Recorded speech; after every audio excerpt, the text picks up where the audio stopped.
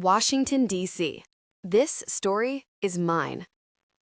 Merinus stared down her family of 7 brothers as well as her father, her voice firm, her determination unwavering. She knew she didn't present an imposing figure. At 5 foot 5 inches, it was very hard to convince the males of her family, all over 6 feet, that she was serious about anything. But in this one instance, she knew she had no other choice. "Don't you think this is a little bit much for you to take on, Squirt?" Caleb, editor-in-chief of the National Forum, and her second oldest brother, smirked with an edge of superiority. Merinus refused to give in to his baiting. She looked down the long table directly into her father's thoughtful expression. John Tyler was the one to convince, not his foolish upstarts. "I've worked hard, Dad. I can do this." She fought to put the steely determination in her voice that she often heard her oldest brother use. "I deserve this chance." She was 24 years old, the youngest child in a family of 8, and the only daughter. She hated makeup, despised dresses and social functions, and she heard often how she was a disappointment to the female race, according to her brothers. She wanted to be a journalist. She wanted to make a difference. She wanted to stand before the man whose picture lay on the table before her and see if his eyes were really that brilliant amber. Perhaps she was more woman than they knew. She was obsessed. Merinus silently admitted to it and knew she would have a very hard time trying to hide it. From the moment she had seen the picture of the man in question, she had been nervous, panicky, terrified that his enemies would get to him before she could present her father's offer. "What makes you think you're the best person for this job, Merinus?" Her father leaned forward, clasping his hands on the table before him, his blue eyes serious, thoughtful as he watched her. "Because I'm a woman." She allowed herself a small smile. "You put that much testosterone in the same room with just one of the behemoth 7 here, and you'll have an automatic refusal. But he would listen to a woman." "Listen to her or try to seduce her?" one of her other brothers questioned harshly. "This idea is unacceptable." Merinus kept her eyes on her father and prayed Cain, the oldest brother, would keep his mouth shut. Their father listened to him where she was concerned, and if he decided it was too dangerous, then there was no way John Tyler would allow her to go. "I know how to be careful," she told him softly.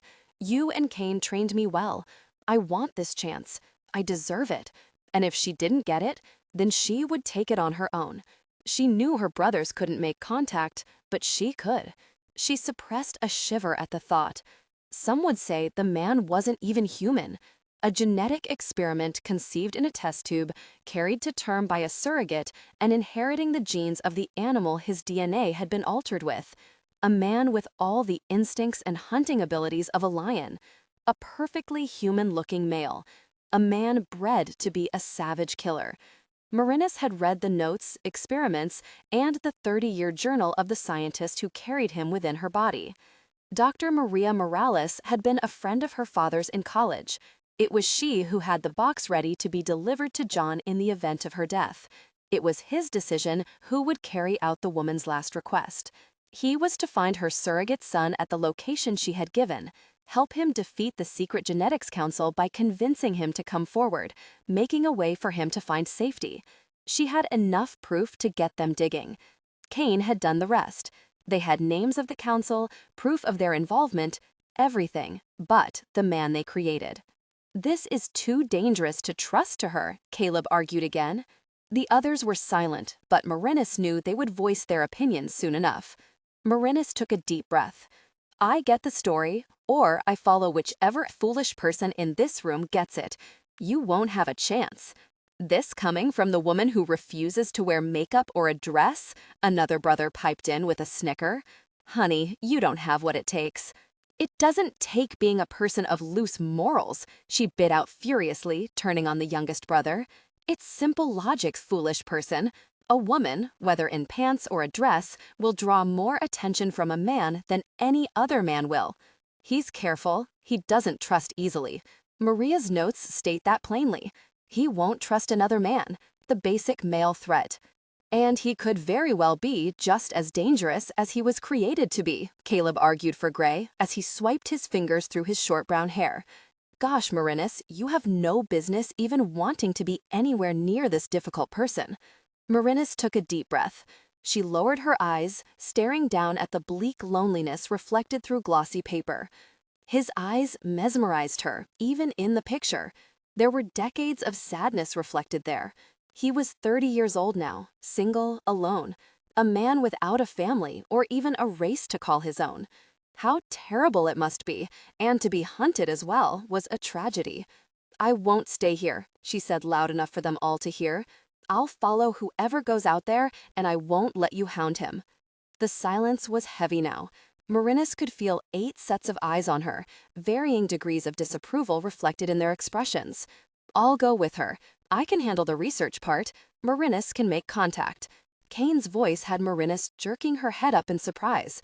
Shock echoed along her body as she realized that the brother who suffocated her the most was actually willing to help her in this. It was hard to believe. Kane was arrogant and 90% of the time the world's worst jerk. He was an ex-Special Forces commander as bossy as any man ever born. For the first time, she looked directly at him. His expression was cool, but his eyes were angry. Deep and hot with fury, the dark blue orbs met hers without their usual light of teasing mockery. The intensity in his look almost frightened her. He wasn't angry with her, she could tell, but Kane was angry, and an angry Kane was not a good thing. Merinus was aware of her father sitting back in his seat, watching the eldest son now with surprise. "You've put a lot of time in this already, Kane," John remarked. 6 months at least. I thought you would be ready for a rest." Kane glanced at his father, shrugging his shoulders with a tight movement. "I want to see it through. I'll be close enough to help her out if she needs me, but also able to do the research that could be too very dangerous for her. If she can be ready to leave tonight, then we can do this her way." "I'll be ready." Her response was instantaneous. "Just tell me what time." "Be ready at 4. We have an 8-hour drive ahead of us, and I want to do some recon before morning." "Very good thing you don't care if you chip a few nails, brat, because you'll be doing just that." He came to his feet abruptly as the men around him erupted into a furious argument. Merinus kept only watch him silently, amazed at his decision. What in the world was up with this? He ignored the heated protests of his other brothers, the arguments of Merinus' safety, the lack of assurance that some very hybrid animal wouldn't infect her. Merinus rolled her eyes, then bit her lip nervously as Kane's face tightened into a mask of dangerous fury. His eyes went dead. She couldn't describe it any other way, as though no life or light resided inside him. It was a scary look. The room silenced. No one but no one messed with Kane when he looked like that. "Be ready, baby sister," he said evenly as he passed by her. "And if you pack one very dress or a single tube of lipstick, then I'll lock you up in your bedroom." "Aw, Kane," she whined sarcastically. "There goes my luggage quota. Jerk." He knew better than to think she would pack either one. "Keep your nose clean, brat." He flicked the ends of her long brown hair as he walked by her. "I'll pick you up this evening." Sandy Hook, KY.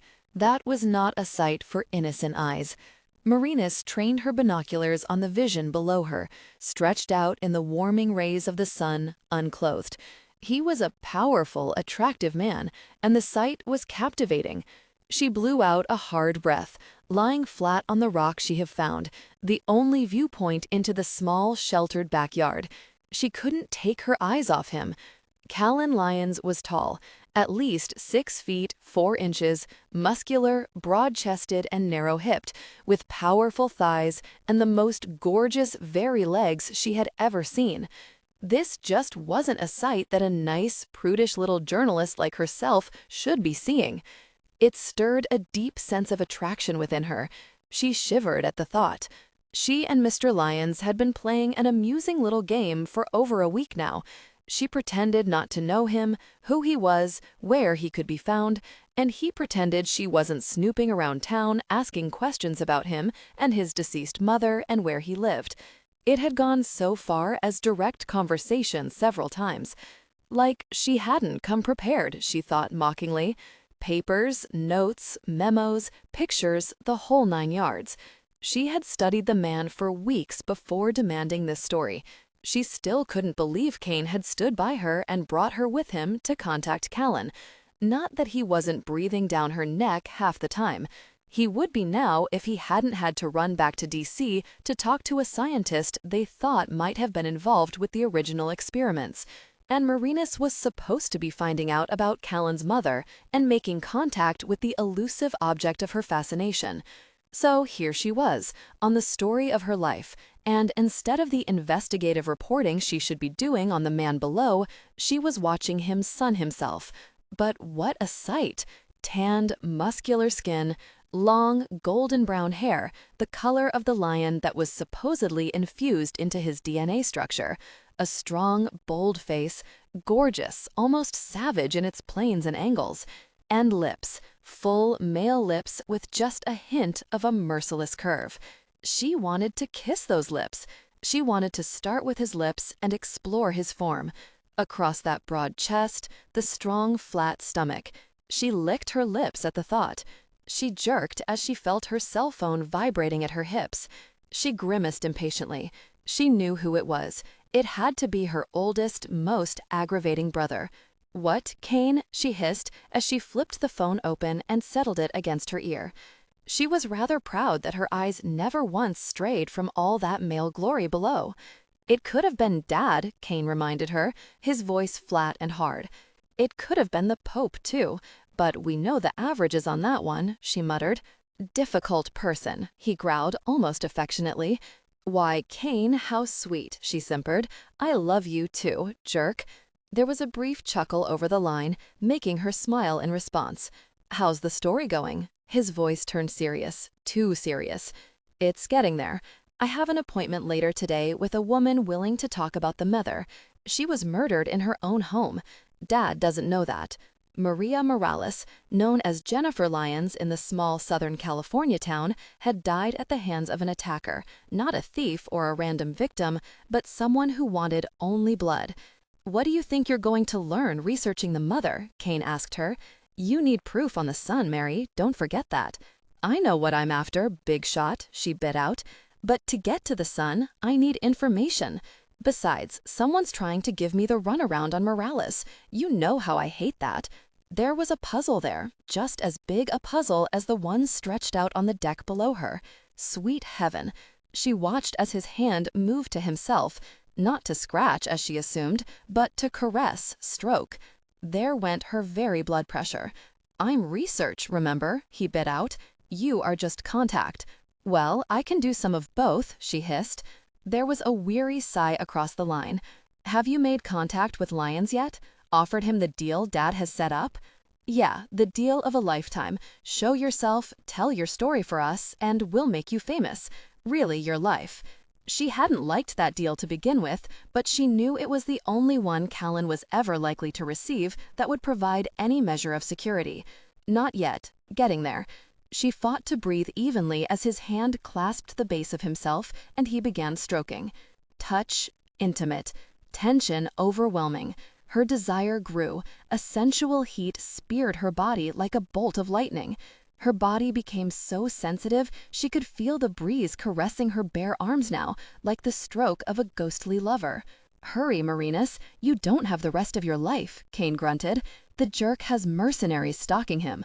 I can't keep you covered forever, you know. I have 3 more days here, and Dad's pitching fits over you being there by yourself." "I'll hurry, I promise," she muttered. "Now let me get off here so I can get some very work done. I don't have time to mess around with you all day." She heard him sigh roughly. "Check in soon." "You wait too long to call," he accused her. "Why should I? You call every day instead," she told him absently. "I have to go, Kane. Got work to do. Chat with you later, hun." She heard him curse as she disconnected and tucked the little phone back into its handy case at her hip. Good Lord, she was going to have a stroke. Catboy reached his peak. Afterwards, breathless. Then he stretched, his eyes opening. She breathed in sharply as their gazes connected, a self-satisfied smile stretching across those wonderful lips. Of course, he couldn't know she was there, she assured herself. It just wasn't possible. Was it? Callan chuckled to himself as he turned his gaze away from where the woman thought she was hiding. Very her. He could smell her arousal on the breeze, even across the distance of nearly a mile. Didn't she read her own homework? He knew the files she had hidden in her truck clearly stated he had exceptional eyesight, hearing, and smell, though he had never smelled another woman's heat in quite the same manner as he did hers. He rose from the deck, stretched again, presenting her a glimpse of the tight muscles of his rear as he snickered in enjoyment. Teasing the little journalist was more fun than he ever imagined it would be. Each time she approached him, pretending she had no clue who he was, it was a test in patience, wondering when she would snap. He doubted it would be much longer. Not that he intended to touch her. Callan sobered on that thought. No, it was better he didn't. Gosh, it would have been better if he had left when she first arrived, but there was something about her that held him firm, kept him curious. The rumor of a cat's curiosity wasn't folklore, though he could have done without a measure of that specific genetic mark. She's still up there? Shara stepped to the doorway of the house as he pulled shorts over his hips, covering himself. Quite a show you gave her, Callan. She was smiling broadly, though there was a question in her eyes. Perhaps I'm enjoying the game too much, he grinned back at her.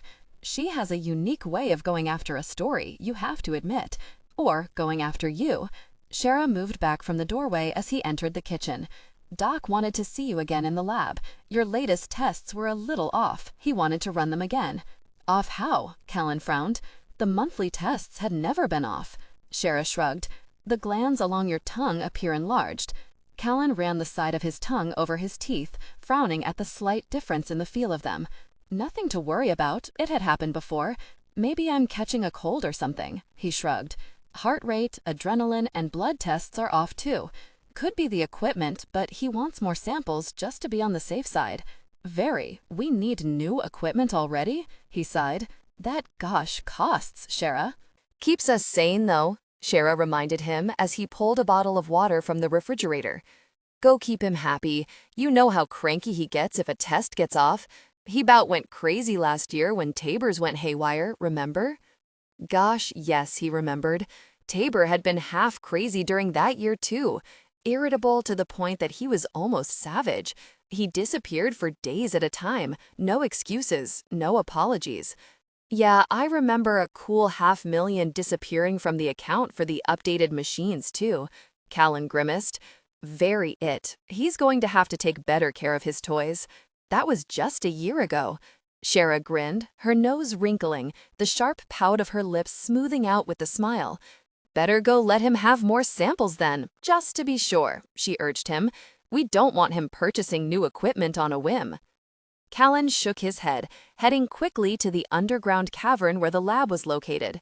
It wasn't the most perfect place to keep their secrets, but it worked. The cool atmosphere wasn't as damp as most caverns were. It was dry and solid, with a steady underground well and easy access from the house. Doc enjoyed the place, and it made it easier to keep their lives secret. More tests, he muttered. I need those like I need this aggravation. He would have taken care of the first problem if it would cooperate with any woman other than the difficult journalist stalking him. But no, it wilted like limp lettuce if he even attempted it, then shot up like fire-forged steel the second her scent reached him. Inconvenient, to say the least. The fact that she was the one woman he couldn't have wasn't helping matters. He knew the psychology of it. He wanted her more for the very fact that he couldn't have her. A journalist stalking him was not a good thing.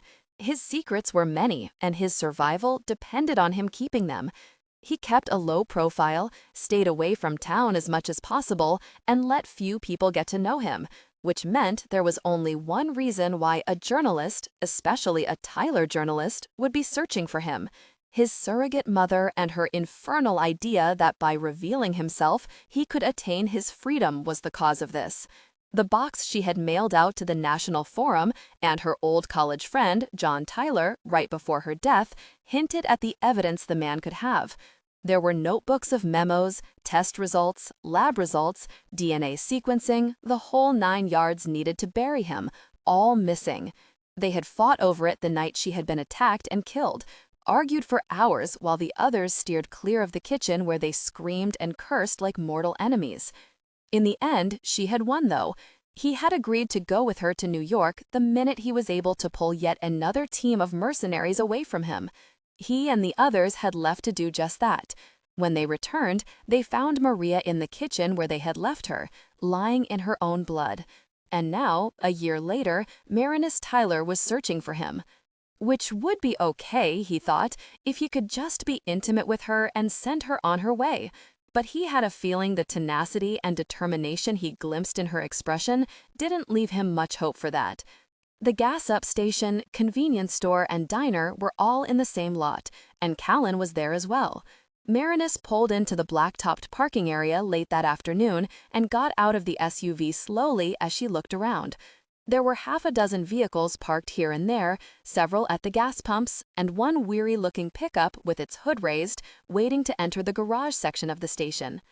Taking a deep breath, Merinus moved quickly to the garage section, and the lone man standing outside, gazing rather intently at the innards of the old pickup parked there. The game was fun, but getting old. Still, she was reluctant to be the one to end it, especially after watching him achieve a peak of passion. She still hadn't recovered from that one.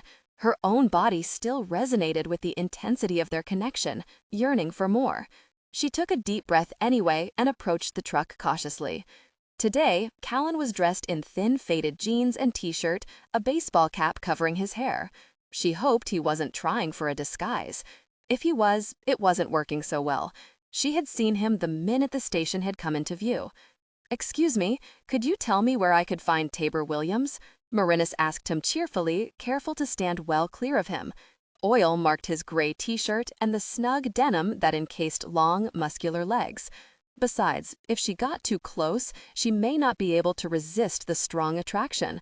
She still hadn't forgotten the hours past and the sight of his powerful physique. But the game was on again. She didn't know, and he wasn't telling. Stupid game. The broad shoulders stiffened, then the head, covered in a red baseball cap, turned just slightly, the eyes hidden by dark sunglasses. "Not here," he muttered, then turned back to the engine. So much for small-town hospitality, Merinus frowned. He was being rude today, snarly, male. "Do you know where I could find him? Or perhaps leave a message for him?" she asked the wide back. Very nice form, but gosh on manners. Those broad shoulders shrugged. "Tell me, I'll tell him." Short and to the point, but he never did raise his head from the object of his attention, namely the motor and not Merinus. Merinus dug one of her small cards from her jeans pocket and handed it to him. "This is my cell phone number. Could you ask him to call me as soon as possible? It's important that I get in touch with him." She was becoming irritated with the curt, who the hell cares attitude he was displaying. He could at least bother to pretend to be interested. Maybe she was playing it too cool. Hell get it. The card disappeared into oil-splattered jeans. Merinus narrowed her eyes at the man. "Could you tell me where he lives? I could just give him the message myself," she finally bit out between clenched teeth.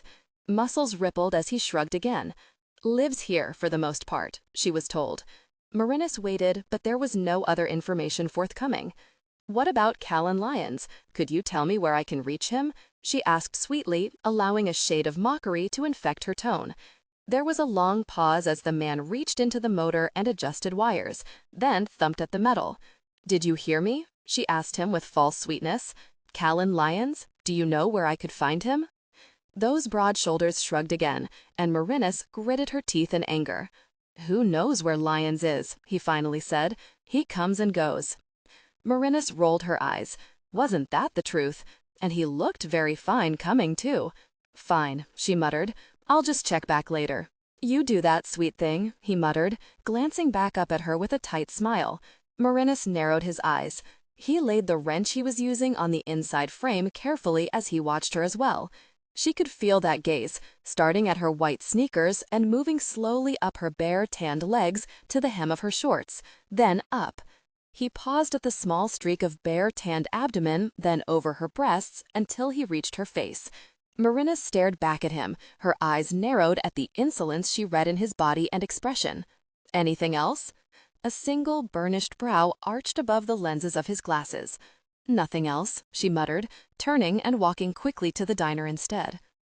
Callan watched her go, hiding his smile, as she glanced back at him. Gosh, she looked fine, he thought, and she was definitely on the hunt.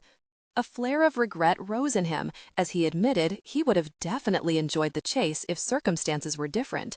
If he wasn't who he was, if his own life wasn't hanging by luck alone, then he could have enjoyed a game or two. And he'd be very surprised if that woman didn't look good enough to pursue. It made his mouth water, looking at all the smooth, sexy skin, just faintly tanned and as tempting as sin itself. But it was, and he was determined that Miss Merinus Tyler would neither become embroiled in his life nor add to the danger. He could watch her, but he'd be very surprised if he would let her get any closer. But gosh, watching her was very near as enjoyable as anything he'd ever done in his life. Dangerous woman, he thought, a very dangerous woman. And her scent. It was all he could do to resist the powerful attraction, to keep from drawing her close. It was heat and wanting, spice and cream. She could be addicting. Gosh, she don't give up easy, does she, Cal? Tanner, his younger brother, strode slowly from the inside of the garage as Merinus disappeared into the small restaurant. No, Tanner, she doesn't give up easy. Callan grinned. She's pretty. All that thick brown hair and those big brown eyes. Tanner grinned as he shook his head. I bet Tabor will be real sorry he missed her today. They both knew better than that. Tabor was all for Callan meeting up with the little journalist. Callan wasn't so certain how Tabor would feel now that Miss Tyler was searching for him, though. Help me get this truck running, Tanner. I need to head home to sleep so I can patrol tonight, and this motor is refusing to cooperate. Callan twisted at a wire, but still nothing. Ha, you just don't know how to talk to him right, Tanner laughed, pushing Callan out of the way as he moved in to look at the motor. These older motors are like women, man. You have to know how to handle them and how to speak real soft and sweet to them. He ended his words with a slight twist of his wrist. The motor sang to life with the movement, chugging weakly but willingly. Show off, Callan laughed. Bring her in later and I'll tune her up for you. Tanner pulled a stained rag from his back pocket with a grin and wiped his hands. Tell Tabor to leave the keys to his truck and I'll do that. Callan nodded as he headed for the driver's side door. I'll do that. Tanner nodded with a broad grin. And if you need any help with that attractive woman later, you just let me know. I'll be sure to. Callan laughed again, amused by Tanner's less than obvious ploy. Keep your impulses in check, Tanner, and we might keep you alive yet. More than one father was ready to take a shotgun to the hot-blooded youth. Callan didn't wait for an answer. He gunned the motor, then slid the truck into reverse, backing quickly away from the garage before sliding it in gear and heading home. It was late that afternoon when Merinus left the diner and headed back to her motel room, armed with dinner. She was tired, sweaty, and cranky. After spending the better part of the day watching over Callan's house and trying to find the road into it, she was more than a little frustrated. She had seen his truck leave and return to the large cabin, but she had yet to find a road in. How do you hide a road? And she couldn't get in close enough to follow the graveled track that she could see leading away from the house. To do so meant entering the small clearing in front of it. Not a good idea, as several other people seemed to always inhabit the place. She had hiked for miles that day in several different directions and followed more than one wide path through the forest. Still, nothing. She pulled into the parking lot of her motel and breathed a weary sigh. Dinner, then a shower. Tomorrow she would try again. There had to be a road up there. She was just missing it. That was all. She was beginning to feel more than a little stupid in doing so. Her questions around town were getting her nowhere. Those who admitted to knowing Callan only scratched their heads when she asked for directions to his home. The rest just scratched their heads, period, and played dumb. Small towns weren't her thing, evidently, because the people just made no sense at all. They directed her to the gas-up station every time she asked about Callan. He was there a lot. She had staked it out first thing. And the very people who swore they didn't know him acted pretty very familiar with him when they pulled in. Gosh, he knew she was there. She unlocked the door to her room, flipping the light on as she entered. He knew who she was, and he probably had a good idea what she wanted, but he still ignored her, which was likely a good thing. After that little scene this morning, she didn't know if she could trust herself to keep her hands off him or not. Merinus ate quickly, staring absently at the television as she considered that very driveway into Callan's property. It had to be there somewhere. Roads don't just disappear, did they? The problem plagued her through her dinner and her shower. As she stepped out of the bathroom, wrapped in a terry cloth robe, the phone on the nightstand jangled loudly. Frowning, she picked the receiver up cautiously. Hello? She kept her voice pitched low, wondering who could be on the other side. Is this Merinus Tyler? It was a man's voice, rough and cold. Who's asking? There was a brief silence. If you want to find Callan Lyons, get something to write the directions on. You're missing the right turn. Merinus felt elation fill her. Finally, someone was willing to talk. Do you know Callan? She asked as she slapped a pad of paper on the small bed table and tugged a pencil from the drawer. Do you have something to write on? Here's how you get there. Merinus wrote down the directions hastily, concentrating as she tried to remember the landmarks he was giving her. She admitted she hadn't yet tried that route, but it appeared to go nowhere. Do you have it? The voice asked her. Yes, but... The line disconnected. Merinus took a deep breath, staring down at the paper. Could she get there in the dark? It wasn't too late. There was still at least a good hour left of light, and it wasn't like she could sneak up on the house anyway. Throwing off her robe, she dressed quickly in jeans and a sleeveless blouse before slinging her purse over her shoulder and rushing out to the Jeep. The turnoff she was given was only a few miles up the road. Cold Springs, he had said. She remembered seeing the little green sign on her excursions to the neighboring county. She had him now. She contained her whoop of joy as she jumped into the Jeep and started the ignition. He could run, but if she could find that road to his home, there was no way he could hide from her any longer. Nearly an hour later, she was clenching her teeth in sheer desperation as she made yet another turn along one of the country backroads she had taken in her search for Callan's home. The written directions beside her were giving her few clues to where she actually was as her Jeep bumped and nudged itself along a pitted dirt road that seemed to lead to nowhere. Applying the brake, Merinus sat and looked around in confusion. How had she done it? She could have sworn she had taken the right road a few turns back. Lord, save me from simple-minded directions, she groused. Pushing her hair back from her forehead, she put the Jeep in reverse and turned around in the wide grassy shoulder that bordered the track. Surely it couldn't be this difficult, she thought. Gosh, she had never gotten lost in any big city she had ever been in, and now this little hick county is getting the best of her. It couldn't be happening. Her brothers would laugh her out of the nation if they found out. Gosh. She pulled off the road again several miles later, looked around and admitted defeat. She was lost. Well and truly and irrevocably lost, and she had no one to blame but herself. Heaving a sigh, she looked around wearily. There had to be a way out of here, something she had missed somewhere. Getting out of the SUV, she stretched her tired muscles, then paced over to the edge of the road, looking into the valley below for some sign of civilization. There wasn't a sign to be found. All she could see was the same thing around her, trees and thick brush, and not even the roof of a house or a barn. Not that a barn meant anything around here. She had seen many of them, ransacked and falling down from neglect, nowhere near a house. After looking around for a moment longer, she walked to the other side of the road and began to climb the forested rise there. Maybe, if she could get further up, she could see something. There had to be a house somewhere. It wasn't like she was in the desert or the rainforest. Gosh, people lived here. That farmer had assured her earlier that if there was a road, then it led somewhere. So something or someone had to be out here, and she was going to have to find them soon. It was getting dark, and she really didn't want to be stuck out here alone after dark. As she entered the thicker part of the forest, she turned around to make certain she could still see the SUV. As she did, a noise behind her startled her, causing her to turn in fear.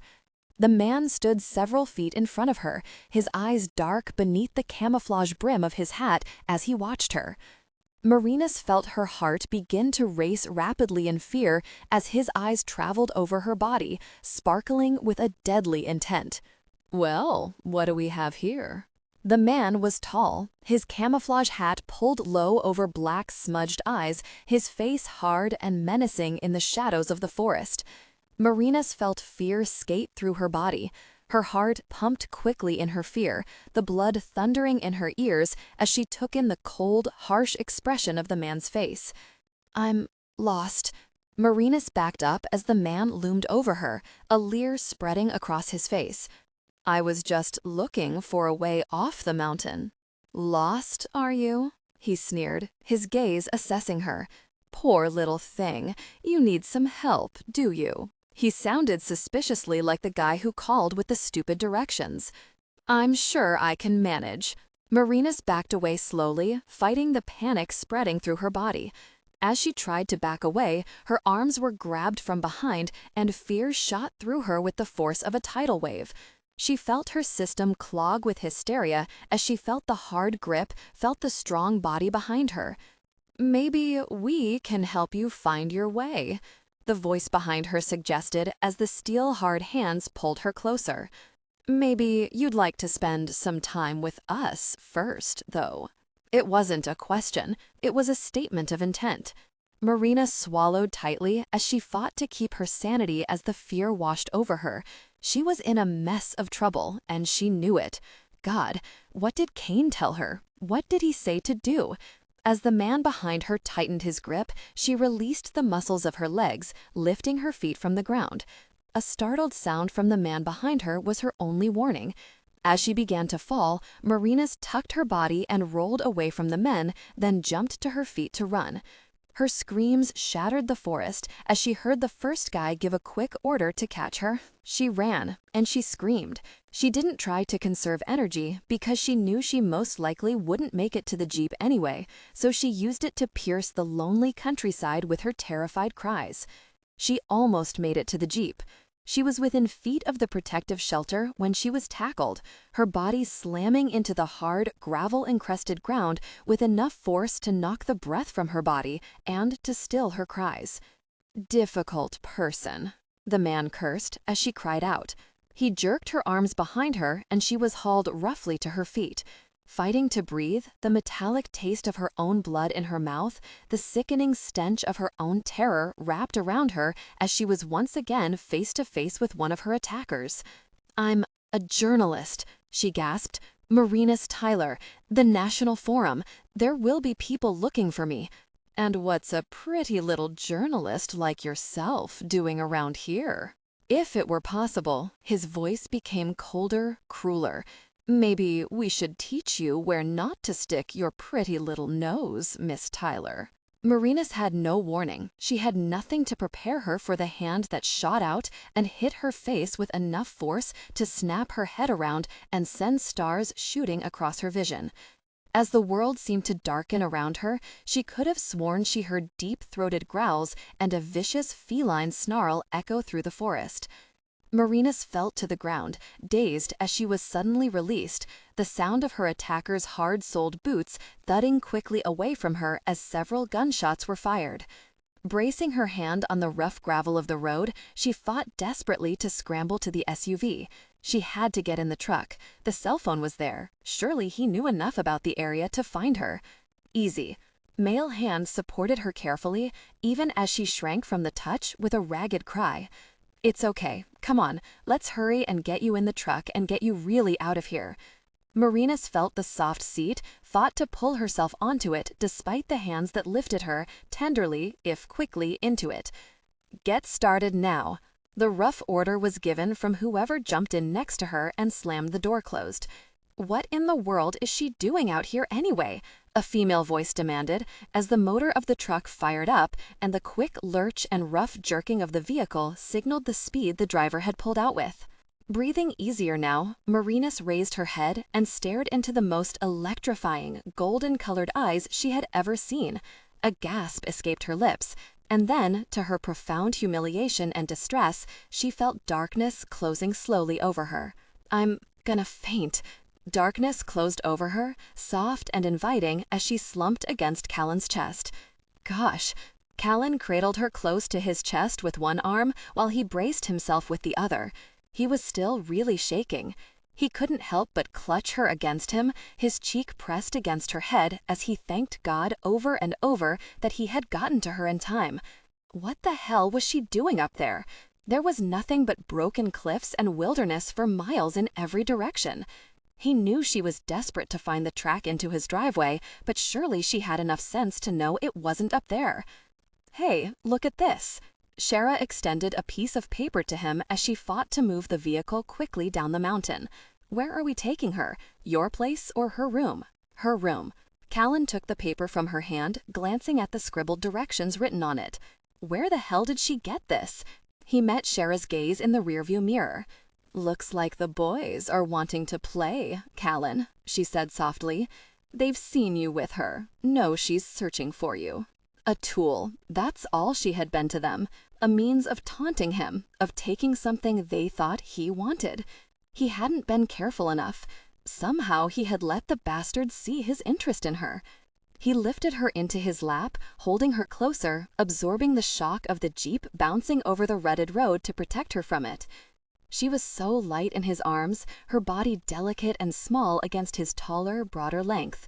He inhaled her scent, fighting to ignore the intense physical desire beneath his jeans, the desire to caress her skin with his lips.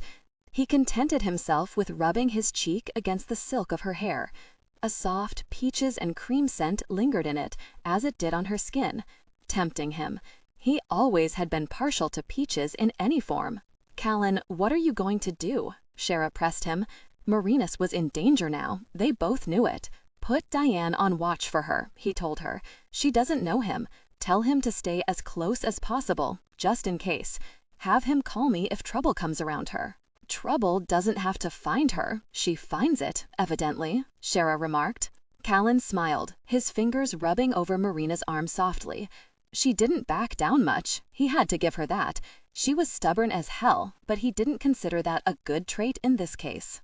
"She's still out of it?" Shara asked worriedly. "Yeah, so hurry and get to that very motel before her nosy self wakes up. Well, be in for it good if you don't."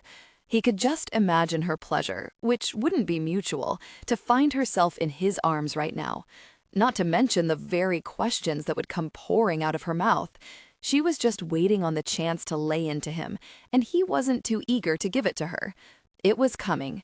He knew the only way to avoid her would be to leave the county again, something he was going to do soon anyway, to lure the very soldiers away before they learned about the whole pride.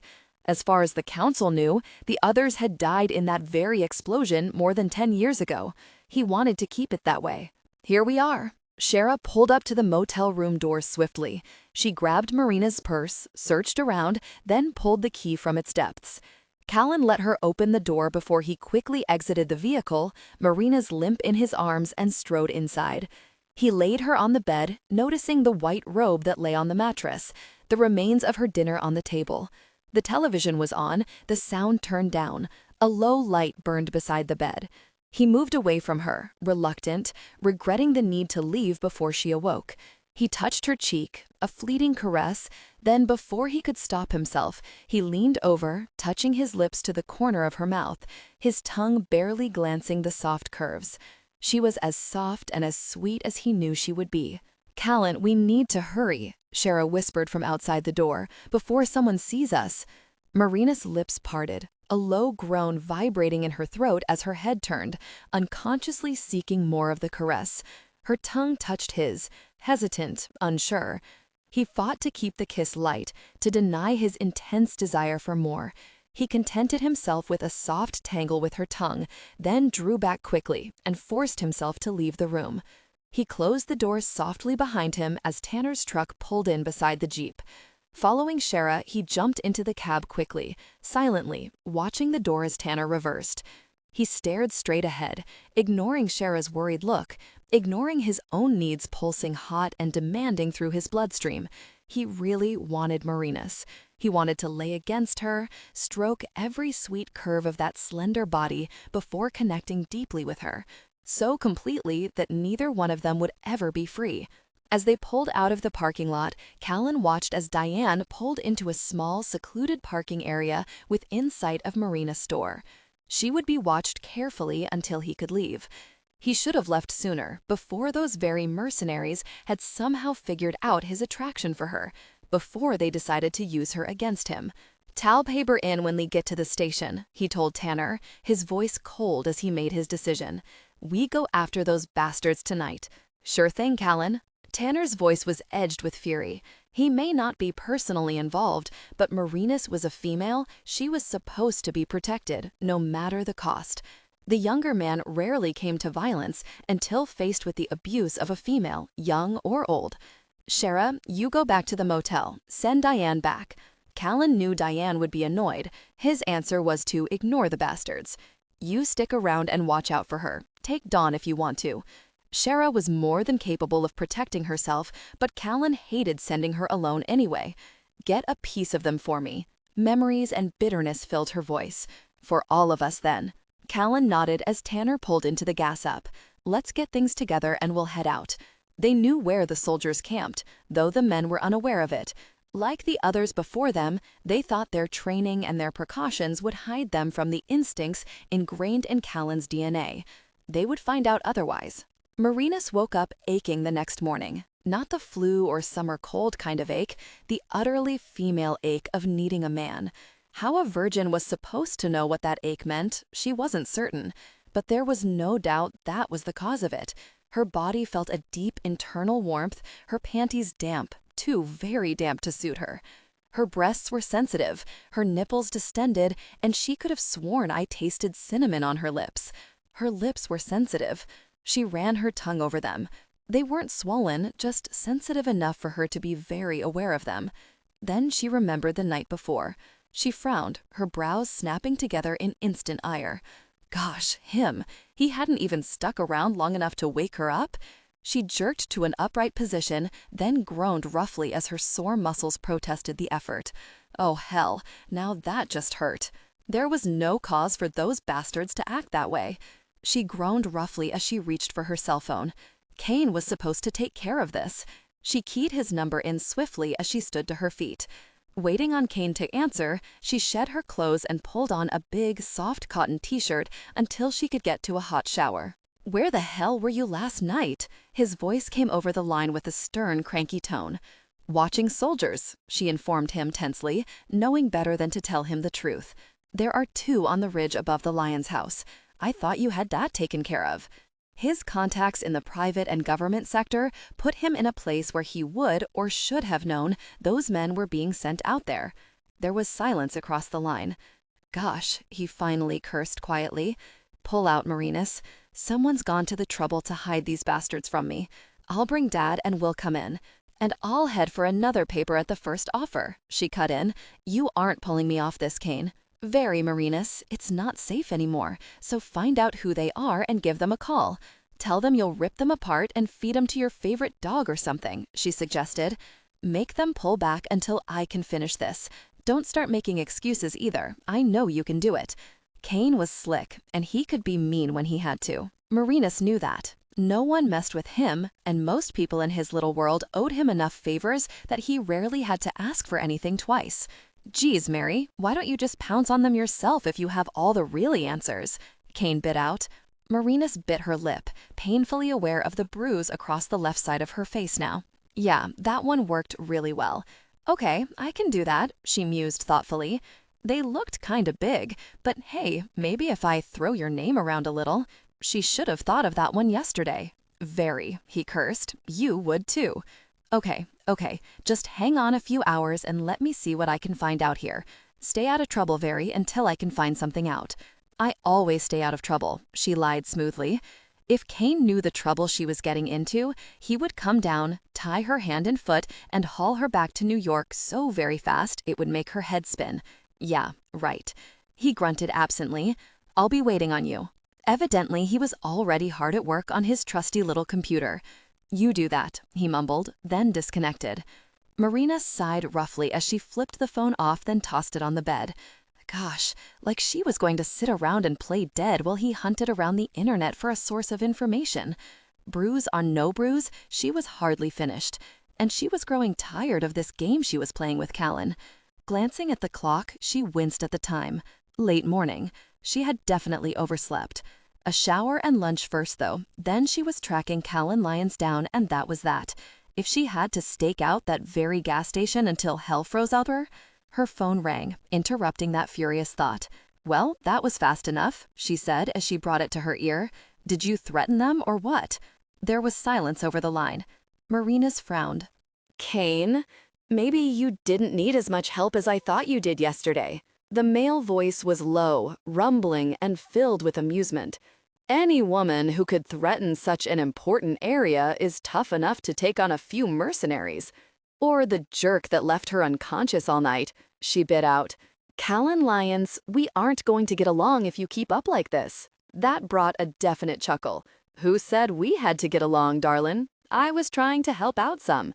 That scream you blasted out rocked my mountain. Well, big boy, tell me where to find you and I'll come thank you, real personal-like. Like her foot up his rear for being so very difficult. Tempting offer. His voice dropped, becoming huskier. Merinus breathed in long and silent. Oh, what that voice did to her insides. Her body responded with a powerful sensation.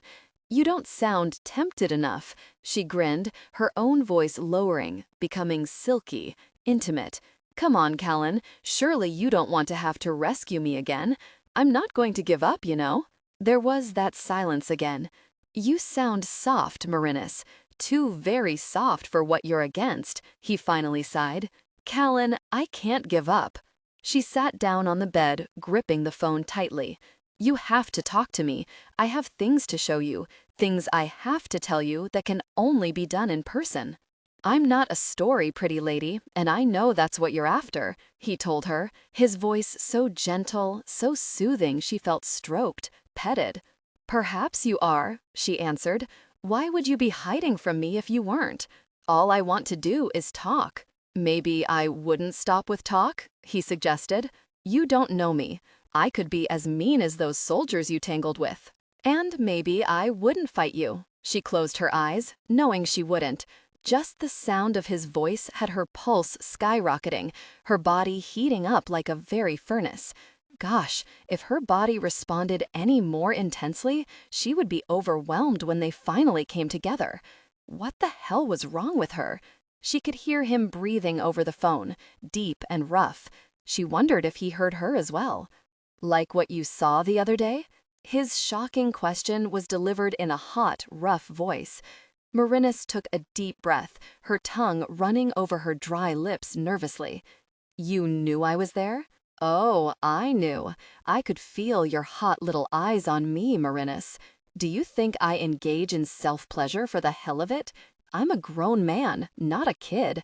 My body doesn't respond with such intensity with just any stiff breeze anymore. Merinus fought the little whimper that edged in her throat. She clenched her thighs together, fighting the ache there. Why? She whispered. Why did you do that? Because you were watching. Because I know you want me, and you don't know what you're asking for. I saw. Son of a difficult person, he growled. He actually growled the words. Gosh, you woman, this is insanity. You know that, don't you? Oh, she knew. She knew it wasn't the story she wanted anymore. It was just saving his life, revealing a major conspiracy, a crime against nature itself. It was more now, and she felt helpless in the grip of what it had become. I could return the favor. Where the hell had those words come from? Merinus felt her face flush the minute they came from her mouth. There was silence again, long, thick with tension.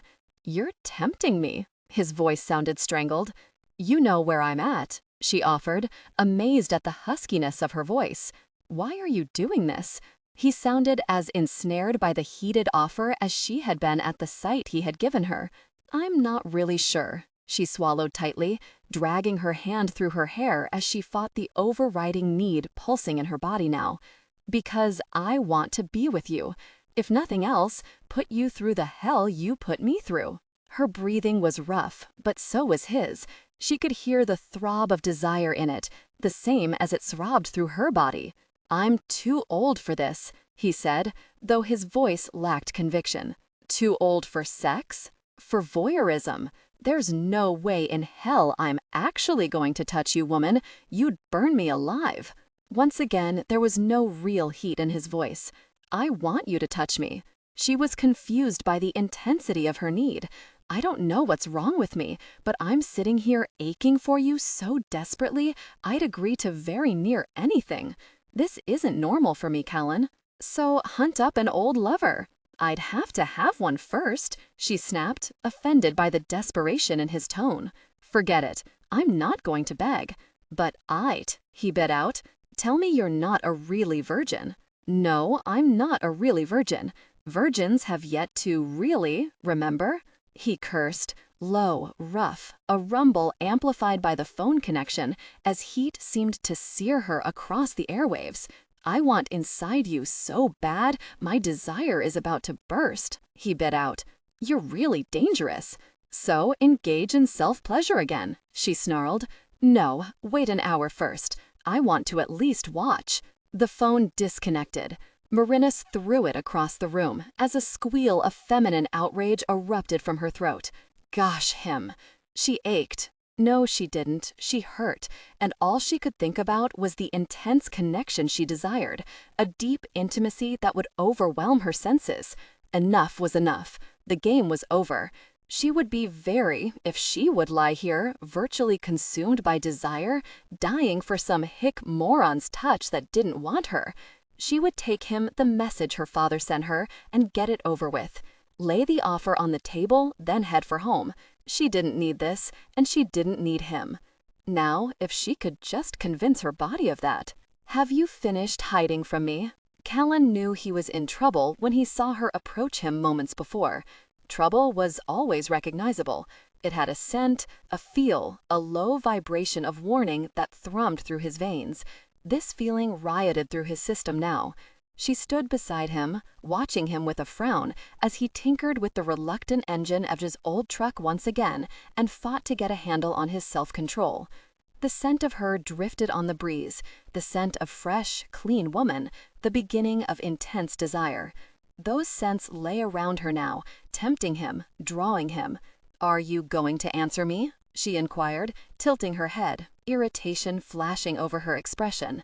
Long strands of straight, thick brunette hair fell over her shoulder, caressing silken skin and tempting his hands. Gosh, he didn't need this kind of trouble. Not after that phone call earlier, not after the hot surge of lust her offer had hit him with. "I'm in plain sight. How's that hiding?" He tested a line into the carburetor. "Now what the hell did you want with me? Didn't those soldiers give you a nice little warning, Miss Tyler? They play for keeps." She was intent on ignoring the danger of the situation, evidently. She leaned her bare arms against the side of the truck, peering into the guts as though she knew what the hell she was doing. "A friend sent me," she shrugged. That movement caused the gentle curve of her breasts to rise a shade above the scooped neckline of the sleeveless top she wore. Red. Gosh, it should be a crime for a woman that very pretty to wear red. He glanced at her. Her brown eyes, clear and wide, studied the motor intently, rather than looking at him.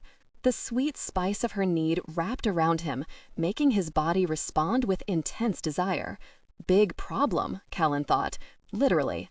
"So, who sent you?" he questioned her with mild interest. "I don't have a lot of friends." "Maybe not." She glanced up at him, suspicion riding her expression. "But your mother had a few." "My father sent me to extend his condolences and to see if you needed anything." He glanced at the woman again. Her gaze was knowing now. She had found him, and she was more than aware of it. He laid the wrench down on the side of the truck and took a deep breath.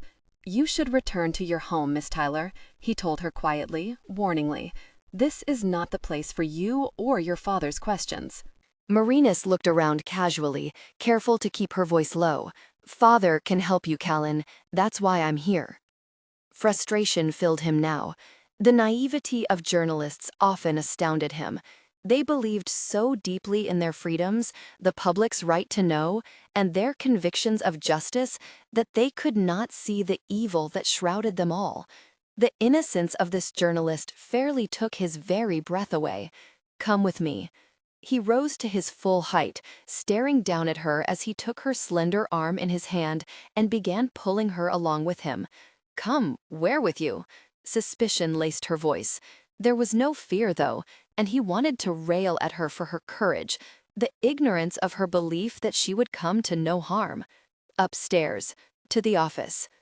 He pulled her through the garage to the back corner and up the steep stairs that led to Tabor's office. The garage and attached store was owned by the Pride, as were all their holdings, but Tabor was listed as sole owner on paper. It was better that way. Less suspicion, less chance of being found. Callan jerked the door open and pushed her inside. Closing it carefully behind them, he turned the lock, reasonably confident of privacy now, considering the soundproof room they were standing in.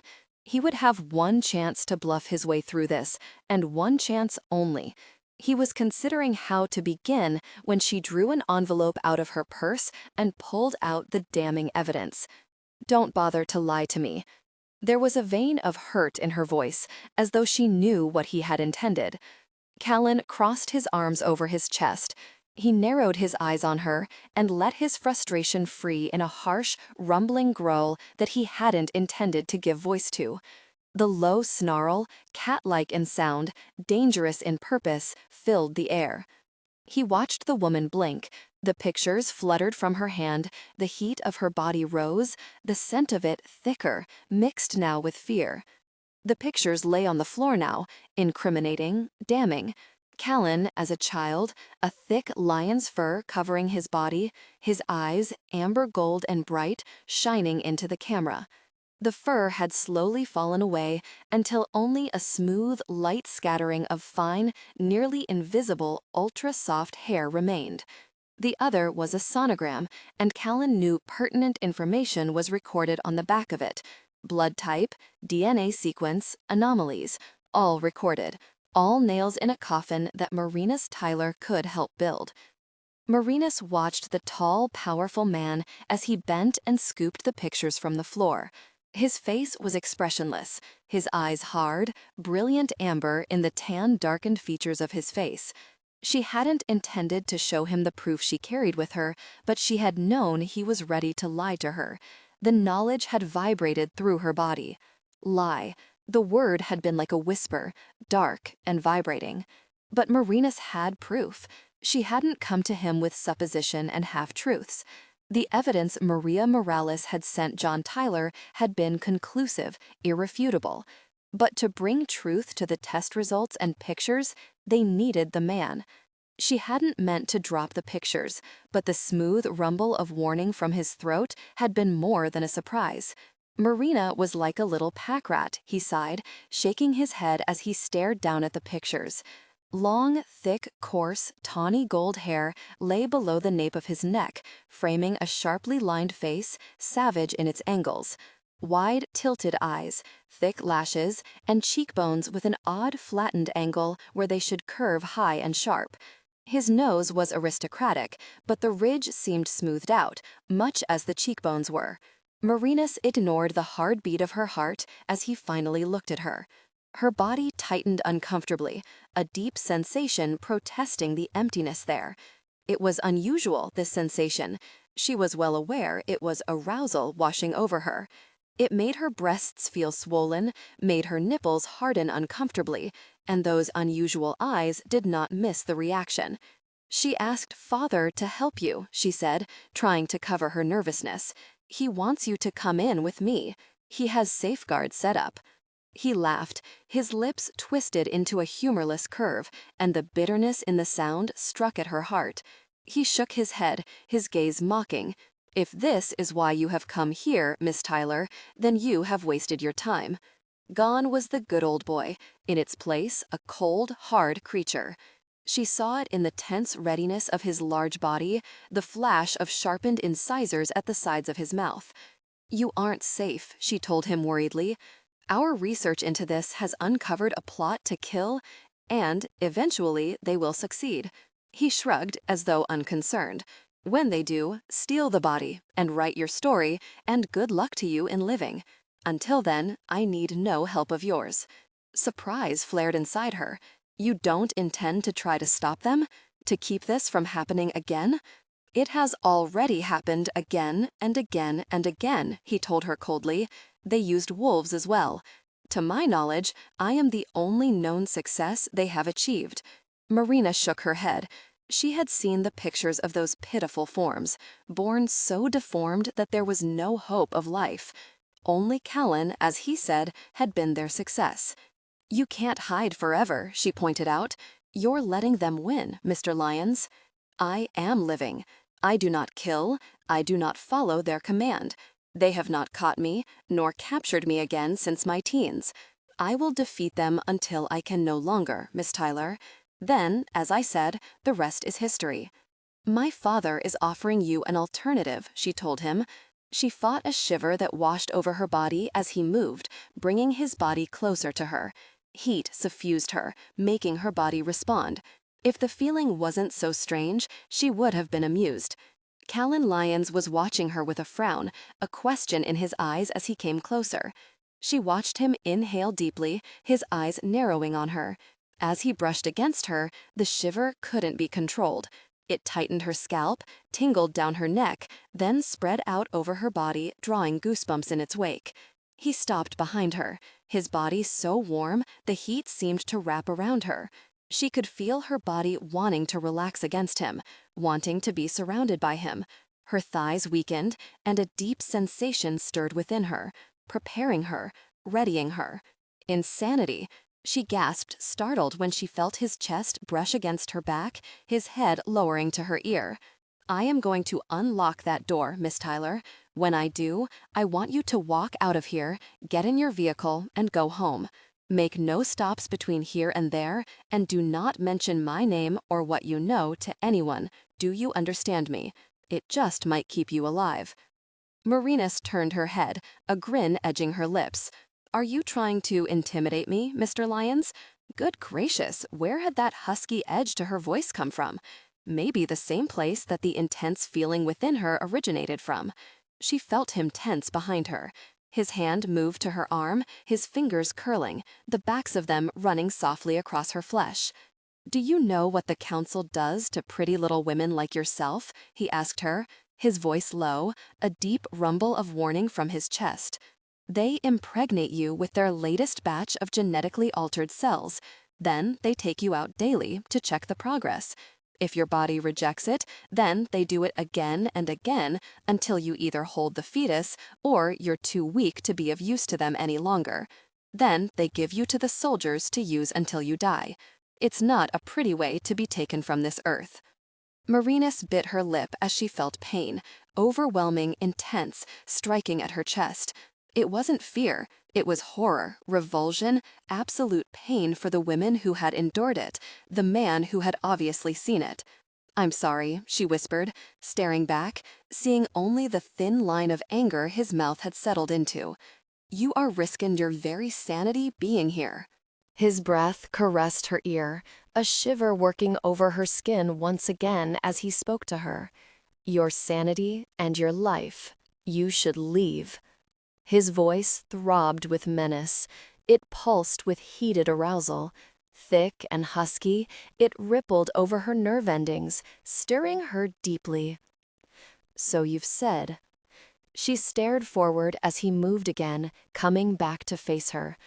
"I told you, I'm not willing to let them continue to kill and maim, and you shouldn't be either. We can stop them. My uncle, Samuel Tyler, is a senator and close to the president. He's waiting to do whatever is necessary. I have 7 brothers, each one doing their part, and my father is willing to put every resource he has within his paper to back you. We have to make them stop." "And you think this will stop them?"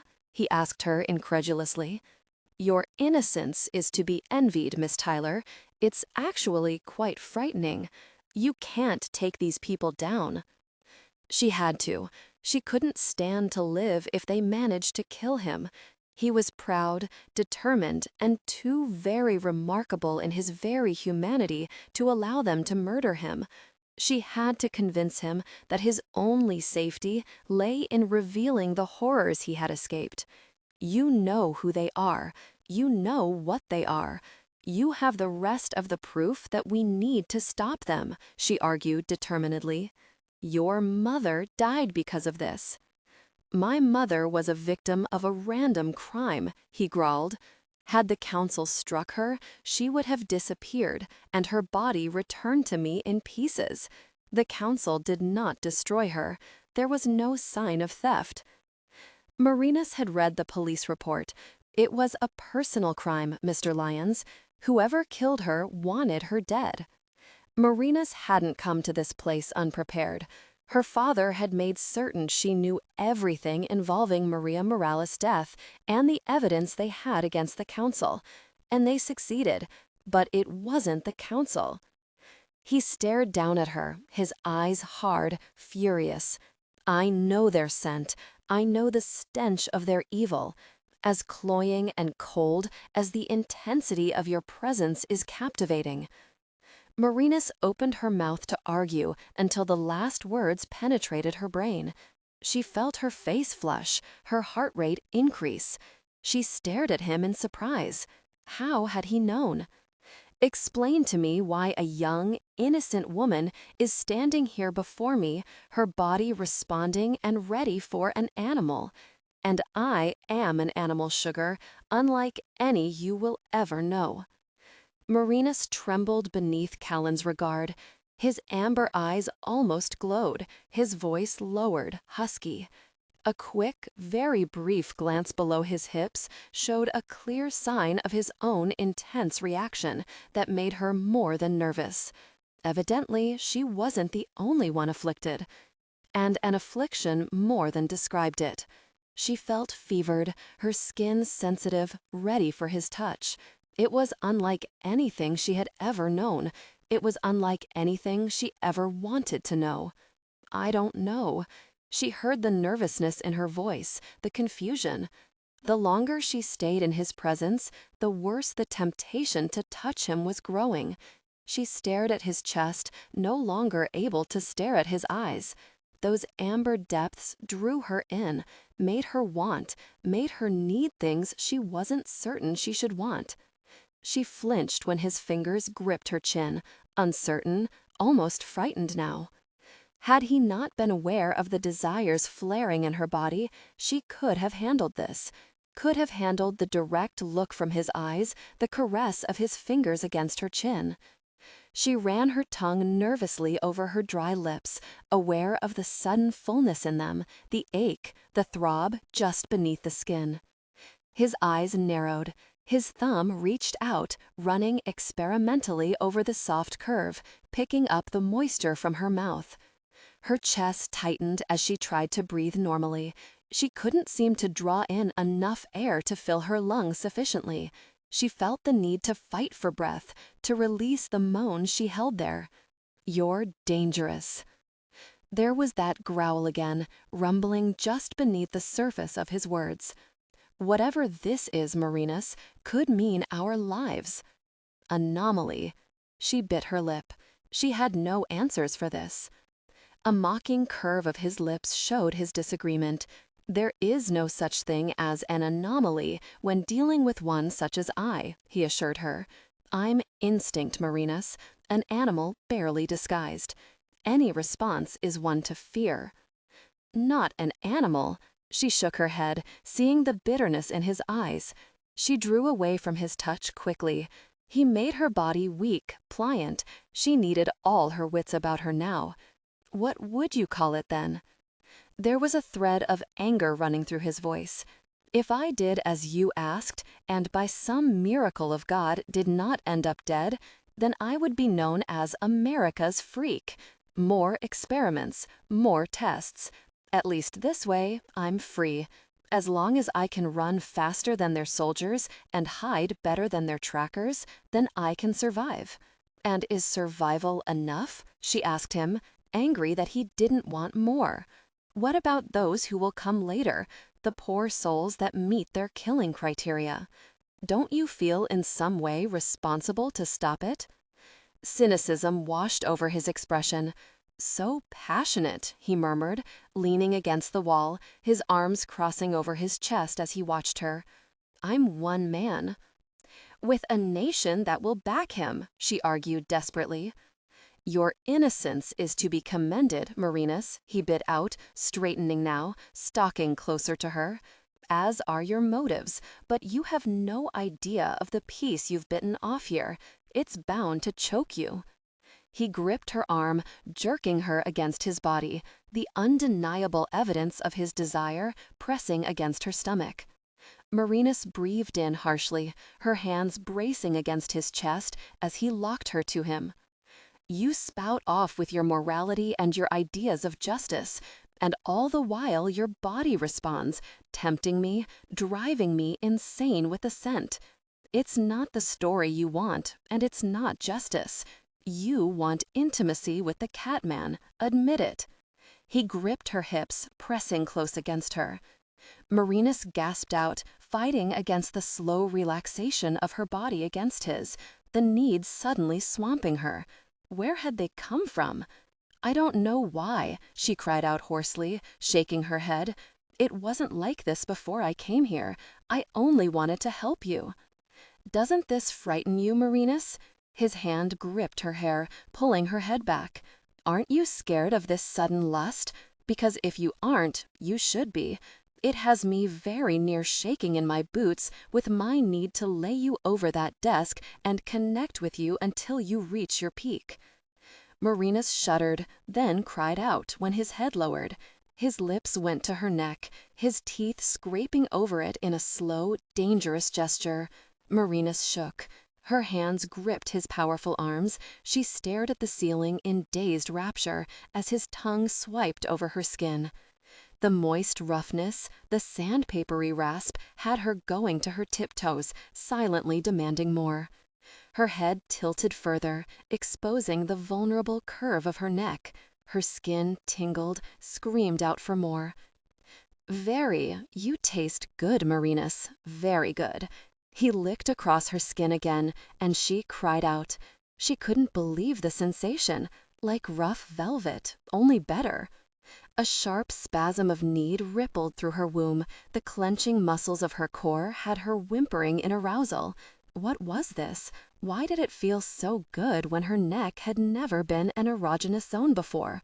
Then his lips covered hers. Merinus had been kissed before, many times, but nothing like this. His tongue swept into her mouth, and the taste of him was intoxicating. Her tongue met his, drawing him deeper, caressing over him, luxuriating in the taste of him. Hot, spicy. The taste was all male, dark and elusive, conquering. She groaned against his lips, needing more, needing to examine and discover the origin of his taste. But he moved, drawing back, his lips going to her neck once again. His teeth nipped at her skin briefly, a growl emanating from his chest as one hand moved from her hip to below her breast.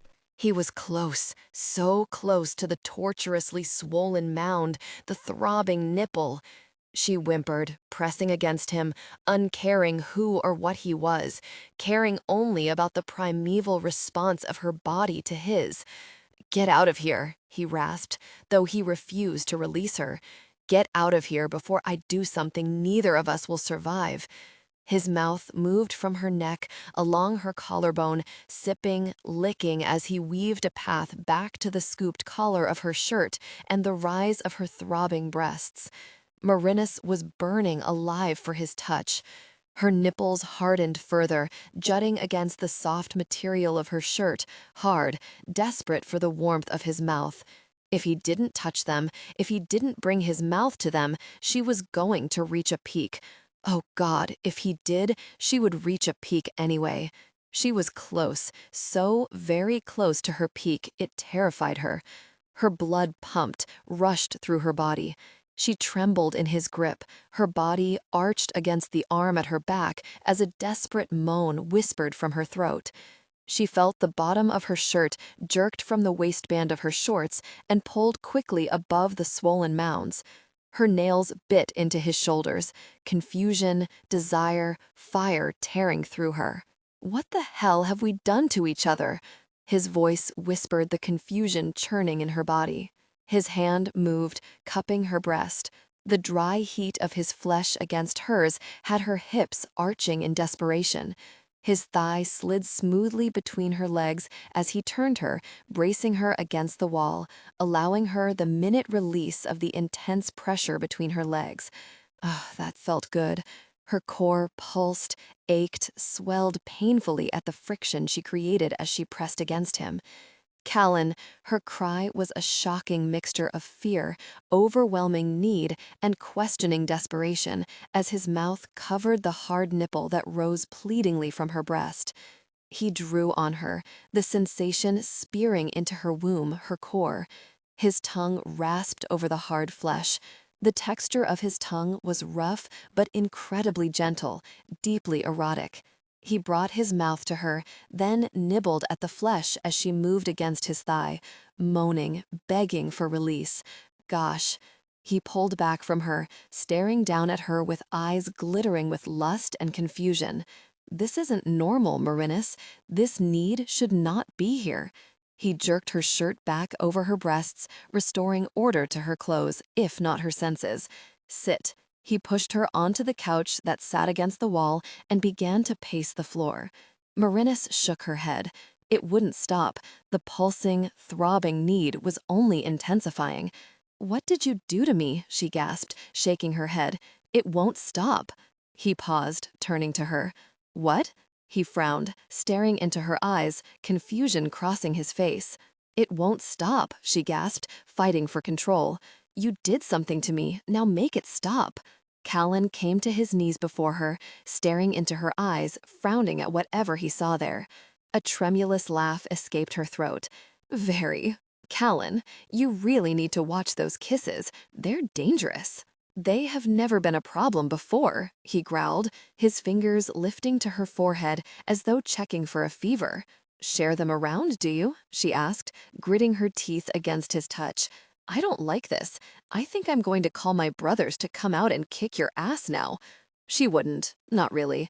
They would welcome the chance to take her seriously, especially Kane, her hotshot Special Forces brother who held a grudge against the world. "What are you feeling?" he asked her quietly. "Besides the obvious?" "The obvious multiplied as high as you can go," she bit out, clenching her thighs together. "Do you know I'm a virgin? Seriously, virgins shouldn't be this turned on. It has to be bad for their health or something. We're an endangered species, you know?" She ignored the shock in his expression. He tilted her head, his gaze going over her neck. Then he jerked her shirt up again, examining her breast. Merinus looked down, almost grinning at the sight of the love bite that marred her nipple. "Callan, that tongue of yours is dangerous," she moaned as his thumb raked the hard flesh. She heard his low moan an instant before he covered the other peak with his mouth. Her hands went to his hair, holding him close, feeling his tongue stroke her gently, his mouth drawing on her tightly. She squirmed against him, moving her body lower, wanting to press herself tight and hard against the evidence of his desire that threatened to burst the seams of his jeans. "God, I smell you." "So hot and sweet," he gasped as he pulled back, his head lowering as he rested it in the valley of her breasts. A powerful longing consumed them both, their bodies responding with overwhelming intensity. She groaned, her thighs tightening on his as he pressed close. "I swear, Callan, your touch is like a drug." He stopped. She felt his muscles tense, then an oath sizzled from his mouth as he jerked away from her. "I'm going to regret asking, but what's wrong now?" She laid her head back against the couch, breathing heavily as she dragged her shirt back down. She could hear him fighting for breath as well. She opened her eyes, watching as he stood several feet from her, watching her. "If you don't get out of here, I'm going to take you intimately," he bit out savagely. "Think about it, Merinus. You don't know me. I'm a stranger to you, a genetic animal that's getting ready to tear your clothes from your body and take you intimately on a grease-stained couch. Is that how you want your first time?" Merinus frowned. "Well, it didn't top my list of things to do today, but I've always been good at improvising." She could think of no reason not to lie back on the couch and let him have his way with her.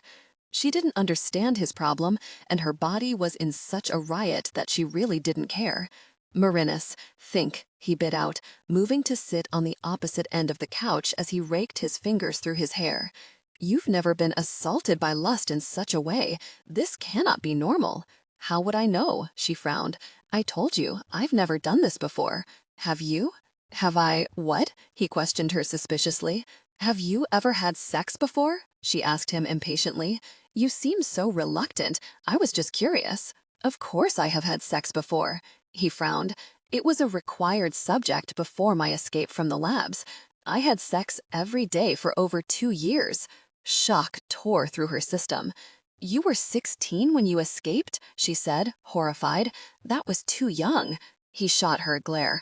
I was recaptured at 17 and held until I was 20 before I destroyed the labs. You need to be certain of your sources, Merinus. They taught you how to have sex? She couldn't imagine anything so barbaric. Of course, killing a person can be done in many ways. They taught me how to bring pleasure and how to inflict pain. He sneered. I know every way imagined to be intimate with a man or a woman with any degree of each sensation. Merinus swallowed tightly, blinking over at him. That's horrible, she whispered. Why would they do that to you? Overriding her lust was her terrible pain for this man. He looked disgusted, both with himself and with her.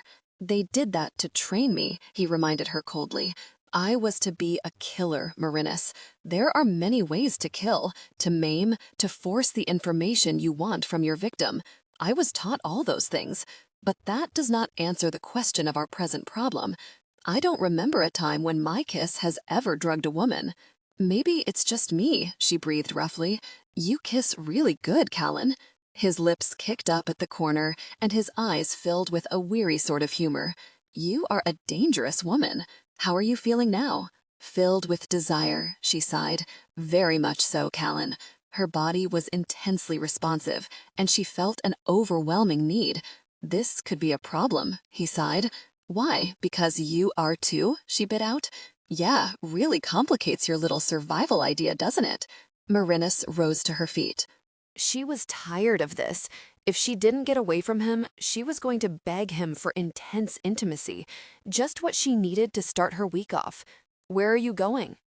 He frowned as she picked up her purse from the middle of the floor and took a deep breath. Back to camp. Camp? He sounded incredulous. Yeah, camp, she stated. I set a tent up on the lower piece of your property a few hours ago. You can find me there if you want to talk or whatever. Incredulity crossed his expression. You are camping on my creek? He bit out. You're trespassing. When did you do that? Do you think those very soldiers won't find you there? I set it up this morning. I told you, I'm tired of waiting. I'll find my way to you sooner or later if it kills me. Those soldiers just might, he bit out. And you can't stay there, Merinus. It's trespassing, he repeated. So sue me, since you don't seem to be willing to be intimate with me. She shrugged. I'll be waiting, Callan, but I'm a pretty impatient person. I'd hurry if I were you. Or you'll do what? He asked her suspiciously. Or I'll call my brothers and let them have the job after all, she told him, unlocking the door. And trust me, they would put your council soldiers to shame for sheer tenacity. I'm the welcome wagon, the Tyler 7 are hell. She swept out of the office, leaving only her scent. Clean, fresh, so incredibly hot it made him ache with desire. He collapsed against the back of the couch, staring at the nearly empty room, breathing harshly. Gosh, this wasn't a good thing. She hadn't even made it out of the building yet, and it was all he could do to keep from dragging her back and giving in to the powerful desire for her on the couch. He groaned. The thought of their intense intimacy, the sweet allure that produced that intriguing scent, was nearly more than he could bear. He licked his lips and bit back an oath. Something was wrong. It shouldn't be this strong. Pulling himself to his feet, he strode to the desk and jerked the receiver from the phone base. Dialing quickly, he waited for a voice to answer. Doc Martens. Shara's voice was carefully cultured, smooth, and cool. Get Doc out to the house as soon as possible. I have a problem. There was silence on the line. What kind? She asked him worriedly. Physical. I need some tests. Just get out there. He hung the phone up before she could answer. He was intensely aroused, his flesh sensitive, his body demanding relief from the little journalist that tempted him so desperately. Lust wasn't like that. He knew he was intensely sexual, more than a little driven in that area, and he knew it wasn't like this. It didn't drug, it didn't intoxicate, it didn't dig its claws into your loins, demanding satisfaction. Which meant it could be a problem. An instinctive, genetic problem only now showing itself. Shaking his head, he could only pray he was wrong as he headed for his truck and the peace of his home. It may take a few days. Doc Martin, the only scientist left alive from the original 5 that had worked with the creation of Callan and the others, set the dozen or so vials in a small box and began to pack his instruments. He had blood samples, saliva samples, gosh, even more than one biological sample. Despite the efforts to relieve his tension, though, Callan's body still pulsed with intense desire. His blood rushed through his veins, and he couldn't get the scent of that very woman from his body. "Any guesses?" Callan asked him. Doc shrugged. "It could be anything, Callan, though I say we can safely narrow it down to a sexual problem. I won't know anything conclusive until the tests are finished. And I need samples from the woman as well. You need to bring her here tonight. Let me get those samples to test alongside yours." No, he couldn't trust himself anywhere around her. "From what you say, she's affected as well, Callan," Shara stated from behind the doctor. "We need to know what's going on. This isn't just about you. It could affect all of us." The full pride was assembled. The other 3 watched him somberly, more than a little concerned at the news of this new problem they were facing. "Let's wait and see what mine say. If she's still experiencing this problem, then we'll see," Callan bit out. "Until then, there's no sense in alarming her. No sense in tempting the lust raging between them. It's dangerous enough that he's had any reaction with a normal person," Diane said darkly. The cougar breed was brooding, his brown eyes unsettled, angry, his expression more savage than usual. "We aren't monsters, Diane." Beside him, Dawn, the youngest of the pride, also a cougar breed, protested softly. "What do you call it, Dawn? Do you want to be intimate with a normal male and take the chance that your nature will destroy him?" Diane sneered. Callan watched Dawn flinch, her face paling, fear flashing across her expression. "Enough," Callan growled. "What's happened to you, Diane, that you would turn on the women now? There is nothing to indicate we would hurt anyone. She's not normal. She has no business." A savage snarl erupted from Tanner's throat. Bangle, unpredictable and fiercely protective of the women, as a young male, his temper often ran hot and impatient. "Enough. Gosh." Callan came to his feet, staring at them all. Tabor and Tanner had placed Dawn behind them and now faced Diane, incisors showing, their expressions masks of anger. "They're at it again," Shara sighed. "It won't go any further. It should not be going on this far." Callan turned to her angrily. "Is this what you do while I'm drawing the council soldiers from our home? Fight amongst yourselves? Only when Diane attempts to take over," Tanner burst out. "You left Tabor in charge. He has no right to order us or Dawn and Shara. He is getting out of hand, Callan." Tabor's voice was less violent, but the potential of it throbbed just beneath the surface. The jaguar breed his DNA was mixed with could be calm and patient or savagely aggressive. "Diane?" Callan questioned him, his voice hard. Diane shook his head. "We are not normal." He seemed more subdued now, backing down from the others. "It's insanity to pretend we are. None of us attempt to pretend that we are normal." Callan raked his fingers through his hair in frustration. "Go home. See if you can find your patients before tomorrow night. I want you and Tabor patrolling the ridge for soldiers. We can't let down our guard, especially now." Other than a brief nod, Diane did little to respond before he turned and stomped from the room. "Dawn?" The young woman still seemed to cower behind Tanner and Tabor. "Come out of there, little sister. Why would you still be frightened?" Because shadows and memories tore at her, tormented her. He knew well why she feared. She moved from the safety of the other 2 men, glancing back at Tabor as though for reassurance. Diane is trying to force her to move in with him, Shara said as she began to help Doc pack their supplies. His desire for her frightens her. Dawn paled. Callan breathed a weary sigh. There were days he wondered if they would survive with their sanity intact. "Take her home with you, Shara," Callan ordered. "I don't want her left alone." He ignored Dawn's look of surprised thankfulness. "Keep her there," he continued. "I'll have my hands full running Miss Tyler off. I need no other worries." "Good luck," Doc said as he studied a page from the thick notebook he had stolen from the lab years ago. "What have you found?" Callan frowned, easing closer. Jacob Martin shook his head worriedly, his lined face creasing into a scowl as he read the information he had found. There was a case of this, with the first Leo created about 10 years before you. He was kept in another location. This occurred with a female scientist, actually. He turned worried eyes to Callan. "It affects not just you, Callan, but the woman as well. The two of you are in a mating frenzy." "Mating frenzy?" Callan asked carefully. "I must have missed this because you've never displayed these symptoms before." The scientist shook his head in confusion. "It's just a small notation, really. The Leo and the female were destroyed, so there were no tests done regarding the phenomena. But extreme emotional distress, fevered conditions, heightened senses, the ability to sense the female's heightened emotions were all notated. The scientist labeled it as mating frenzy, a condition similar to that of feline animals."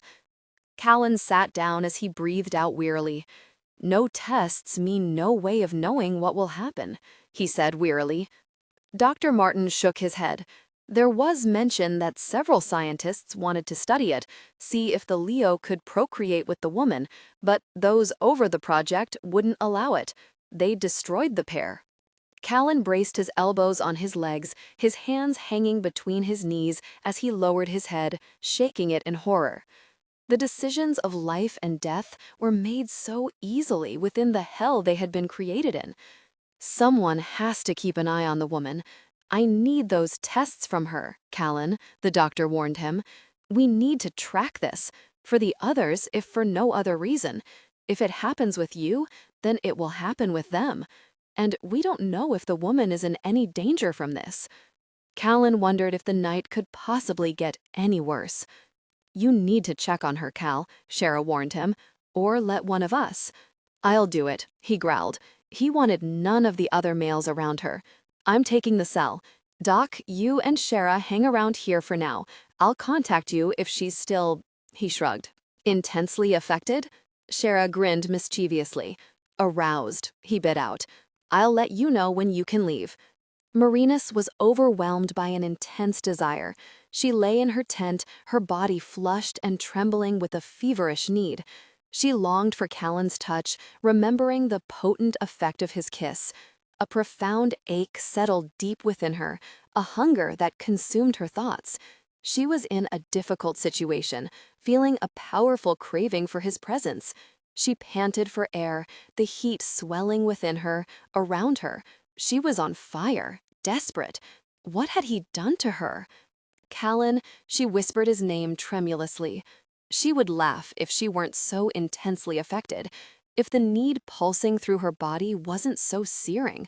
She wondered where Callan was. Surely he had some idea what was happening to her. Was this his punishment for her daring to come out here and try to drag him into public awareness? This wasn't working. Breathing hard, she tried to find some relief. She wasn't going to reach a peak this way. Gosh, she knew she should have bought that book on self-pleasure. But no, she was convinced she could find some strong, muscled person to take care of the job for her. Here she was, stuck in a remote location, so consumed by desire she was burning alive, and no one to put out the fire. Gosh, she slapped at her sleeping bag, frustrated tears coming to her eyes. "I'll kill him when I find him. I'll let Cain neuter him. I'll blow his reproductive organs off with my gun. Shara, get up here if you want those blood samples." Callan's voice was low. He could feel and hear the growl emanating from his chest. The mating frenzy was building in him, but he knew Merinus was being tortured by it. He could hear her breathy moans, smell her intense emotions. Gosh, Cal, bring her to the cabin, Shara argued fiercely. A tent is not the most romantic place, and it's certainly not a good place to retrieve samples. If I touch her, I'll lose control, Shara, Callan whispered, admitting it took all his strength. He couldn't touch her, couldn't get close to her. He heard the silence from Shara's end, thick, tense. Okay, pull back. We'll come out there and get her. You stay out of range of her, Callan. We need her blood and saliva samples before you touch her again. Then you better get up here fast. If she threatens to neuter me again, all bets are off. Callan disconnected the cell phone and moved further away from her camp. He couldn't bear her moans, and the scent of her was making him crazy.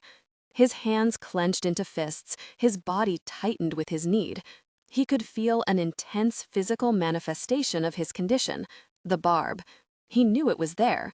He had seen the x-rays of it countless times, but never, in all the years he had been intimate, had it flared to life. Now it pulsed with an insistent demand. How long he waited, Callan wasn't sure. Time was measured in the intense physical sensation, the beat of his blood through his veins, the desire that seemed to build steadily. Hey, bro.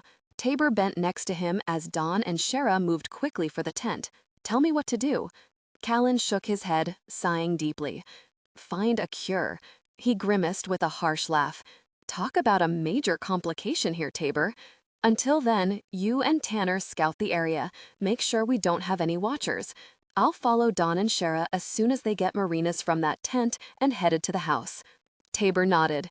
He clapped Callan on the shoulder, a gesture of affection they all practiced, then moved quickly away. Callan leaned back against the boulder behind him and breathed a hard sigh.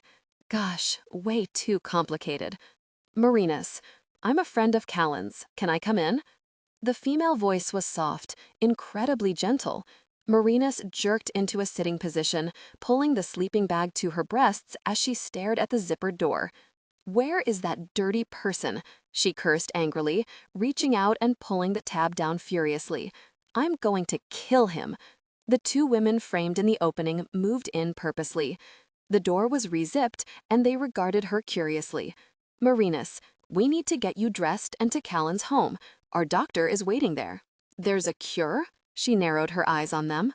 Sort of, the blonde grimaced. If you'll get dressed, we'll explain everything on the way out of here. I don't know if I can walk out of here, Merinus spit out, anger unfolding in her again. I don't know what he did to me, but it's not pleasant. Callan is in little better shape at this time. Now, my name is Shara, and this is my sister Dawn. We'll help you get dressed. My Jeep got pretty close, so you shouldn't have to walk far. As Shara spoke, Dawn jerked a pair of light sweatshorts from a backpack and a loose, sleeveless top. Good, loose clothing should be better. Shara took the items and held them out to Merinus. Do you need help dressing? No. Merinus clenched the material in her hand. She had removed her clothes for a reason. Didn't they know that? Heaving an irritated sigh, she clenched her teeth together and dressed herself quickly. Moving wasn't comfortable, but then again, breathing wasn't comfortable. It didn't hurt exactly.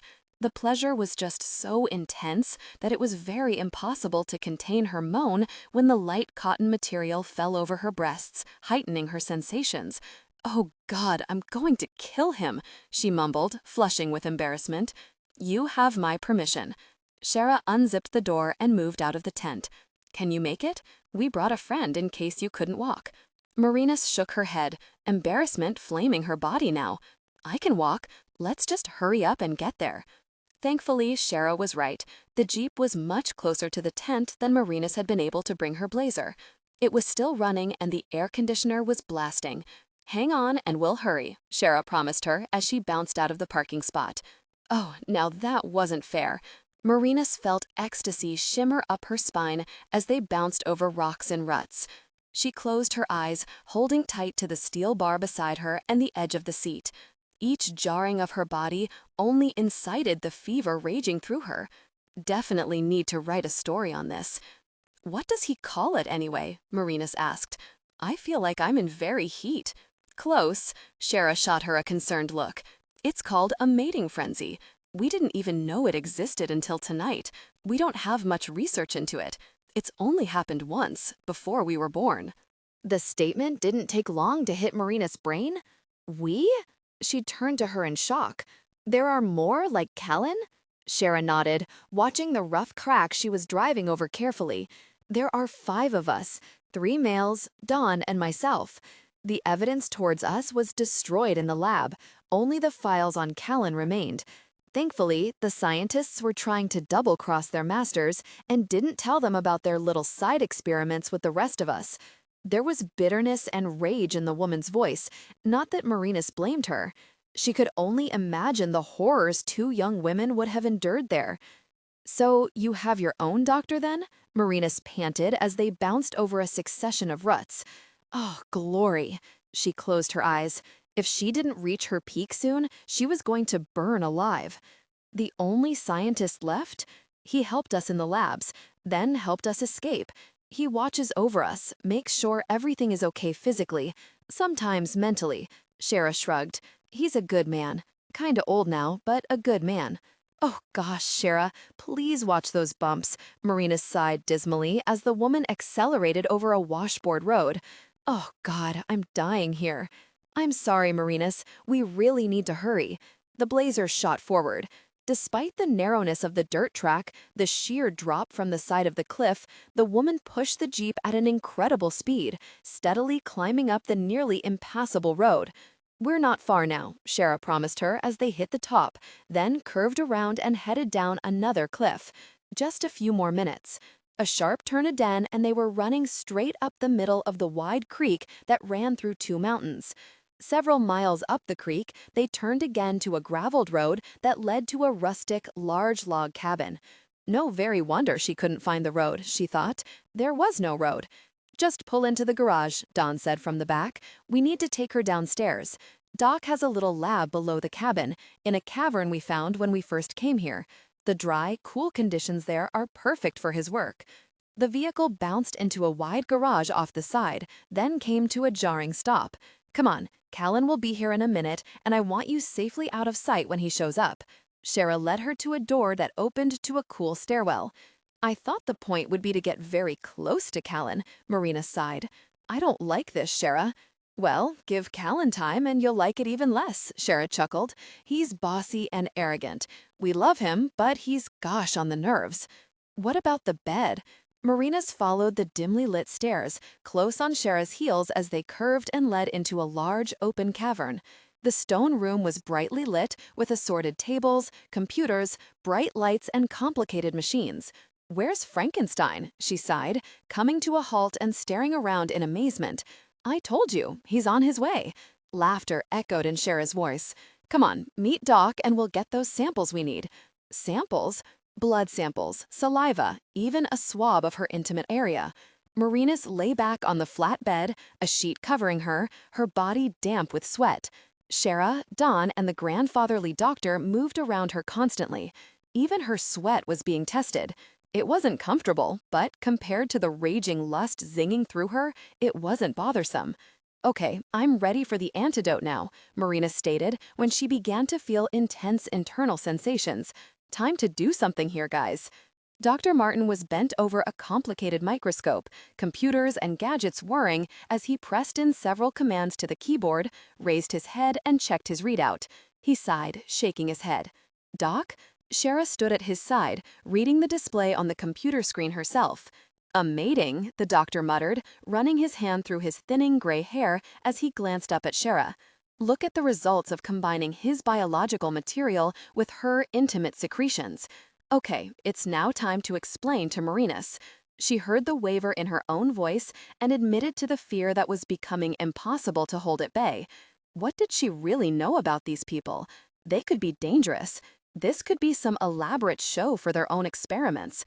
She felt her body tremble, not just with lust, but with trepidation. "It's okay, Merinus," Dawn assured her, her voice soft, hesitant. "No one's going to hurt you. I'm certain Doc and Shara are almost finished." Merinus looked up at the other woman, seeing sympathy, shadows of nightmares and pain in her dark, whiskey-brown eyes. "I think it's time to call in the amazing 7, she whispered, thinking of her brothers. They could fix anything. "My brothers," she explained to Dawn's confused look. "They'll be really annoyed over this. I've really stepped into it this time. Kane, hard-nosed jerk that he was, would scream and yell at her, then he would likely kill Callan. Maybe that wouldn't be the smartest route, at least not until this problem with her hormones was fixed. Do any other biological samples react to the excretions? She heard Shara ask the doctor. Oh, Lord, this was bad. They were combining the samples taken from her body with other men's biological material. Merinus gritted her teeth. Enough. She didn't wait for the doctor's response. Get me a phone. Time to call home. Merinus, it really is okay. Dawn glided forward, her heart-shaped face concerned, as Shara and Dr. Martin turned to her. Just a bit longer and we'll be finished. Merinus sat up on the bed, intending to move to her feet, to dress, to leave. A hard shudder worked over her body then, and a fierce jolt of incredible need shook her body, forcing a moan past her throat. This is bad, she whimpered, bending over, clutching her stomach. Oh, God, this is bad. Time to go home. Merinus, Shara rushed to her side as beeps and pings began to echo through the cavern as the machines attached to Merinus' body by electrodes began to go off. Just a minute. Time's up.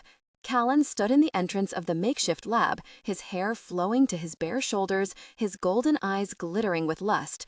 Merinus gasped as he came toward her. She had to touch him, had to have him against her. He looked big and strong and so warm. There was no hesitation in her when he reached for her, lifting her from the lab bed. She groaned aloud when his fiery skin touched her, his arms lifting her against his chest as he turned and stalked from the room. The sheet trailed to the floor, rasping against her skin as it slowly fell away. Is it going to hurt? She couldn't keep her lips from his chest. She had to be close to him. She bit at hard muscles, licked the small wound as his body shuddered. Gosh, if I know, he growled. It rumbled through his chest, a deep, predatory sound that had her shivering in pleasure. And it's too very late to worry about it. Callan carried her through the darkened house, his steps quick, stalking as he moved through a large kitchen, a rustic living room, then into a long hall. Then he was turning into a doorway, kicking the door closed as he passed it, and moving to the wide bed on the far wall. Tension broke. They gave in to desire, connecting deeply. Like a drug addict in the first seconds of her fix, her body began to ease, the harsh contractions in her stomach to lessen. But she wasn't taking chances. Her hands gripped his hair, holding him to her as his mouth devoured her. Lips and tongue mated with hers, hard, hungry, her response urging him closer, urging the kiss deeper. His arms went around her, blunt nails scraping along her back as she arched to him, her nude body twisting closer, desperate to mate every cell in their bodies together. His hard chest, with its fine sprinkling of golden brown hair, rasped her nipples, engorging them to the point of pain. Powerful thighs parted hers, a hand at her back moved to cup her breast, and still he kissed her. He licked at her lips, nibbled at them, drew her tongue into his mouth and sucked at it before teaching her to do the same. More of the incredible taste of him. She arched closer, feeling the intense connection between them. So good, he whispered against her lips, the rumble of pleasure that echoed through his chest, making her shiver. Your kiss, Merinus, the taste of you is exquisite. So taste more, she gasped, her head arching back as that rough, rasping tongue stroked over her neck. Oh, that was good, real good, hot, with a gentle abrasion that had her panting as he moved slowly to her breasts. Don't tease me, she begged, twisting in the grip of an erotic heat that was burning her alive. Take me, Callan. I can't stand it much longer. I want to explore every part of you first, he bit out, his tongue licking her breasts, his lips nibbling sporadically. I want to explore your deepest desires, Merinus. Your allure is overwhelming. His hand moved to her abdomen, stroking its way to her parted thighs. She almost screamed when his intimate touch intensified. She opened her eyes, seeing his grimace of pleasure, the raw lust that transformed his face. Then, in amazement, she saw his arm lift, his hand moving to his mouth. The intimate contact deepened. He savored the moment, his eyes darkening with pleasure, his face tense with surging needs. You are as delicate as spring, as hot as summer, his rough whispers sounded tortured. I have never experienced anything so profound, Merinus. Oh gosh, you like to talk, she moaned. Oh gosh, I never could stand that in movies. It's too sexy, Callan. He smiled, the curve of his lips tight. I want you to know how hot and sweet your body is, Merinus, he told her darkly, moving, edging lower along her body. I want to tell you how I'm about to explore your deepest desires, to savor every part of you. Her hips jerked involuntarily to the rough growl in his words, as well as the words themselves. Ask me to take you, he demanded roughly. Say the words for me, Merinus. Oh gosh. Her eyes widened as his face poised over the desperate, aching part of her body.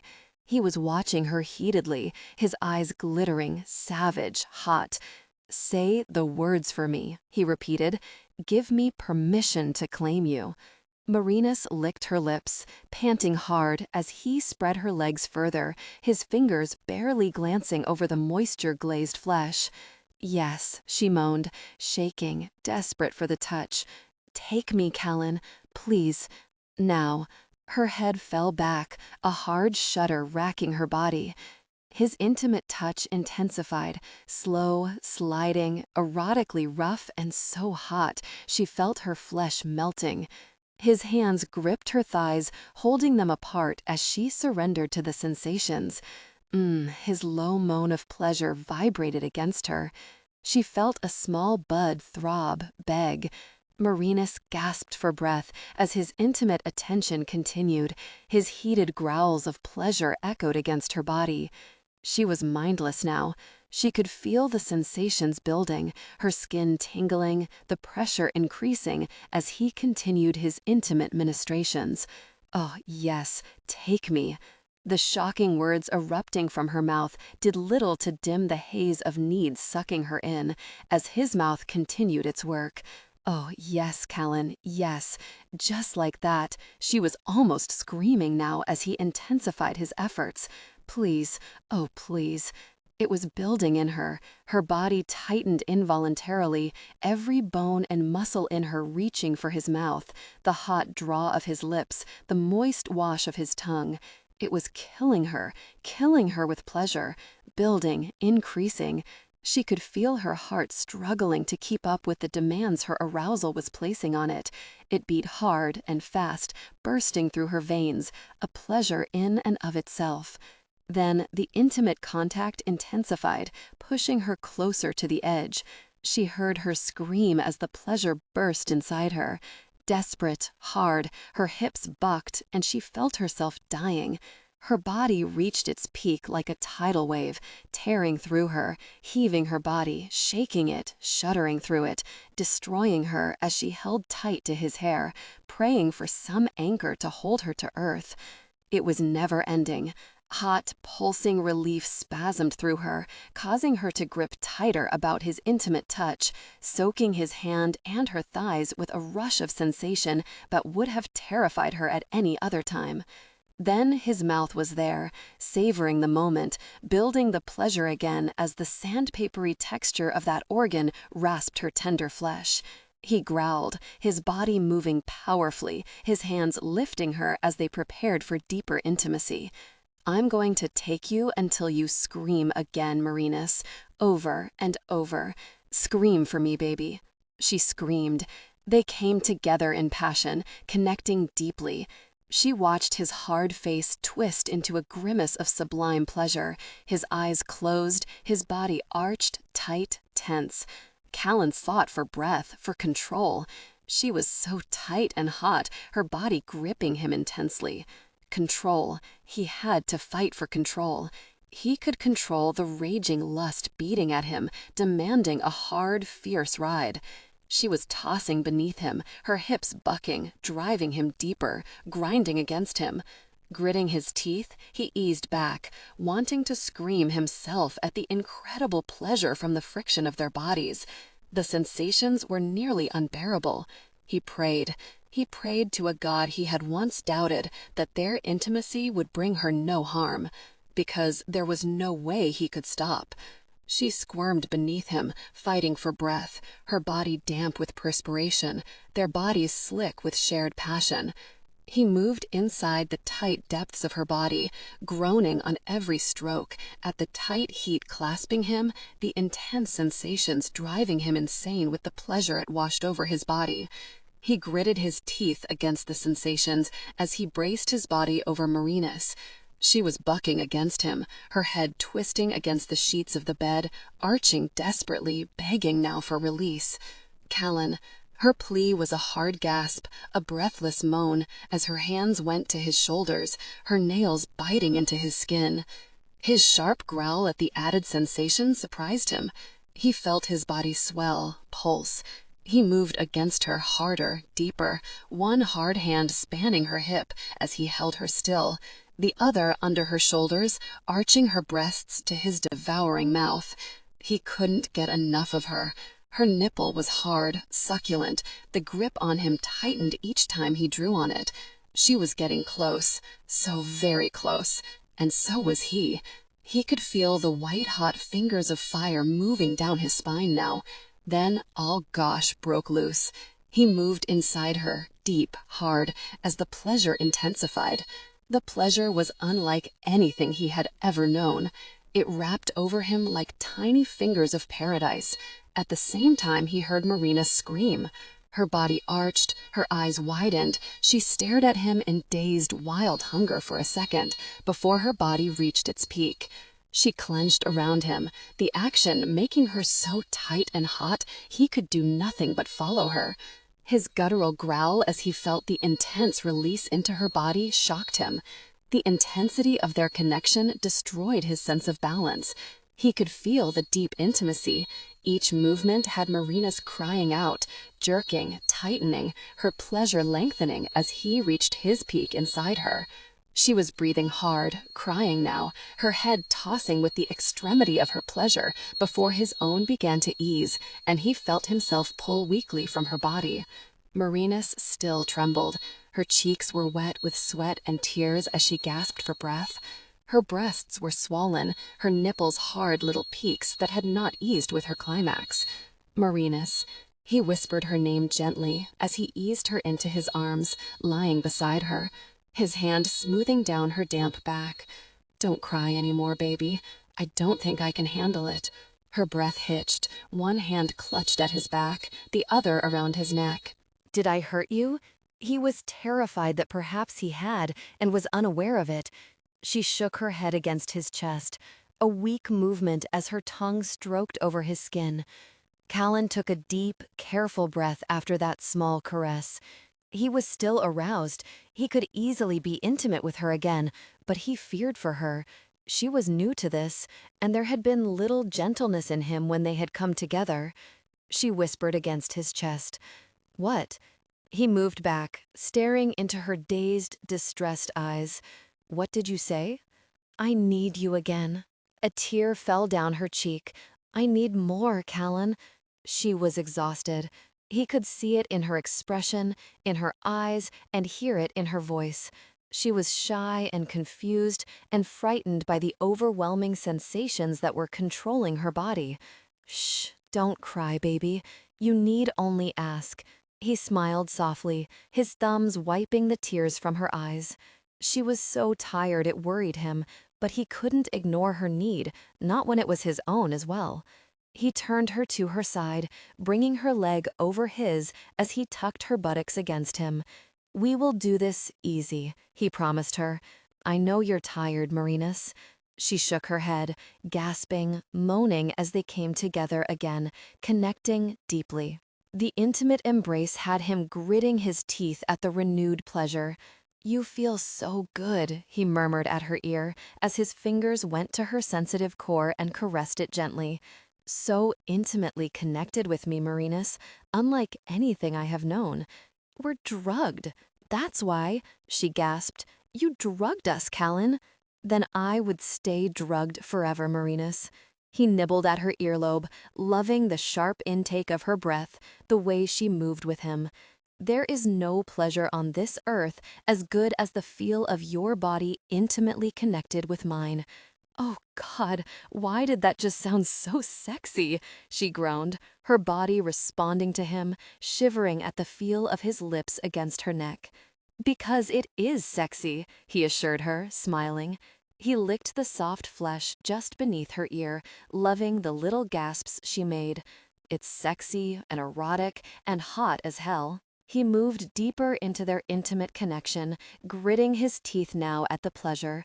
Well, kill each other before the need goes away, she panted. Callan, a plea stole from her as he felt the shivers working through her body. He felt it as well, the renewed sensation, the added movement over her responsive muscles. Does it hurt you, Merinus? He was tortured, terrified he had been wrong, and she was in pain, despite her need. Tell me if it hurts you. I'll try to stop. He buried his head in her damp hair. God help him if he was hurting her. God help them both. What is it? She gasped as their movements became deeper, more intense. Callan couldn't control it. His hips began to move more intensely within their connection, the ultra-sensitivity of their intimate contact making the pleasure so very good he wanted to howl with it. Does it hurt you? He demanded again, gritting his teeth, fighting for control. No, she cried out, her hand moving to grip his moving hips. Ah, more. I need more. Passion peaked. They came together intimately, deeply connected. Then she was still. Slowly, her body relaxed, and Callan felt his own arousal begin to subside minutely. Her body became pliant, relaxed, and he knew that either sleep or unconsciousness claimed her. Either, he knew, would be a welcome relief for her. Panting, he lay down beside her. Jerking sheet and comforter from the foot of the bed, he covered them both, weariness lying heavy on his shoulders. He tucked her body close to his, breathing in her scent, her warmth. He was exhausted. Never had he reached such a peak of sensation so intensely, as though his very essence were being drawn from his soul rather than from his body. Mine, he whispered the word as his grip tightened on her, exhaustion draining him. He was aware he made the claim, and he admitted it terrified him clear to his soul. Merinus awoke, tender and groggy. She shifted in the bed, seeking the warmth that had held her through the night, but Callan was gone. Opening her eyes, she blinked, stared up at the ceiling, and tried to ignore the pressing need that still throbbed within her. Talk about a potent kiss. She licked her swollen lips experimentally. Callan had nibbled on them more than once, licked them. His tongue, the rough texture of it, the stimulating feel of abrasive velvet running over her skin, the memory of it caused her to shiver. She needed a shower. Dried perspiration itched on her skin, made her feel grungy. A lingering scent, hot and wild, lingered on the air and on her body. She grimaced. Rising from the bed, she stepped gingerly over the cool hardwood floor, moving to the open door on the far right of the room. A bathroom, complete with a large sunken tub and a brief written message on the counter greeted her. Bathe, relax, stay in the house. I'll return soon with your things. So much for her camp, she sighed. After the hours it took to set it up so neatly, it might have been nice to actually use it for longer than a few hours. She wondered how long he had been gone, then decided it didn't really matter. He would return soon enough, and she desperately needed that bath. She ran the tub nearly full, adding a liberal portion of bubbling bath salts she found at the edge of the tub, then eased herself into the hot water. She washed her hair quickly, wrapped it in a towel, then lay back against the rim to allow her body to soak. She glanced down her body, seeing the lingering marks on her skin, small sensitive points. Her breasts were still swollen with need, her nipples still hard. She couldn't understand it. The events of the day before seemed more like a dream than reality, but reality was the tenderness in her intimate areas, the flush on her smooth skin, the sensitivity of her body. The need for Callan wasn't as intense, as harsh as it had been the day before, but it still lingered within her. She still ached for him. It made no sense. Merinus, Shara's voice called through the closed door, her knock light. Can I come in? Merinus checked the bubbles covering her, then sighed deeply. Yeah, come on in. The other woman entered the room, concern marking her pretty features, lingering in her light blue eyes. If Callan's DNA is lion, then what's yours? She didn't bother to beat around the bush. There were more than just Callan, and she knew it. Shara sighed. She sat gracefully in a padded chair at the end of the tub. Snowcat, she said quietly. Dawn and Diane's mix is cougar. Tanner is Bengal. Tabor is jaguar. Callan is lion. She watched Merinus carefully, her expression composed, calm, but her eyes were shadowed. What's happening to my body? She would ask the questions of their DNA later. Right now, there were more pressing problems. It's a mating, Merinus, Shara said gently. Our tests aren't conclusive yet. Doc's still working on it. But it seems pheromones. Chemistry is the culprit. Yours matched with Callan, and his body reacted to it. There's still so much we don't know about our bodies, aren't certain of. Unfortunately, we'll need more samples. I had hoped to catch you before your bath to begin them. Your body will give us more answers than Callan's can, as the intimate connection and your body's secretions are contained within you. Fear raced through her now. I'm not on birth control, she whispered, her voice trembling. She couldn't believe she hadn't thought of that before. Don't worry, Shara rushed to reassure her. The intimate fluids of our males has never been compatible with a female before.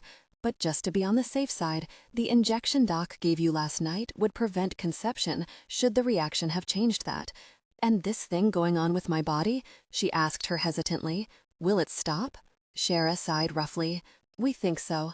Callan's intimate fluids seem to have a counteracting agent in it, but it appears very slow acting. In time, I believe it will go away. Man, I really stepped into it this time. Merinus breathed wearily, closing her eyes at the problem she now found herself steeped in. This is not good. Perhaps for Callan it is, Shara said softly. He was growing very angry, very hopeless, Merinus. He leads us, protects us. Maybe this was what he needed. I can't say he was relaxed when I saw him this morning, but he now plans for more than just his death. And what are those plans? Merinus asked her, watching her through the steam of the bath. Providing for you. Protecting you, Shara informed hesitantly. No, Merinus shook her head fiercely. This is just a story. This chemical thing will go away, and so will I. I can't stay here. And if he goes back, then I go to the next story. This is not permanent. That's what you think. Callan stood in the doorway, his face dark, the savage lines pulled into a mask of intense desire and hard purpose. You cannot leave me now, Merinus, no matter what either of us would wish. He glanced at Shara, the look hard, commanding. I need those samples, Callan. Quickly, she told him as she came to her feet. And Merinus is uncomfortable. I do not need you to tell me my responsibilities, Shara. He flashed her a sharp look. I have always seen them through. Of course you have, Shara said worriedly. When she's finished, please, we need her in the lab. I'm not a guinea pig, Merinus burst out.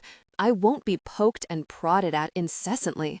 She flushed as Callan arched a brow sarcastically. Then her body heated as her gaze skipped to his thighs, then back up. He was filled with desire, ready for intimacy. Again. Her body heated up further, her blood pumping harshly through her veins. Leave, Shara. I will have her there soon for your tests. Callan moved aside, allowing the woman to escape, then closing the door behind him. Merinus stared at him from the depths of the tub, breathing heavily, her body reacting to the fiery glitter in his slumberous eyes. I won't be intimate with you again, yet, he promised her softly, but soon. Do you need help now getting out of the bath? I can fix you lunch before you are forced to endure Doc's testing. Merinus' eyes narrowed on him. He was commanding, forceful. She hated that in a man. I'm a grown woman. I think I'm capable of bathing myself, she told him sweetly, patiently. She felt everything but patient inside. Merinus, while your presence stirs me, it is not a good idea to push me with your female stubbornness, he warned her, male aggression stamped on his features. I am not fully in control of myself right now. I urge caution if you test my patience. Merinus' lips thinned. How typically male. She opened her mouth to speak, but stayed silent as his hand rose, demanding. Hear me well, he gritted out. Finish your bath, then come eat. Your clothes are on the bed. I have tried to tell you, I am not whatever fairy tale you have worked up in your head. At this moment, I am more instinct than I am control. I am more the animal I was created with right now, Merinus. Do not push the animal, because even I cannot predict its response. The heavy grief in his voice silenced her anger. His eyes were filled with bleak memories, emotions she couldn't define. But she saw the pain there, pain and a terrible loneliness. I'm very independent, she whispered. I can't change that.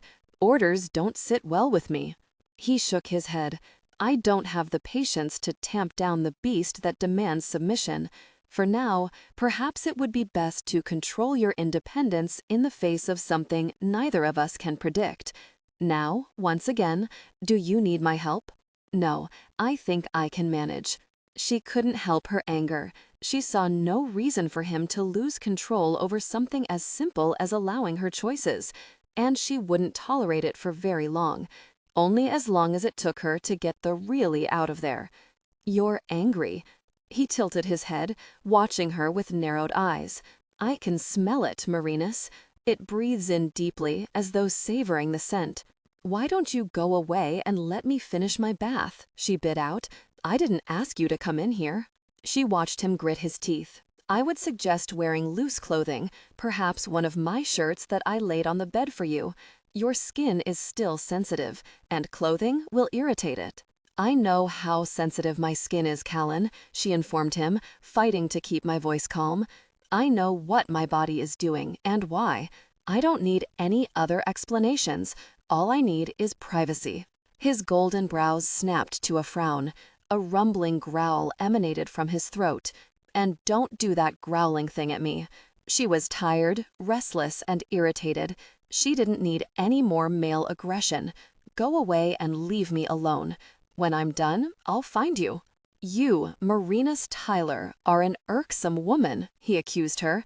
Just go ahead and say difficult person. My brothers do it all the time, she snapped back. Now, go play Lion-O someplace else. I don't have time for it. Lion-O? He questioned her, clearly offended at her reference to the cartoon character. Lion King? She asked sweetly. I'm not here to pamper your ego. Now, leave me alone. She watched his fists clench. His eyes narrowed further, giving him a predatory, dangerous appearance. He opened his mouth to speak, then seemed to change his mind. He turned and stalked from the room, jerking the door open, then slamming it with a bang. Merinus flinched, then clenched her thighs together. Gosh. I heard you were in town asking questions about Maria the other day, Callan said, as he set a cup of coffee beside her sandwich plate when she sat down at the table. Why? He seemed less than pleased by the information. He sat across from her, cradling a steaming cup of coffee himself, his amber eyes watching her unblinkingly. She was murdered. Merinus refused to apologize or back down. She was special to my father, Callan.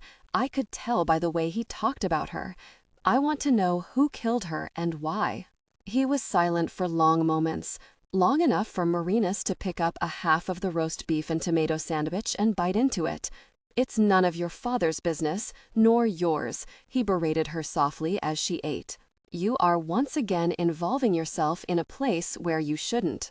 Merinus watched him carefully, gauging the tension in his body, the growl of warning in his voice. Did you kill the person responsible, Callan?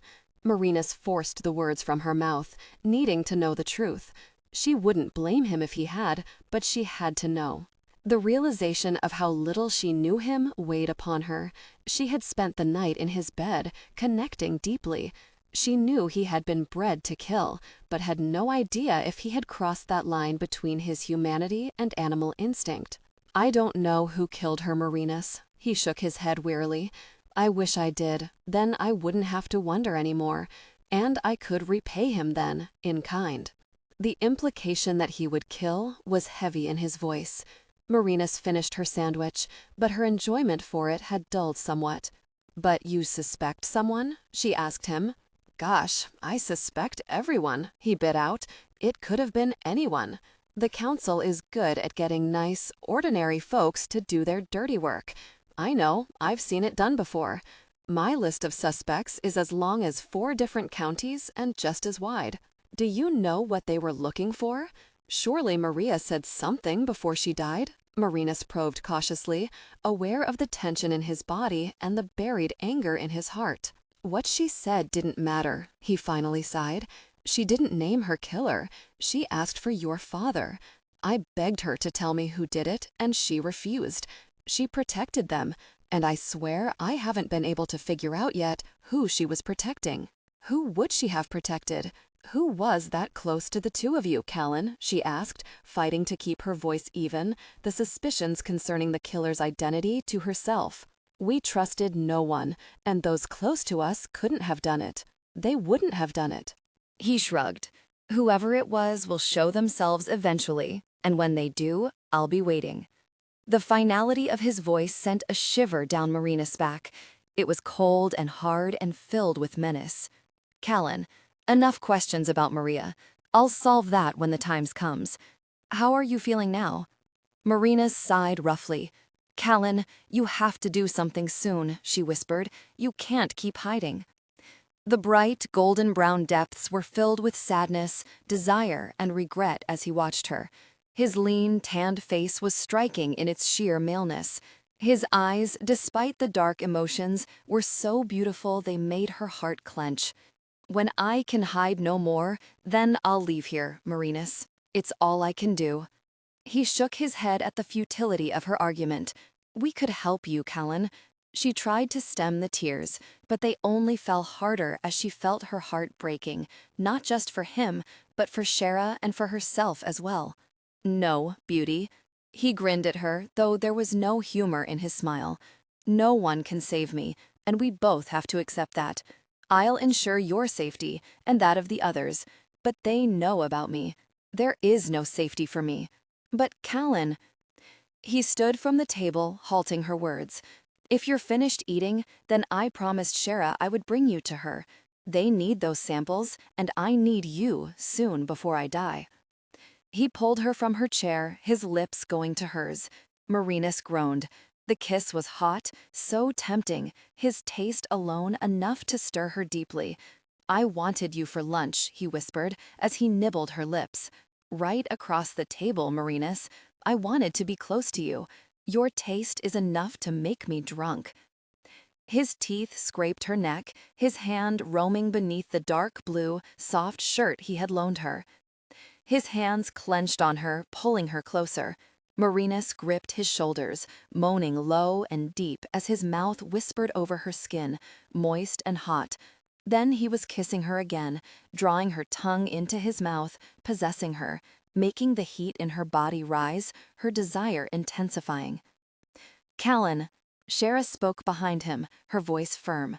We're waiting on her. He raised his head, staring down at Merinus while she shivered in his arms. Hurry, Shara, he warned the other woman as he let Merinus go slowly, reluctantly. I'll wait up here for her. Come on, Merinus. It shouldn't take us long, Shara promised, casting Callan an impatient look. Merinus sighed. Gosh, sex wasn't supposed to be this complicated. But she followed the other woman anyway, determined to hurry and get it over with, and get back to Callan's arms. By the time the tests were completed, Merinus was nearly in pain. The arousal was hitting her so hard again. She could feel her body's response intensifying, the heat and need building within her like a volcano preparing to erupt. The pressure was tremendous. But on top of that was another problem. As hours ticked by, Shara and the doctor both began to wear steadily on her nerves. Or more to the point, the touch of their hands, even protected by the latex gloves, did.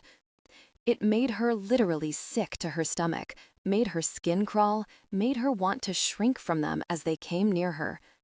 She couldn't fully explain the sensation, even to herself. She knew, though, if she had to tolerate one more minute of it, she was going to be sick. And she needed Callan. She was desperate to touch him, to feel the incredible warmth of his skin, his hands stroking over her. She was cold, aching, frightened. No more tests, she informed them as she dressed, buttoning Callan's shirt with shaking fingers over the fullness of her breasts. I can't stand it anymore. The tests are necessary, Merinus, Shara told her with a sigh. Look, I cannot really tolerate being touched anymore, she snapped, almost in tears, her skin still crawling from the sensation of someone's hands other than Callan's on her. Do you understand me? Shock crossed Shara's expression, bemusement filled the doctor's. How do you mean, Merinus? Shara's voice stayed soothing, but Merinus heard the confusion in her voice. Just what I said. Merinus fought her tears. Where's Callan? He was supposed to come for me. She had to find him.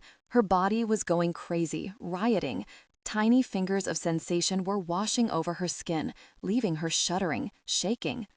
Callan's upstairs, just as he promised he would be. Shara reached out to touch her, but Merinus jumped back, flinching away from the contact. Merinus, something else is evidently happening. You have to let us help you. Get away from me, Merinus shook her head. Shara, get Callan down here. Dr. Martin had watched the byplay silently, but his voice now became commanding. Get him down here quickly. Merinus gripped the side of the bed. Her legs shook as she fought to stay upright. I want to go home, she panted, suddenly terrified by 1,000 different feelings and sensations assaulting her. Make them take me home, doctor. I will discuss it with Callan, Merinus, he promised her softly, but she heard the indulgent tone of his voice. He was merely placating her, lying to her. She shook her head, fighting to stay upright. Where the gosh is Callan? She cried out, disoriented now. She was sweating heavily. She could feel the moisture running down her face, between her breasts. Her heart was beating hard, laboring, her lungs fighting for breath. What did he do to me? Her fists clenched as she felt herself collapsing against the bed. Let me help you, Merinus. The doctor reached for her. She felt his hands on her arm and jerked back. Fire seemed to lance her skin, searing her flesh as she fought to get away. She stumbled over the bed, going to her knees, feeling the scrape of the hard floor as she fought to right herself. Don't touch me, she screamed out. She was crying now, her stomach cramping. She clasped her abdomen, bending over, rocking against a pain she had never felt before. She was terrified, so scared that her entire body was shuddering now. She was cold, shivering, filled with dread, and on the edge of hysteria. Merinus! Callan's shocked voice echoed around the room. Seconds later, his hands gripped her arms, pulling her against him. What the gosh is going on? His voice was raised, furious, the dangerous growl rumbling in his touch. Withdrawal, the doctor bit out. I believe, Callan, your woman is in withdrawal. Callan felt fear course through his body. Merinus was clawing at him, fighting to get closer to him, crying, hysterical with fear or pain, he couldn't say which. From what? He lifted her head, staring down into her face. She was pale, her eyes dark, nearly black with shock. From you, Dr. Martin stated roughly. I don't know what to do for her now. Callan cursed. Help me, she whispered desperately, her tears hot on his flesh, her body shaking, her skin cold and clammy. Please, Callan, please help me. He lifted her quickly into his arms, his lips going to hers, his kiss swallowing her cry as he turned from the others. His tongue went to her mouth, tempting hers, mating with it. He knew when the need had been at its height the night before, his kiss had soothed her, eased the clawing need. God help him and her if it didn't now. He kissed her desperately, aching, hurting for her as she twisted in his arms, fighting to kiss him deeper. Her lips and tongue mating with his, a hot moan of need whispering into his mouth, making it nearly impossible for him to control his own lusts now. But she eased, slowly. The hard shivers that coursed over her body lessened. Her whimpering cries became moans of desire. We need the saliva sample now, he heard the doctor at his side. We cannot touch her, Callan. I need your help. Moving his lips from hers, Callan laid Merinus back on the cot. She was watching with dazed need, like an addict needing a fix. Dear God, what had they done to her? He gripped out gently. Easy, he whispered as she flinched back, seeing the doctor. It's okay, baby. The swab went around her mouth quickly. Your turn.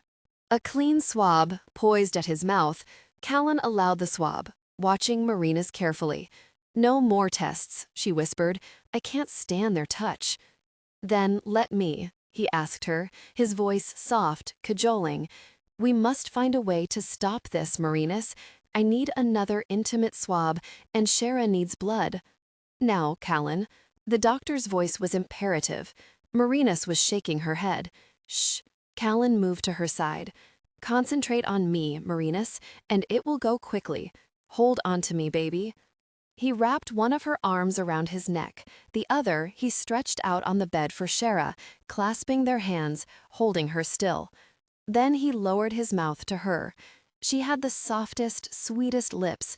Her tongue branded his when he touched it. Her kiss made him weak, made him intensely aware. He felt her jerk when Shara inserted the needle into her arm, but she didn't fight it. The same when the intimate sample was taken again. She endured it, focusing on his kiss, his touch, rather than the degrading tests that were required. I'm so sorry, he whispered against her lips when they were finished. He picked her up in his arms, striding quickly now from the lab. Gosh, them, him, Shara, the doctor, what had they done to Merinus? Withdrawal. Somehow, she had become dependent on whatever primal drug his kiss released into her system. Gosh, they didn't even know what it was, didn't know how to control it. His arms tightened around her. He couldn't stand this unbearable knowledge of what he was doing to her, the futility of trying to find a way to ease it. Now, she whispered desperately, as he entered the main part of the house with her. I need you now, Callan. Her fingers were digging into his shoulders, her voice weak, pleading. Passion peaked. They connected deeply. He slid nearly free of her body, his teeth clenching, perspiration dampening his entire body as they came together in passion. Her muscles clenched around him. He had to keep his sanity, his control. It feels better, she gasped, freer. I feel nothing but hot satin against me, Merinus, he gritted out. You destroy my control like this. You make me mindless. He leaned over her, the fingers of one hand sinking into her hair, his lips nibbling at hers as he drew back, then moved slowly against her. Oh, Callan. She shivered against him, her hands clutching at his back, her nails biting into his flesh. I need you more. Please, give me more. He resisted temptation. He wanted her slow and easy first. He wanted to take her to the edge of madness, where he seemed to teeter each time he touched her. Feel how close you are, Merinus, he groaned against her neck, his tongue lapping at the perspiration there. Feel how my body connects with yours, fills you. You were created for me alone. Her body tightened on him, her muscles spasmed as he whispered the words against her neck. He pulled back, his hand tightening in her hair, the other holding her hip, keeping her still as she fought to move against his body. His lips tracked to her breast, swollen, curved so sweetly, her nipple poised like a ripe little berry atop it. He licked it, allowing his tongue to rasp it, his teeth to grip it, as she jerked against him, trying to force a deeper contact. All the while, their bodies moved slowly together, connecting deeply, creating an intense sensation. You'll kill me, she panted. What in the gosh is that, Callan? What does it feel like? He murmured against her breast. He was terrified to tell her, afraid disgust would ride the heels of her desire if he did so. I don't know. Intense. She gripped him hard, making him grimace as he moved against her, then connected deeply again. Firm, she panted. It feels like a unique sensation raking over me. Her cry of pleasure electrified him as the sensation intensified. He wouldn't last much longer. Control. He stilled, deeply connected, fighting for breath until he felt the intense sensation relax marginally. This was killing him. The sheer pleasure of the unique connection was almost soul-destroying. There had never been anything like it. "Why did you stop?" she whimpered, pressing against him as he drew her nipple into his mouth for a quick taste. "Slow and easy, Merinus," he growled. "No." She shook her head, fast and intense. "Oh gosh, Callan, if I don't reach peak soon, I'm going to die." She was dazed, beseeching, clenching around him, their bodies slick with passion. He wouldn't last much longer. The intense sensation was pulsing, a demand of its own. His desire was throbbing, demanding action, demanding the fierce friction that sent him spiraling into release. "I don't want to hurt you," he kissed her breast again. "I know you're tender." "No, I'm dying." He felt her legs lift, encircle his hips, and his control disintegrated. Merinus cried out as their bodies moved with intense passion. Their deep connection stretched her, creating a powerful sensation. Whatever the gosh that unique silken torment was doing to her would kill her.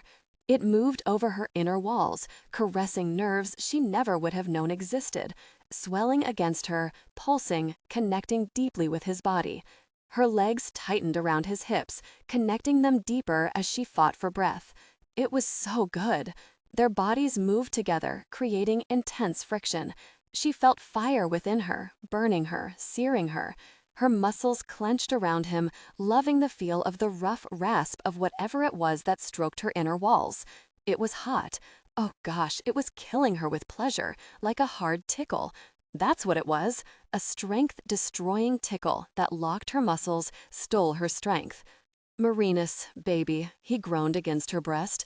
"I can't control." The unique sensation intensified, connecting them deeply, then reaching the ultra-sensitive tissue in her very depths. It moved, pulsed, tickled, and stroked until she reached her peak. She screamed, feeling the powerful release as she climaxed around his flesh. Her hips arching, her body erupting in pleasure, lava thundered through her veins, bubbling with fierce ecstasy as she pulsed around him, connecting deeply with his body. His hips jerked against her, his rumbling growls vibrating against her breasts as he breathes harshly at her shoulder, groaning in the throes of his own frenzied release. Then, slowly, she felt the pressure ease.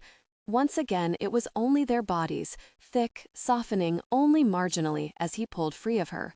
"Once I rest," she said drowsily. "You're going to tell me what that was, Callan."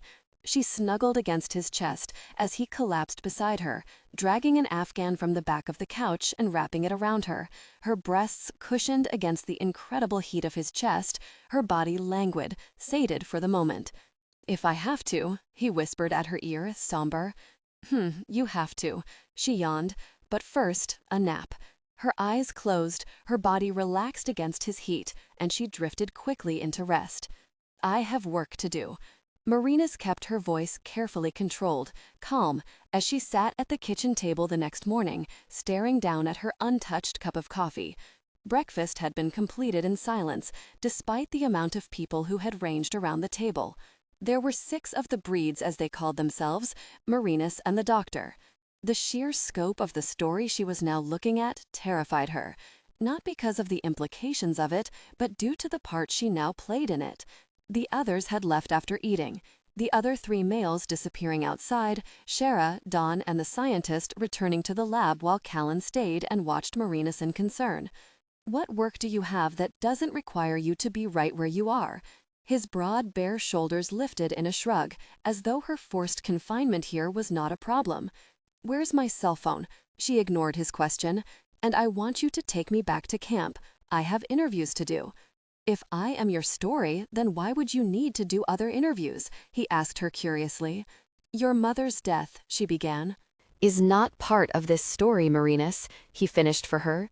"Her death was not at the hands of council members. I have told you this already. And it is a mystery you cannot solve, so let it go." His voice was quiet, smooth. He watched her with those golden eyes, still hot with lust, but shadowed with demand. "I have a life, Callan, a job," she told him firmly. "I have to get back to it, and I need my cell phone back. I have to talk to my family, let them know I'm okay." What will you tell them? He asked her, his eyes showing an amazing degree of genuine confusion.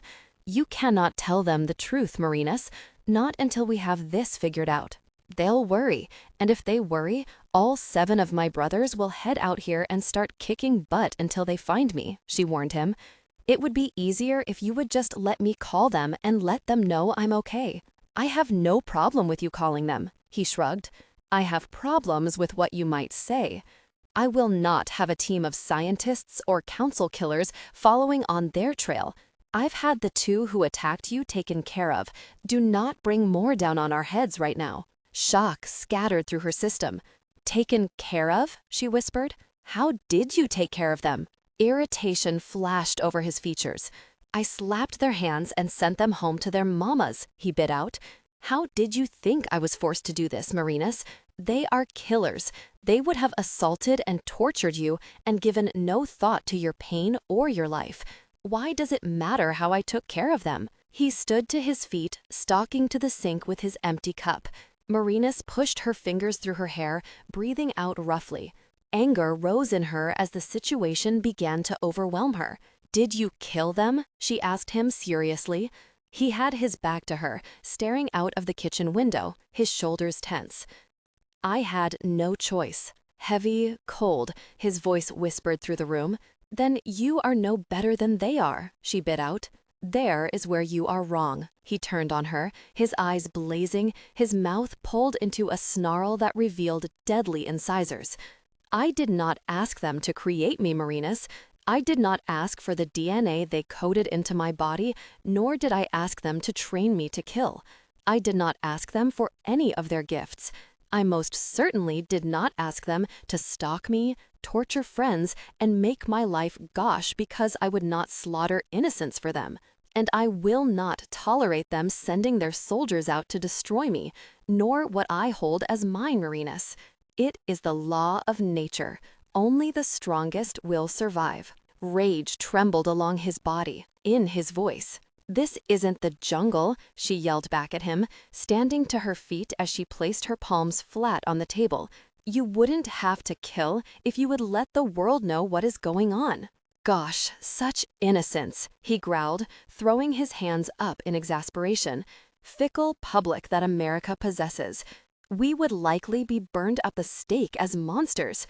Get real, Callan. It's not the Middle Ages anymore, she burst out. Don't you think the public has a right to know? To be aware of the atrocities going on?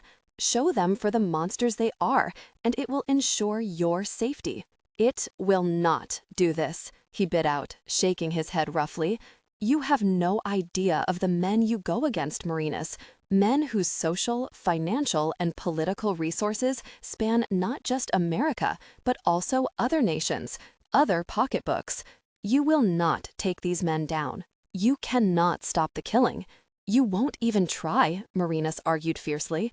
Look at you, Callan, hiding, never knowing what the gosh is going on with your own bodies, unable to get the help you need when you need it. This isn't living. This is the best I can do. His eyes were blazing. Let me tell you an alternative, Merinus. Her name was a curse on his lips. An alternative is living in a structured lab, taken out only for tests and training or breeding purposes. It's cold and sterile and a worse gosh than you could ever know. At least here, we are free. As long as you kill. Her fists clenched as she fought to understand the life he lived. The war raging against him, through him. If they would cease to try to kill me, then I would no longer kill them, he informed her coldly, arrogance settling over him like an aura of danger. You can stop it, she bit out. As can they, he told her, as she watched him fight for control. I would not kill their very mercenaries if they would cease in sending them out. Go in, Father can help you. She couldn't understand his need to hide when help was being offered. I am not a freak for your tabloids to ponder my humanity over. He shook his head sharply. I have as much right to live as you or your brothers. I will not have that questioned, nor will I leave it up to a fickle public to decide my fate. This isn't how it happens. Merinus clenched her fists angrily. The public will help you. Only if your spin on the story is better than that of my enemies, he bit out. And trust me, Merinus, you are good, as are your brothers. But they will bribe your scientists, your doctors. They will jerk every weapon you have out of your hands until I am branded as no more than a monster. And then there will be no place where I can hide. That won't happen, Merinus assured him. Merinus knew her father, uncle, and brothers had been very careful. They wouldn't take a chance with his life. Mockery washed over his face. Will it not? He asked her. Jacob thought he could aid us and refuse their offers. He returned home to the brutal deaths of his wife and children. A lesson. How many of your scientists would risk that? Shock sped through Merinus' body. She knew the council killed indiscriminately. She had the proof of it. But hearing Callan voice it, so coldly furious, made it somehow more real. I promise you, my family has made a way for you, she whispered. Look at us, Callan. Look at me. I can't be away from you for more than an hour without my body going into some kind of crazy withdrawal. I can't live this way. It will only be temporary, he promised her. Doc will fix it. How do you know? She bit out. What if it can't be fixed, Callan? What if we can never be free of each other? What if we don't want to be? I didn't want to be born an animal or an experiment. Wants don't count. His voice held a ring of finality. And if Doc doesn't fix it? His attitude only spurred her anger further.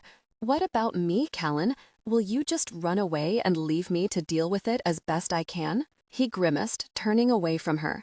She watched his muscular back heave with a harsh breath, his head lower. If I must, he told her softly, refusing to look at her now. I will if I have to make the choice of revealing my secrets or being with you, Merinus. My family must come first. I know about your family, she told him, unreasonably furious at the stand he was taking. What's to keep me from telling? He turned to look at her, and the blood chilled in her veins. His eyes were cold, stone-hard, and as emotionless as his expression. Gasping, she backed away from him, fighting an instinctive fear that rose inside her. Callan, Shakara's voice stopped him from answering. The tall blonde stood in the kitchen doorway, a syringe in one hand as she faced them. What do you need, Shara? He asked her sharply. I have no time for more of your tests. Merinus watched Shakara's eyes narrow. Good, because I would more likely try to kill you rather than test you, she said sweetly. I've brought Merinus contraception injection. Perhaps you need to go outside and get your control back while she takes it. Callan gave her a hard look. You don't intimidate me, brother, she informed him, moving into the room in determination. And you shouldn't try to intimidate Merinus. This is hard enough on her. I do not try to intimidate, Shara, he reminded her darkly. No, you usually succeed, she admitted.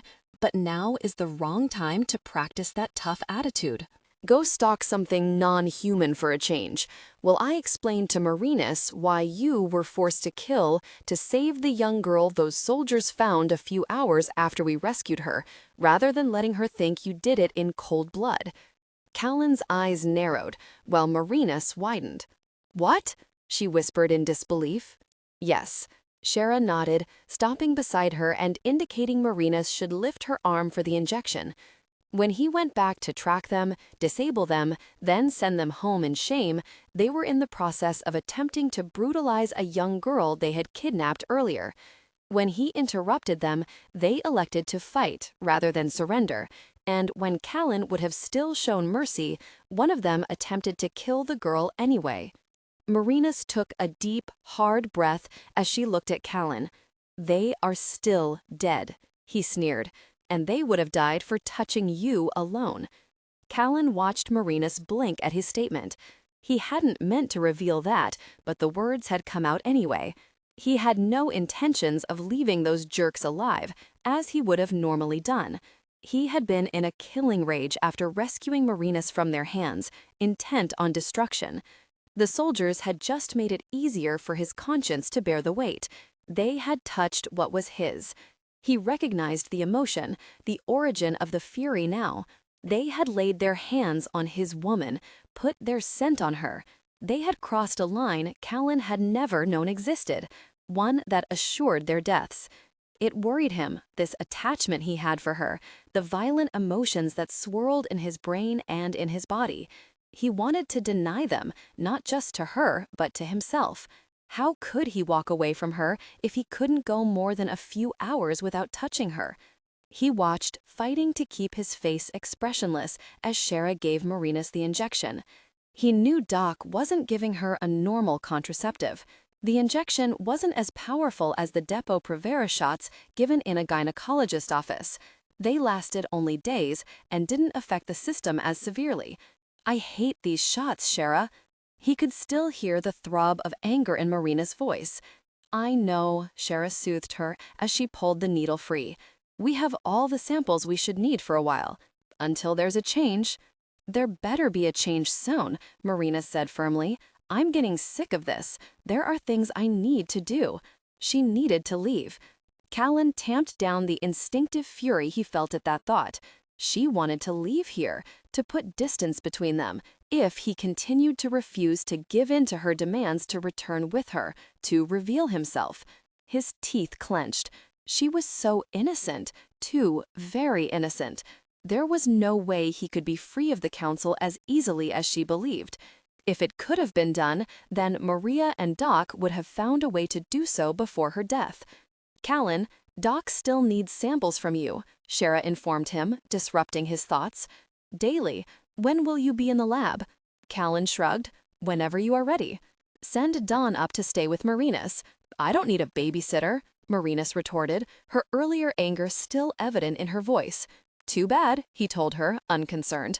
"I am not comfortable leaving you alone, so I will ensure you are not alone. Your wishes in this don't matter." He ignored Shara's look of surprise, Merinus' narrowed eyes, and flash of stubbornness. "Geez, Callan, I think all this excess testosterone flooding your system is putting you in overload." Shara frowned. "Testosterone overload?" Merinus gave an unladylike grunt. "More like jerk overload, if you ask me." Callan growled low and deep at the defiance in her voice. "And don't you go doing that growling thing at me." She pointed her finger at him commandingly. "I've had it with you this morning, Callan. Don't bother leaving that lair in the basement if you can't act decent." His body responded powerfully. He could feel a strong, demanding desire. He considered how to assert his dominance, to teach her to defy him in such a way. The vision of their intimacy was nearly an irresistible pull. He breathed in deeply. "Let's go." He stalked across the room as he ordered Shara to follow him. "Another minute in this woman's company, and I will become violent." "Or I will," muttered, though her voice sounded weaker, more petulant than furious, as it had before. Strange, she had not pouted since he had first set eyes on her. He didn't expect to hear it coming from her now. Let her pout. When he returned to her, he would show her who the dominant one was between them. He would ensure he understood his authority. And he knew how to do it. The council had been amazingly thorough in his lessons. Intimacy could be a powerful tool, a way to influence or persuade, whichever the situation warranted. He would show her that intimacy could be intense, a lesson in connection so incredible it bordered on overwhelming. A strong desire surged through him at the thought. Very well, tests first, then he would show his woman who was boss. She wasn't about to wait on him. She was fed up with tests and orders and the intense desire that pulsed through her body. All she had to do was get away from him. That was all. The enforced confinement only bred the strong connection her body was harboring for him. If she could just get away from him, then she could control it. Merinus hurriedly dressed in jersey shorts, a light tank top, and her running shoes. She tucked some cash in the zippered pocket of the shorts, then slipped from the house. She knew the other 3 males were patrolling the hills around the cabin for mercenaries, but she hoped they were overlooking the main road in. A vehicle could be heard easily coming in, she knew. That area wouldn't be a weak point. Taking a deep breath, she sprinted across the yard and worked her way into the forest that bordered the road. Staying close to the gravel track, she kept just inside the tree line, jogging quickly toward the main road. It wouldn't take Callan long to find out she was missing, and tracking her sure as gosh wouldn't be a problem for him. She had to get to camp. Callan may have stolen the cell phone she carried with her, but there was a spare hidden in the Jeep. And the Jeep was still there.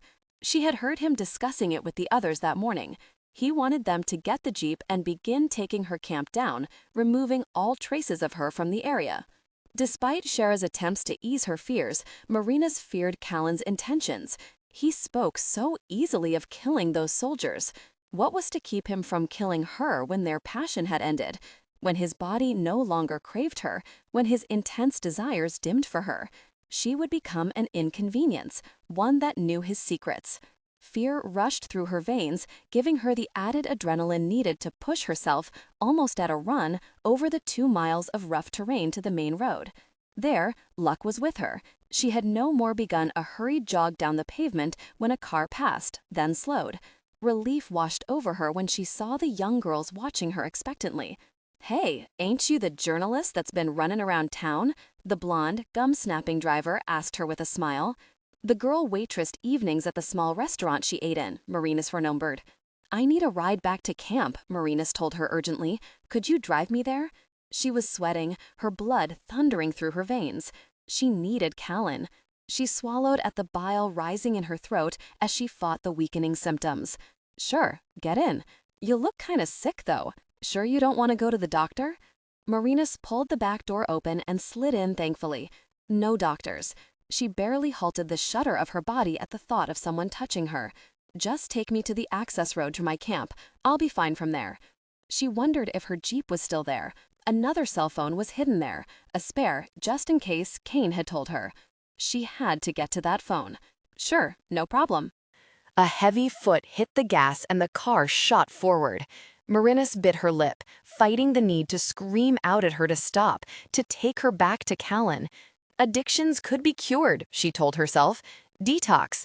Kane had gone through it a long time ago, and he told her once any addiction could be cured. All you had to do was fight it. Just fight it. She could fight it, Merinus assured herself. Her fists clenched in the pockets of her shorts. Her body felt restless, and the air became stifling. She tasted blood from her teeth biting into her lips, and she was forced to clench her teeth instead. Control, she chanted to herself. Control. Kane said all it took was control. The roar that erupted from Callan's throat when they realized Merinus was missing almost shocked him. He knew it shocked the others. Don whimpered, Shara flinched. The 3 men whose sole job it was to protect the house paled. "You didn't even know she was out there?" The primal growl in his voice had the 3 men taking a step back. "We were above her, Callan. There was no reason for us to believe she would try to slip away from you." Tabor defended them all. "And why would you not patrol the road? Do you think no one would think to use it?" he bit out harshly. "What in gosh is it there for?" "We would have heard nothing if they were on foot as Merinus was," Callan rasped furiously. The rage pulsing through his body was hot and violent. Gosh, she had run from him, taken money and the keys to her vehicle and ran, despite the intense desires raging through her body. And she desired, he knew, because the strong pull of attraction was making him demented. "We miscalculated," Tabor admitted. "You made a mess. There's a difference," Callan accused him. "She's headed for camp." He pushed his fingers through his hair, fighting to think. "She'll want her vehicle so she can run. Let's go." He turned on his heel, unwilling to wait any longer. "Shara, you and Tanner head for town. Make certain she's not there. The rest of us will head to camp. My very luck she's really called in the Marines by the time I get there." The Marines or those very brothers she kept threatening him with. That woman thought her brothers could move the very world if they wanted to. He bit back an oath of disgust as he jumped into the Bronco and turned the key. Tabor and Diane followed quickly, settling into their seats as Callan tore out of the driveway. "She's becoming a liability, Callan," Diane charged as they sped onto the main road minutes later. "A danger to us." "Shut up, Diane." Callan flicked a glance at the other man through the rearview mirror. He watched fury wash over Diane's face, his brown eyes narrowing in offense. Callan was past caring. Respect came with a price. He and Tabor had made a mess, and Callan would be very upset before he would accept the responsibility for that himself. They each had a job to do, and he had done his part. The other males had failed in theirs, and the price could end up being their lives if they didn't find Merinus. "She shouldn't have much of a head start on us," Callan bit out. No more than an hour, and she would have taken much of that jogging to the main road. Could be less if she didn't get a ride right off, Tabor offered. Callan flicked him a sarcastic glance. Of course she would have got a ride right off. No one around here left anyone walking. If she's called her family, you'll have to let her go, Callan, Diane bit out. We'll all go into hiding again. There's no other choice. Callan refused to answer him. He turned sharply onto another graveled path, a shortcut that would take him right to the area Merinus had parked her jeep. The drive was mere minutes compared to the half-hour it would take by going around.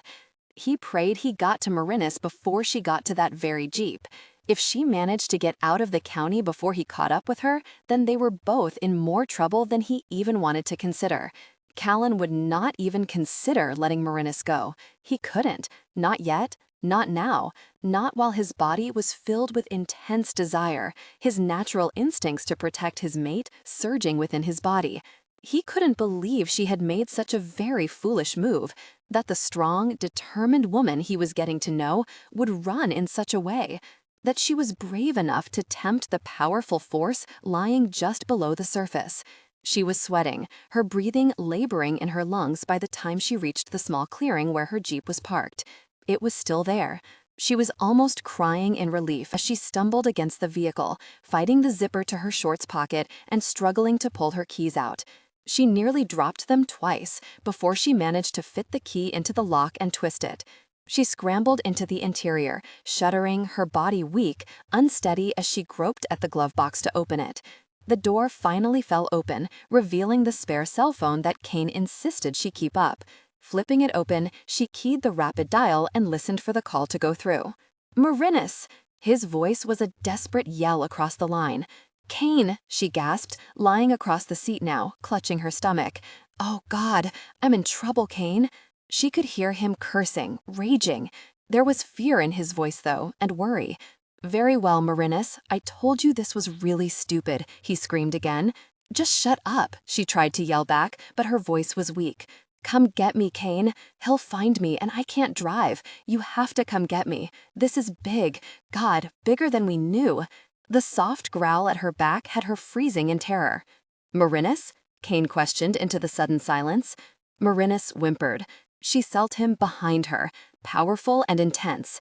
She knew he was filled with strong emotion, knew he was furious. Hurry, Kane!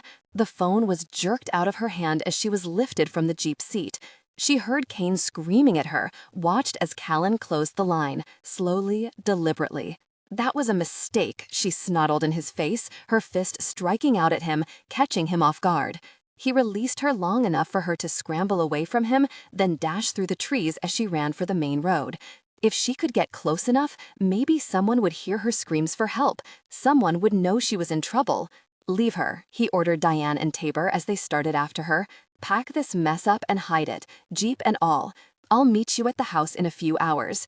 Callan tossed the ringing cell phone into the jeep with a snarl. You just going to let her run? Tabor asked him curiously. She's headed away from the road, not to it. He shrugged, knowing how often greenhorns got lost in the area due to the paths that pretty much looked the same. Do as I said. I'll catch her. Callan, maybe you should let me go after her, Tabor suggested. You're not exactly calm right now. She's safe, for now, Callan assured him. Just do as I said and I'll meet you back at the house later. Callan was furious. He couldn't believe he hadn't managed to get to her before she made that very phone call. The last thing he needed was the Tyler newspaper clan descending on the little town, looking for him. He should have taken care of the camp and her jeep sooner.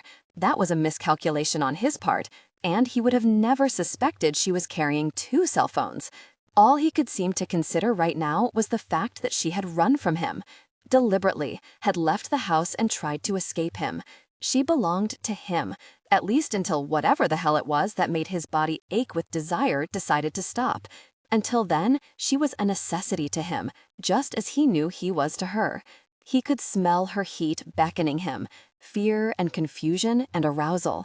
It was a heady scent that sent his own pulse pounding, his body stirring in response.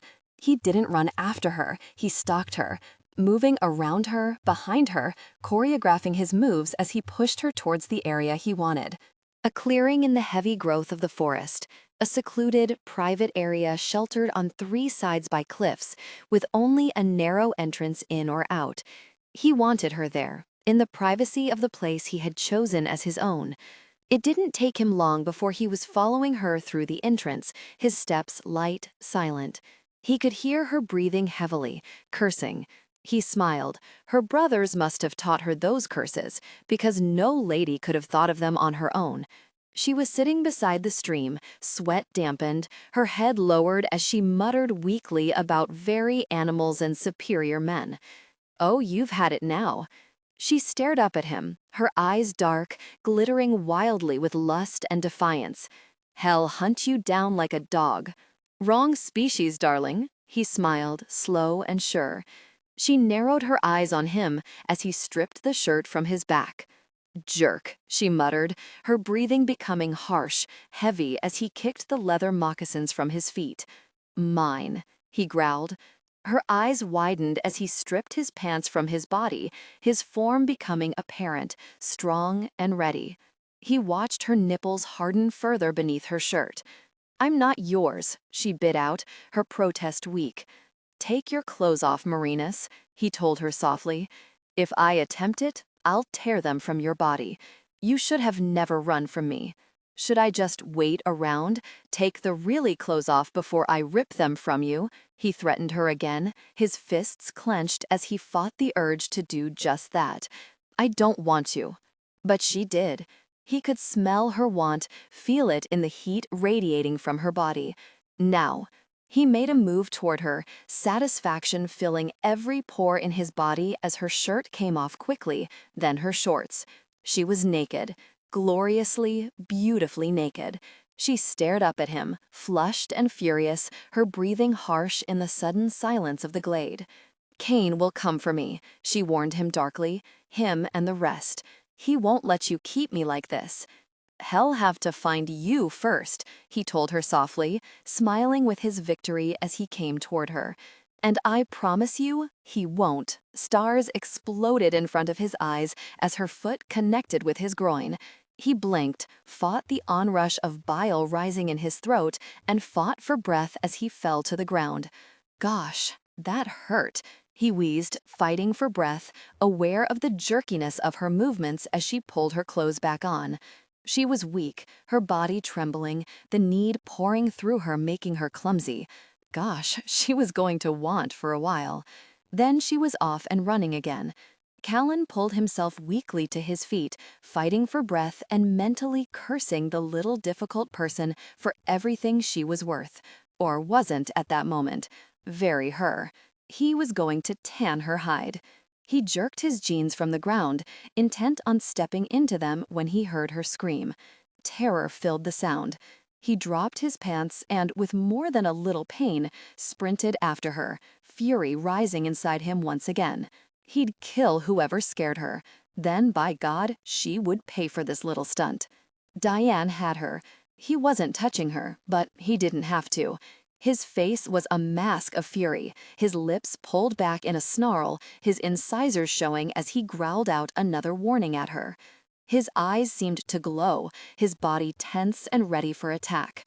Merinus was on the ground again, scooting back desperately as he advanced on her. "Callan!" Her scream ricocheted around the clearing as Diane reached for her. Callan acted on instinct. He saw the intent in Diane's face, the twisted fury and hunger that raged in the other man. He launched himself at him, a savage snarl erupting from his throat as he tackled the other man. Callan had known killing rage only one time before. The haze of blood before his eyes, the need for death in his tense muscles as he threw Diane away from Merinus. The savage snarl of fury should have been enough to warn the other man. Instead, Diane rolled to his feet, facing the proclaimed head of the pride, snarling in defiance.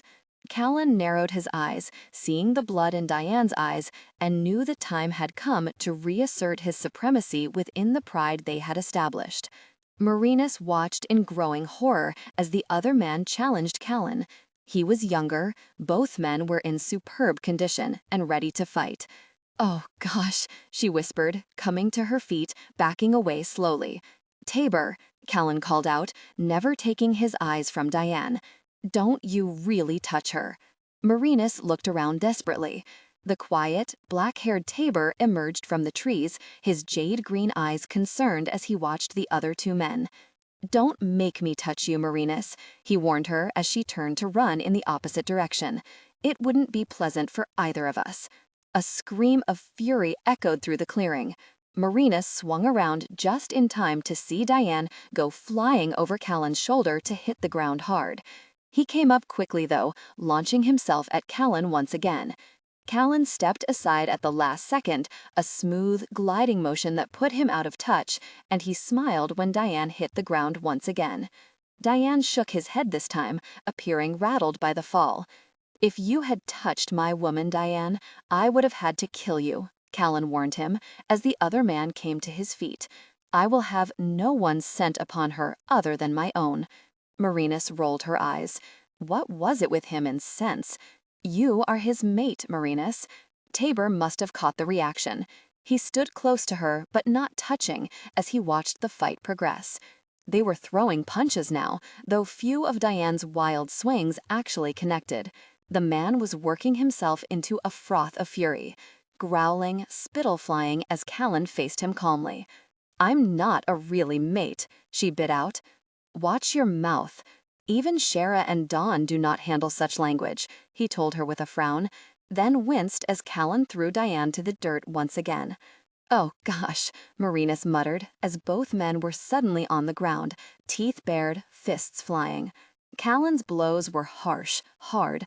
Merinus heard his fists connecting with Diane's flesh, heard the other man's grunts of pain, his snarls of rage. She had never seen anything so vicious as the blood and blows that reigned between them. Until finally, Diane fell back, nearly unconscious, as Callan jumped to his feet.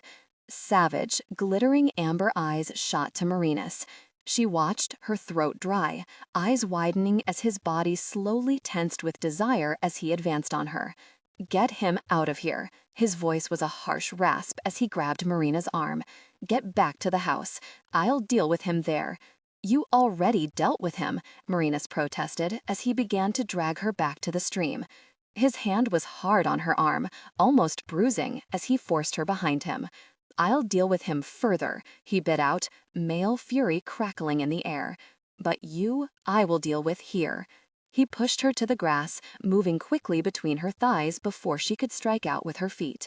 He gripped her fists in one hand, stretching her back, anchoring her along his body. Tension broke. They gave in to desire, connecting deeply. Afterwards, breathless, her body was overwhelmed with desire for him.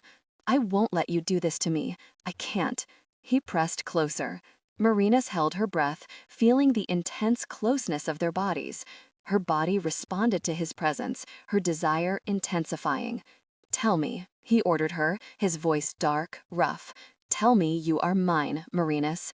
He stared down at her, his eyes bright, intense as he held her securely, their bodies moving with slow, torturous degrees of intimacy. She was shamefully aware of the intense sensations as their bodies connected. She was drowning in her own intense desires, her own needs. "Touch me," she begged shamelessly, her breasts pressing against his chest. "Please, Callan, touch me." He caressed her intimately, rough, rasping her flesh. She arched against him, needing more. "Tell me, and I will give you what you need," he told her tautly. "Say the words, Merinus." "No." She shook her head, her hips twisting as she fought to get closer to him, to deepen their connection. "You will tell me," he groaned, his hand gripping her hip while the other held her hands anchored to the ground. She looked up at him, seeing the savage lines of his face, the determination in his eyes. His body was hard, so hot against hers it nearly scorched her. She had to fight to keep the words he wanted from pouring from her mouth. He wanted surrender. He wanted to dominate and possess, and she refused to allow it. She couldn't let him. If he did it now, there would be no stopping him from doing it later.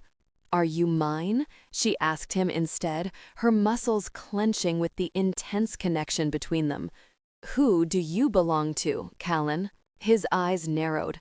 "My brothers will be here soon," she told him, panting, fighting to keep her sanity. "They'll take me home then. Whose will I be then?" "No," he bit out, his hips pulling back, then easing their intimate connection again, no further though than it had been before. "No?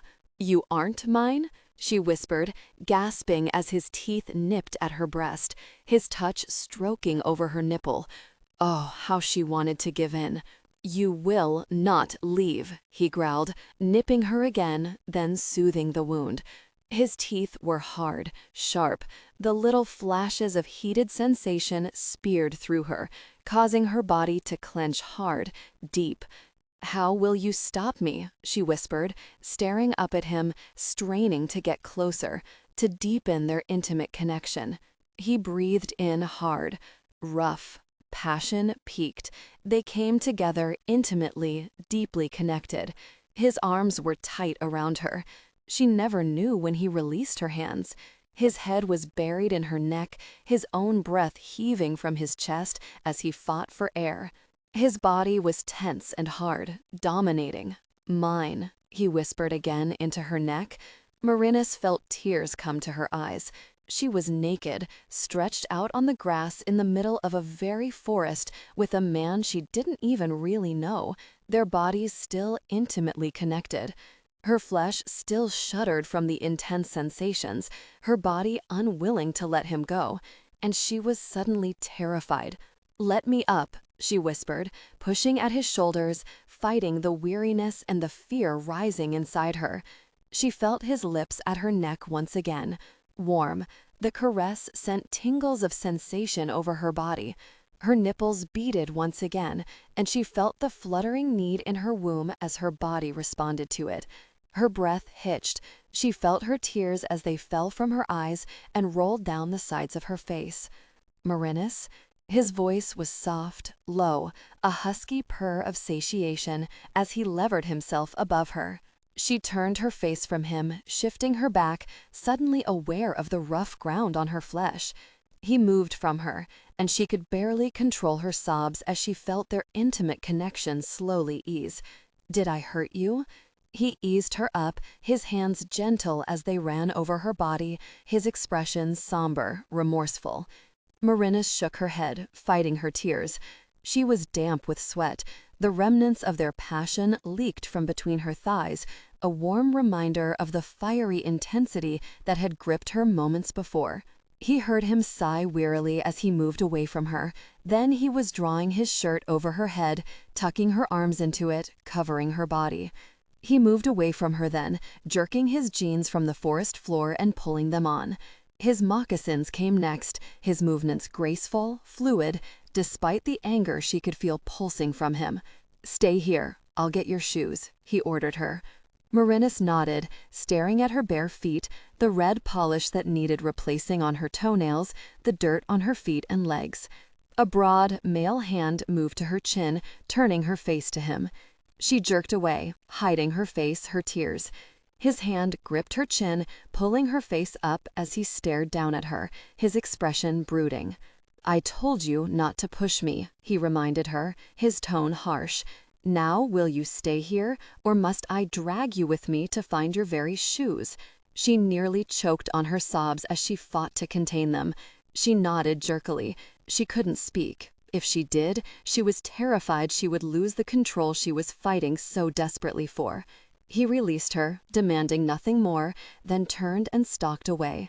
Merinus wrapped her arms around her waist, biting her lip as she tried to stem the tears that fell from her eyes. She was suddenly so frightened she could only shudder with it. What in God's name had she gotten herself into? "Here." Callan knelt at her feet. With gentle hands he put her shoes on, then tied them quickly. Rather than moving when he finished, he continued to kneel there, his head lowered, his fingers caressing her ankle. "I'm sorry." His voice was edged with frustration. "I didn't mean to hurt you." His head raised, his eyes dark with concern and bemusement. As though he too were treading in waters so unfamiliar, the threat of drowning was imminent. "Cain will come for me," she whispered. "You have to let me go, Callan." His lips twisted bitterly. I know, he agreed, his hand lifting, his thumb wiping her tears from beneath one eye.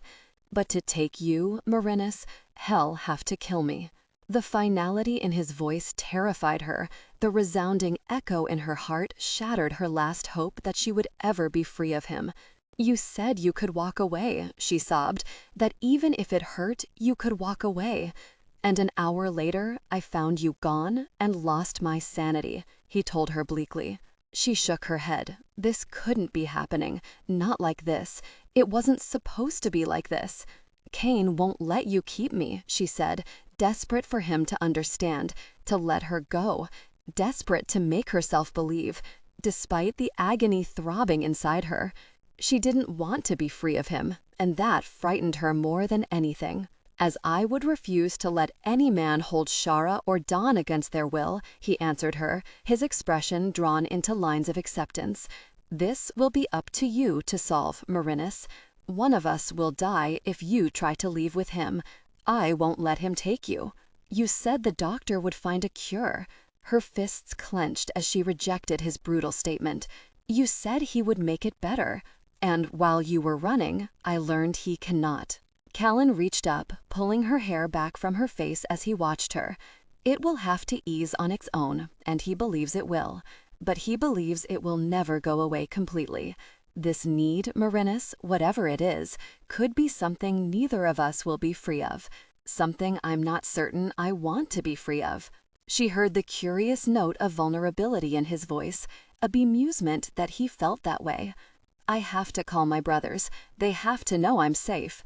She knew Cain was going crazy with worry. He wasn't safe to be around when he did that.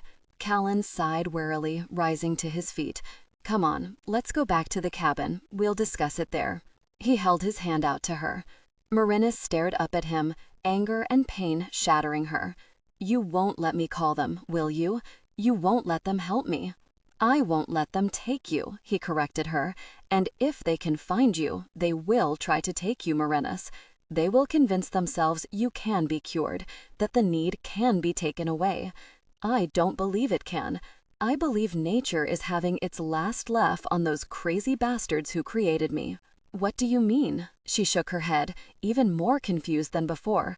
The hormone releasing from my body to yours counteracts the contraception injection the doctor's been giving you, he told her softly. We were created to be unable to breed, our ability to reproduce incompatible with normal humans. But that hormone is changing that, slowly, reversing the DNA coded into us. We're mated. Nature will allow us no other choice. Merinus felt her world tilt. Her hands pressed to her stomach. She had to fight for air. Am I? She swallowed tightly. Not yet, he assured her, but eventually you will be. There's nothing we can do but see how this anomaly intends to work itself out. No. Desperate, pleading, she came to her feet, her hands gripping his arms.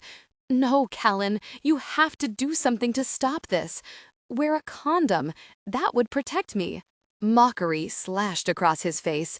What, Merinus? Unwilling to breed with an animal after all? Shock held her immobile for only a moment. Very you, she lashed out at him. I'm unwilling to be an experiment for you. You don't love me, Callan. I'm nothing to you but a bodily function. I refuse to have a child under those circumstances. A condom will not work anyway, he told her bitterly. That part of me that gives you such pleasure, that connects with you so intimately, would not allow it. What are you saying? She shook his arm, her nails biting into his flesh.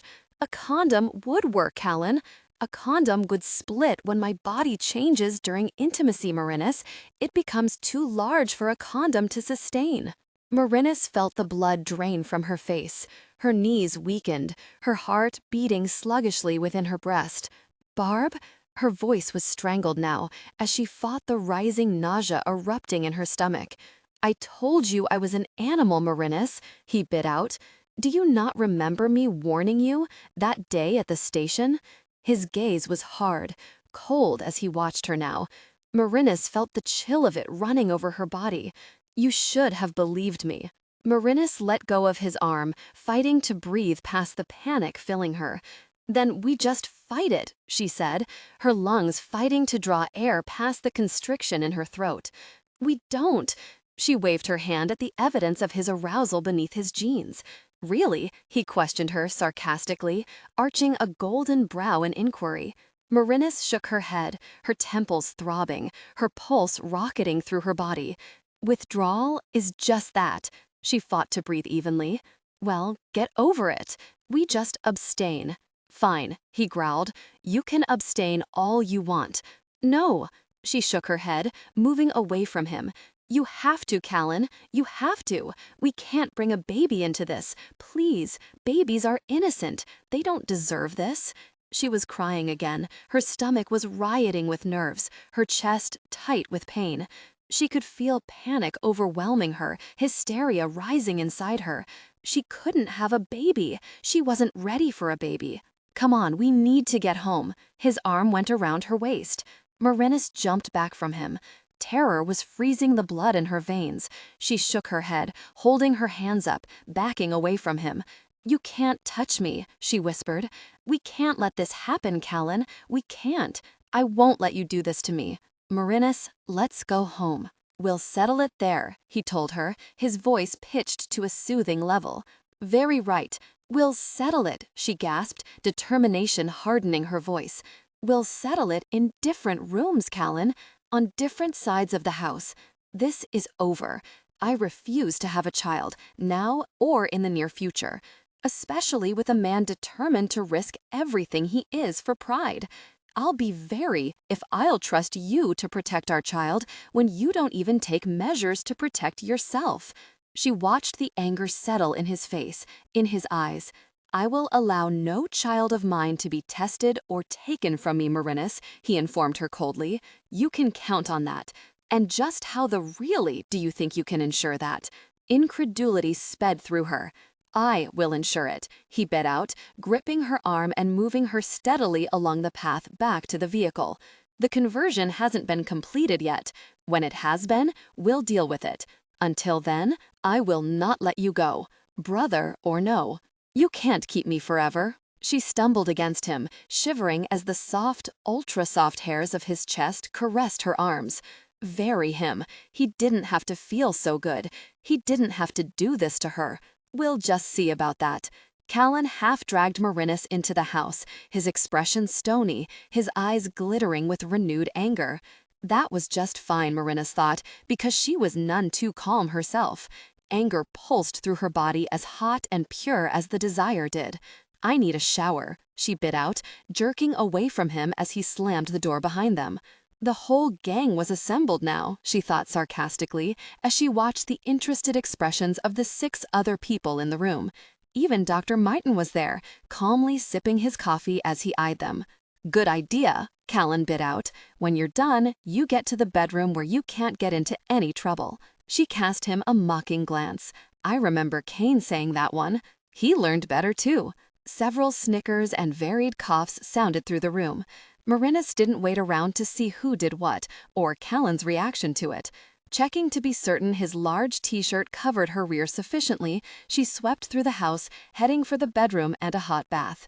She called her brother. Callan watched Merinus disappear into the hallway. I expect the full brood to descend on us. It's time to make plans. I told you she was trouble, Diane growled, his eyes glittering with hot anger beneath the bruises that marred it. Callan stared at the man, seeing a fury that worried him. I would refrain from such comments until I forget the fact that you were ready to attack her, Callan ordered him tightly. He would never forget the sight of Diane ready to spring an attack. Diane's lips curled, and Callan nearly lost his control again. Get outside and patrol the house if you can't contribute something to this conversation. Callan stalked to the coffee pot, pouring a large mug and fighting for composure. He heard a chair scrape eerily over the wood floor. Seconds later, the back door slammed with window-rattling force. Anyone else? He asked, without turning around. Silence greeted the question. He turned back to them, seeing the concern on their faces.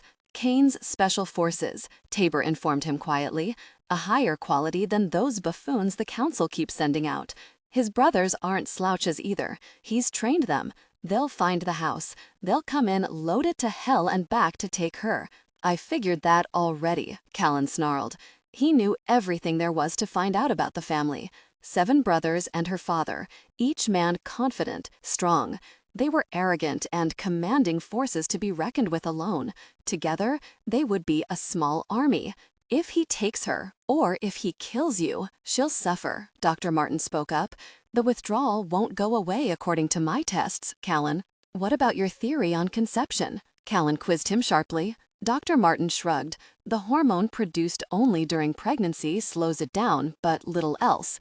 What worries me is the effect your hormones are having on her contraceptives. It counteracts them. And somehow, some way, a minute amount of your reproductive cells has become perfectly normal. There's a chance, albeit slim, that she could conceive at any time. Callan rubbed at his neck wearily.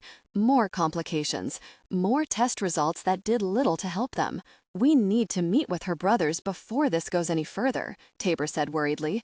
We can't take a chance with you, Callan, or with her. Let her call them, Cal, Shara advised on the end of Tabor's statement. They have to be terrified for her. She's their baby sister, John's child. Maria would have hated this. The reminder of his surrogate mother and her devotion to John Tyler pierced at him. It wouldn't hurt to let her call, Tabor agreed. Let her arrange for them to meet with Doc before they come in like the very Marines. Merinus won't thank you if you hurt one of them. She would likely try to kill him herself, he grimaced. Maybe you're right, he sighed. Maybe it would calm her down some. She's like a very volcano ready to erupt, and when she does, it's you that's gonna get burnt, Shara told him with little sympathy. Your attitude with her sucks. Callan frowned. It's normal. Doc grinned. The mating ritual of all animals. The males fight for dominance over their females. Human males have lost the fight in the past generations with feminism and equal rights and getting in touch with their sensitive sides, he snickered. Callan's DNA refuses to allow him the choice in dominating her. It's part of his genetic code. Callan snarled. Just what he needed, a really scientific explanation of the problem. Great, Tabor muttered. Just what we needed to know. And the need to dominate was growing worse.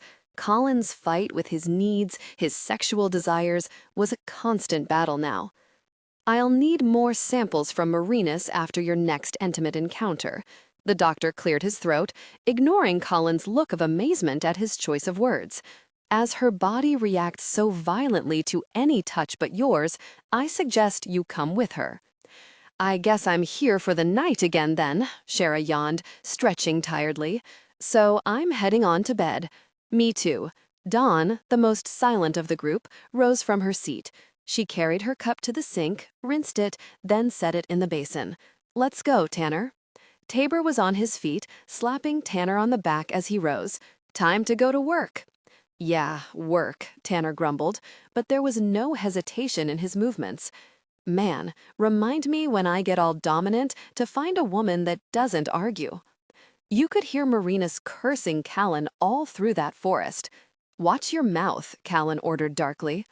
Tanner grinned, lifted his hand in a friendly salute, and followed Tabor out the kitchen door. The house was silent now, emptied of the pride in their worries, concerns, and affections. It left Callan feeling tense, almost alone. The feeling left him longing for Merinus. Not just sexually, but for her companionship, the measure of understanding he had found in her, despite her anger. He rose to his feet and paced into the living room. He turned the television on low, hoping to fill the silence that had never bothered him before. As he lowered himself wearily to the chair, a small vibration in his jeans had him frowning in surprise. Merinus' cell phone. He pulled the device from his pocket, stared at it a moment, then flipped it open. Yeah? There was silence over the line. I want you to give this phone to Merinus. The command in the male voice had Callan's brows lowering, his possessive instincts towards Merinus flaring. And may I ask who's calling? Callan smirked, as though he didn't know. The silence again, the echo of quiet rage. Is she alive? Had he been a lesser man, a shiver would have worked down his spine, Callan thought. Of course she's alive, he bit out. Killing innocent young women is next year's job. This year, I'm just stalking jerk soldiers. You have enough of them following after you, the voice snapped. I sent my sister there with an offer of help, not so you could abuse her. Callan came to his feet. I have not abused her, he growled furiously. If anything, that woman has, at every opportunity, done her best to foil my best attempts to keep her from my problems. I blame you, Mr. Tyler, as her older brother, for her willfulness and her total disregard for authority. Your sister is a menace. Frustration edged a deeper growl from his throat as he allowed his frustrations rain on the man who had most likely caused Merinus to develop such traits. Then you will have no problem giving her this phone, so I can make arrangements to collect my willful sister, Kane remarked smoothly, suspiciously. I'll be landing at the airport in a matter of hours. I expect her to be waiting for me. Callan stilled. I don't think that's possible, Tyler. He kept his voice smooth, calm. Regrettably, your influence on her has been detrimental. She is a stubborn, determined woman, but she is now my woman. Silence again. Callan imagined the man was fighting for control himself, a way to ease his sister from whatever danger he believed she was in. Don't make me come in and take her, Kane warned silkily. You wouldn't like it, Lyons, and your sister would not survive it, Callan answered him quietly. Do not make that mistake. Harm her? I could no more harm her than I could harm myself, Callan bit out. Your sister is not in any danger from me. But she can't leave me now. For her own safety, it's out of the question.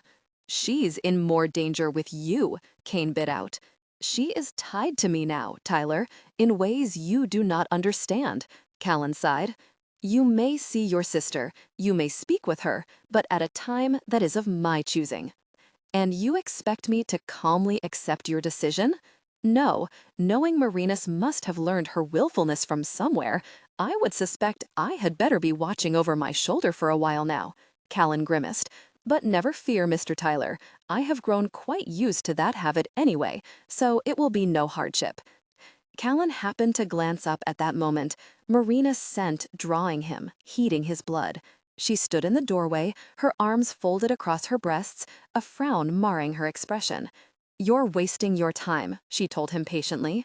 If that's Kane on the phone, then you won't convince him of anything. Who says I wish to convince him at all? He asked her, allowing a smug smile to tip his lips. I merely grew bored with my own company. Let me talk to her, Lyons. Tyler's voice was suddenly imperative, coldly furious at his ear. Merinus stood patiently in front of him, her hazel eyes suspicious, hopeful. He sighed roughly. He should have never answered the very phone. He covered the mouthpiece carefully, watching her. I won't mention the others, she said softly, but if you don't let him talk to me, he'll become dangerous, Callan. I don't want you or my brothers hurt. And you can bet Kane's not alone. Callan snarled softly. A complication they of course did not need. Talk to him, but Merinus, remember, my pride would give their life for yours. Don't betray them. He didn't think she would, but they hadn't survived this long on faith alone. She came to him slowly, her slender arm reaching out for the small phone. Callan handed it to her, watching her, assessing her soft expression as she brought it to her ear. He listened to her talk to her brother. He heard the tremble in her voice, her unwavering faith in Kane as she talked to him, argued with him, assured him. It's not that simple, Kane. I can't leave him, she finally said softly. I know you don't understand, but I'll explain it all when I understand it myself. Callan reached out, his fingers gripping her other arm lightly. Tell him we will meet with him. You and I and Dr. Martin. Alone, Merinus. I will not have your whole tribe breathing down my neck. She looked at him in surprise. As though I don't know he has your whole family in that plane with him. He grunted.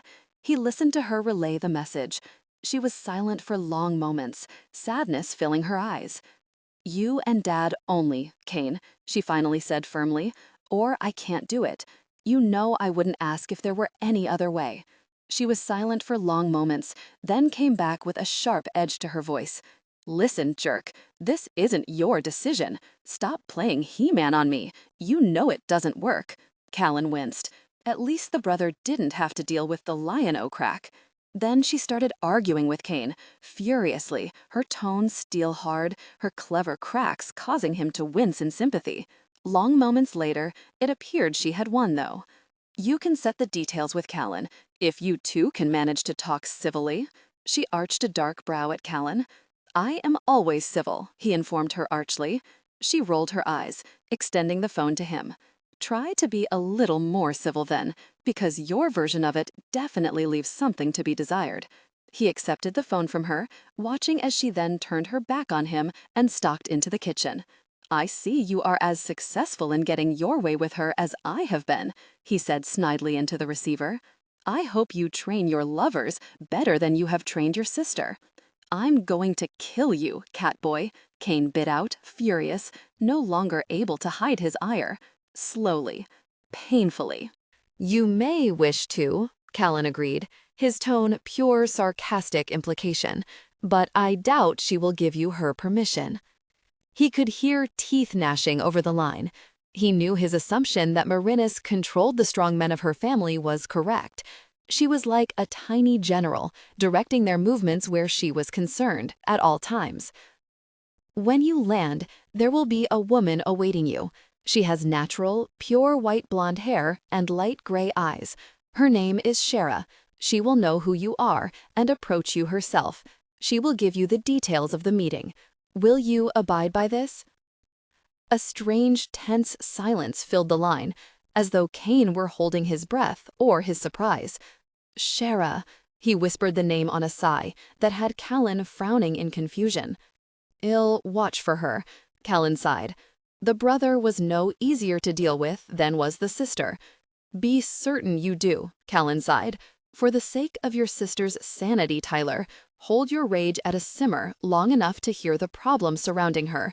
Perhaps you will draw a bit more sympathy from my position by then. The phone disconnected. Callan grinned mirthlessly. He well understood Cain's problem. Just as Callan sought sympathy for his plight as Merinus' brother, unwillingly of course, so too did Cain feel sympathy for Callan. Though Cain was furious at the suspicions he had regarding the relationship between Merinus and Callan. You two finished consoling yourselves? The scent of her hit him powerfully. She stood in the entranceway once again, a sandwich in one hand, a glass of milk in the other. She walked over to the couch, her movements graceful, her body appealing in the soft jersey shorts and light sleeveless t-shirt she wore. Her eyes were dark with desire building in her, and she seemed to determine to ignore it, and him as well. She lifted the remote from the coffee table, scanned the channels quickly, then settled on a bloodthirsty action-adventure that set his teeth on edge. He sighed restlessly, dragged his fingers through his hair, then stalked from the room. He would be very if he would sit there, her scent making him crazy for her, while she watched television. If she wanted to ignore it, and him, then by God let her have her way. He would see which of them came crawling first. Merinus watched Callan stalk the house as she ate. When she lay down on the couch, she tried to focus on the movie, but he growled and stalked back to the bedrooms. She sighed wearily. Her core was so hot it felt on fire. She could feel the dampness on her panties, the slick sensations coating her bare flesh. She was miserable, empty, so empty she wanted to scream at him to be with her, to connect deeply, to share the intense passion they had known in the forest. That dominance, the intense intimacy, the utter loss of control he displayed only spurred her desire higher. She shivered, remembering his teeth locking onto the sensitive skin between neck and shoulder, the sharp incisors barely piercing the skin, the sensual pain edging her pleasure higher. She hated that, hated knowing that she was so depraved she would enjoy it, that she needed it again, only hours later.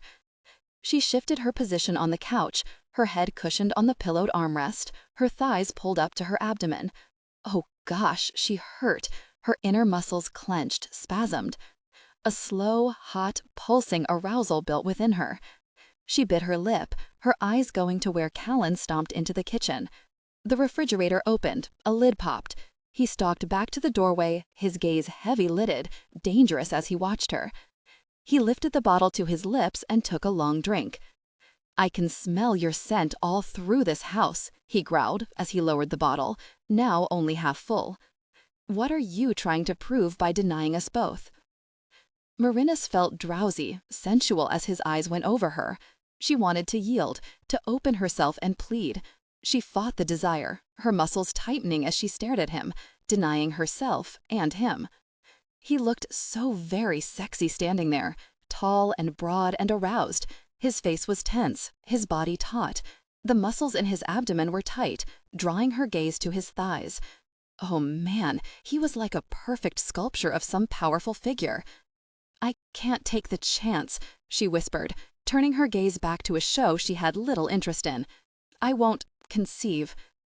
There is little chance of that as of yet. Callan shook his head.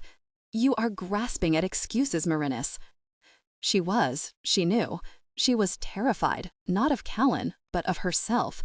She was terrified of the building needs, the utter lack of mercy her desire had on her emotions. She couldn't separate emotional need from physical need anymore, not since this morning. Not since they had been together, intensely and dominatingly, controlling her body, her responses. Not since he had held her those minutes afterwards, his tongue gently touching the small wound on her neck. The mark was still there. She could feel it, throbbing, pulsing in time to her heartbeat, begging for his kiss, his caress. The sharp little pain of his teeth clenching it. I have to control it, she whispered. Her brothers would be here soon. They would have an answer. She knew them, but she would have to be careful. They would take her from Callan, and she couldn't allow that. She barely controlled her whimper of emotional pain, not just physical. Her body ached for him, but her heart hurt. She didn't want to leave, not yet. She just wanted this thing tormenting them to ease. She wanted to lie in his arms without the intense heat building. She wanted to be held by him, touched, cared for. And she was terribly afraid it was nothing but the chemical desire for him. He seemed to have none of these needs. His arousal was evident. It strained against the soft material of his sweatpants, tenting the cloth, drawing her gaze and holding it. She swallowed tightly, licking her dry lips as she wondered about their intimacy. In the heat of the frenzy of desire in the last days, it was an experience she had not been given time for. She realized now that she wanted it. She wanted to explore their connection, to feel the intensity against her lips, discover the difference in it that occurred as his peak neared. She closed her eyes, fighting the need.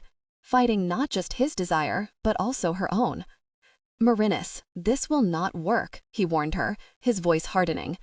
The latent male dominance that lurked just beneath the soft growl had her trembling. His voice was rough when they came together too. When he reached his peak, his chest rumbled with an animalistic grumble that made her shiver to think about it. He was the ultimate male animal, powerful, arrogant in his prowess and his abilities. Muscular, strong, every bone and muscle in his body in perfect shape. She wanted to experience the skin stretched over those hard planes and angles. She wanted to touch him, feel his flesh, and hear him groan her name.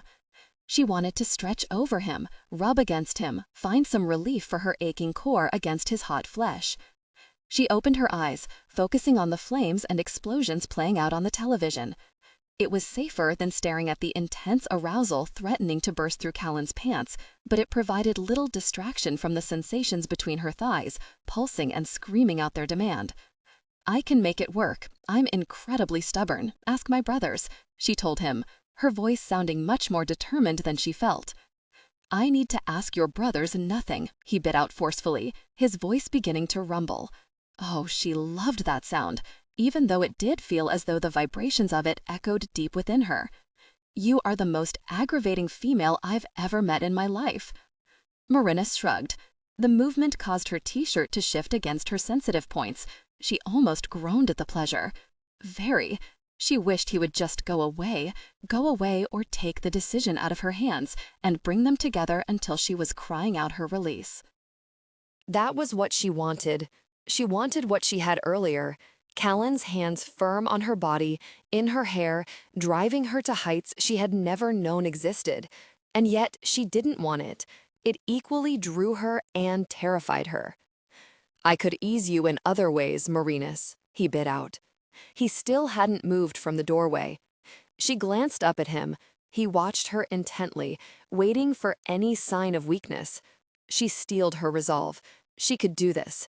She could make her body do as she wanted it to, not the other way around. Merinus swallowed tightly. No, I'd beg you to complete it, Callan. It doesn't ease until we connect intimately. The fiery wash of their intimacy, connecting deeply and intensely, was the only relief from the building pressure. No matter how many times she reached her peak, how many different ways, it was only that final action that allowed her body to cool down from a boil to a simmer. You risk my self-control this way, he told her softly. As your need builds, so does mine, just as it happened this morning. You tempt the beast taking you rather than the man, Merinus. She looked into his face. The beer bottle was empty, though he still gripped it tightly. His face was drawn in a mask of concern, of desire. His amber eyes almost glowed, hot and demanding. Her core heated further. She wanted him. She could be with him for hours and never get enough. You aren't a beast, she told him, her voice soft as she glimpsed the regret in his eyes. It bothered him, she knew, these needs, the domination he fought to keep from exerting over her, the control he fought to hang on to. He didn't like the instincts raging at him, any more than she liked those raging at her. But I am, Merinus, he sighed, looking down at the bottle he held for long moments. When he looked at her again, there was remorse and acceptance. I don't deny what I am. To do so would risk my sanity, and you can't either. You can never forget that the animal is there, lurking beneath the surface. It's dangerous to do otherwise. The problem was, the beast within him didn't frighten her nearly as much as it seemed to bother him. She felt her inner muscles tighten, her core clench with the heated memory of his loss of control. How much more dominant could he become, she wondered, then shivered at the thought. Merinus, don't do this, he told her, his voice tormented now. You are denying yourself and me. I don't want to hurt you. She heard the plea in his voice. She wanted to give in. She wanted to turn to him, to ease the fire ripping through her body, but she couldn't. Not now. Not yet. It wasn't a need to tempt him, or even her curiosity in the face of the lack of control he warned her about. She no longer controlled her own body, and she knew this was the root of her problem. She needed that control. She needed to dictate when she wanted intimacy and when she wanted to cuddle, not her body or this chemical reaction driving her insane. Not yet. She closed her eyes, fighting her tears, fighting her body. It was her body, very. It had a mind of its own lately, and it was killing her. Callan watched her a moment longer, then, with a sizzling curse, stalked from the room again. Merinus sighed, her breathing rough now that he was no longer in the room. She couldn't control the soft whimper that escaped her lips. She was only thankful the television masked the sound. She was breathing hard, fighting to draw air into her lungs as her inner flesh clenched, demanded relief. Her core actually pulsed, and her sensitive points were torturously firm, aching for the warmth of his mouth. Her hand moved, her fingers running over the sensitive points lightly, her body trembling at the incredible pleasure the action brought her. Her head ground into the pillowed headrest. She felt sensations pool between her thighs. Suppressing her groan, she sat up on the couch, bracing her elbows on her knees as she raked her fingers through her hair. Her fingers dug into her scalp. She shivered again. Even that tiny pain was exciting. She could control this. She took a deep breath, reining in the madness that threatened to whip through her. She could make it. Self-control. That was all it took. If a person could get through drug withdrawal, surely she could get through Callan withdrawal. It was just a matter of controlling the urge, that was all. She nodded firmly. The action shifted her shirt again, causing a shiver, and she bit her lip to hold back her moan. Something cold to drink. One of Callan's beers. Gosh, he had a whole fridge full. She stood to her feet, a shudder working over her body as her clothing pressed against her. Oh, goodness, she felt an intense wave of sensation. She was pitiful. Stepping carefully, she moved into the kitchen and jerked one of the beers out of the refrigerator. She twisted the cap, hearing the faint hiss. She turned the bottle up to her mouth, taking a long, cold drink. Then she held the frosted bottle between her breasts, taking a deep breath as she leaned against the appliance for support. This was bad, really bad. Where's Callan? Shara stepped into the kitchen, her eyes narrowed as she watched Merinus drink from the beer. In bed. She would have shrugged if she could handle the sensation of cloth rasping over her breasts. How long since you were intimate? Shara asked bluntly. Merinus rolled her eyes. Long enough to suit me. Yeah, right. Not in this lifetime. Shara's lips firmed. It's not a good idea to deny this when it's so strong, Merinus. You know how bad it gets. Shara moved to the sink, pouring herself a glass of water and drinking it quickly. How would you know? She bit out. I don't see you crawling all over some man trying to find satisfaction. Shara looked away, her expression cool, but a glimpse of tormented eyes filled Merinus with remorse. I'm sorry, I didn't mean that, Shara. But it's my body, my decision, Merinus spit out, then tipped the bottle up and finished the beer. It wasn't enough.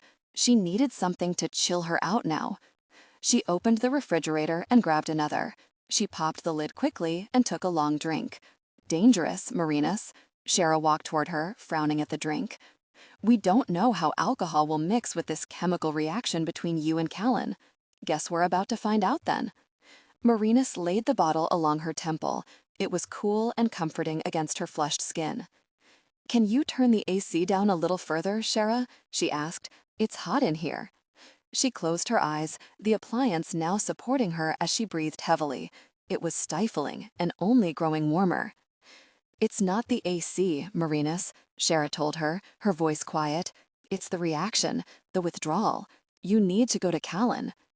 I can control this, Merinus said, more to convince herself than Shara. It will just take time. She took another drink of the beer, finally feeling the effects of it beginning to penetrate the haze of desire. Mating frenzy, what a gosh of a name to call it, she thought. She had never seen her very cats act this way. They screamed and squalled and then were done with each other. This was ridiculous. Merinus, the alcohol could have severe effects, Shara began to caution her. So could sex with Callan, she argued. For goodness sake, Shara, his little soldiers are counteracting the contraceptive you keep poking in my arm. His sperm is changing and becoming normal, and only God knows when I'll start ovulating, if I'm not doing so on a daily basis. I do not want to end up pregnant by a man who doesn't love me or need me other than to scratch some really chemical itch that's developed between us. Why can't you guys understand that? Merinus could feel the anger raging inside her now. It did this before, she remembered that day in the lab, when Shara and the doctor wouldn't stop touching her, poking at her. She eased over to the table and sat down. The pain had come next. Great, blinding waves of intense sensation that left her weak and gasping. Then Callan had kissed her. The taste of him, male and spicy, so hot, had made her crazy to beg him for intimacy, but it had eased the terrible craving. Maybe all she needed was a kiss? She could handle a kiss. His lips, rough and hot, his tongue sweeping into her mouth, caressing hers, driving her insane for more. She finished the beer quickly. I'm going to go lay down.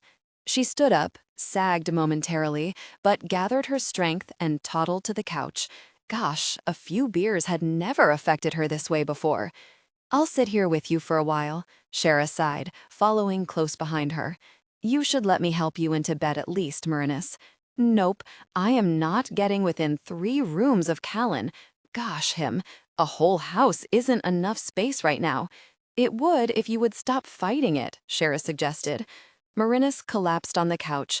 She tucked herself against the back, folding her body tight, feeling the waves of intense sensation beginning to build. Go away, Merinus muttered.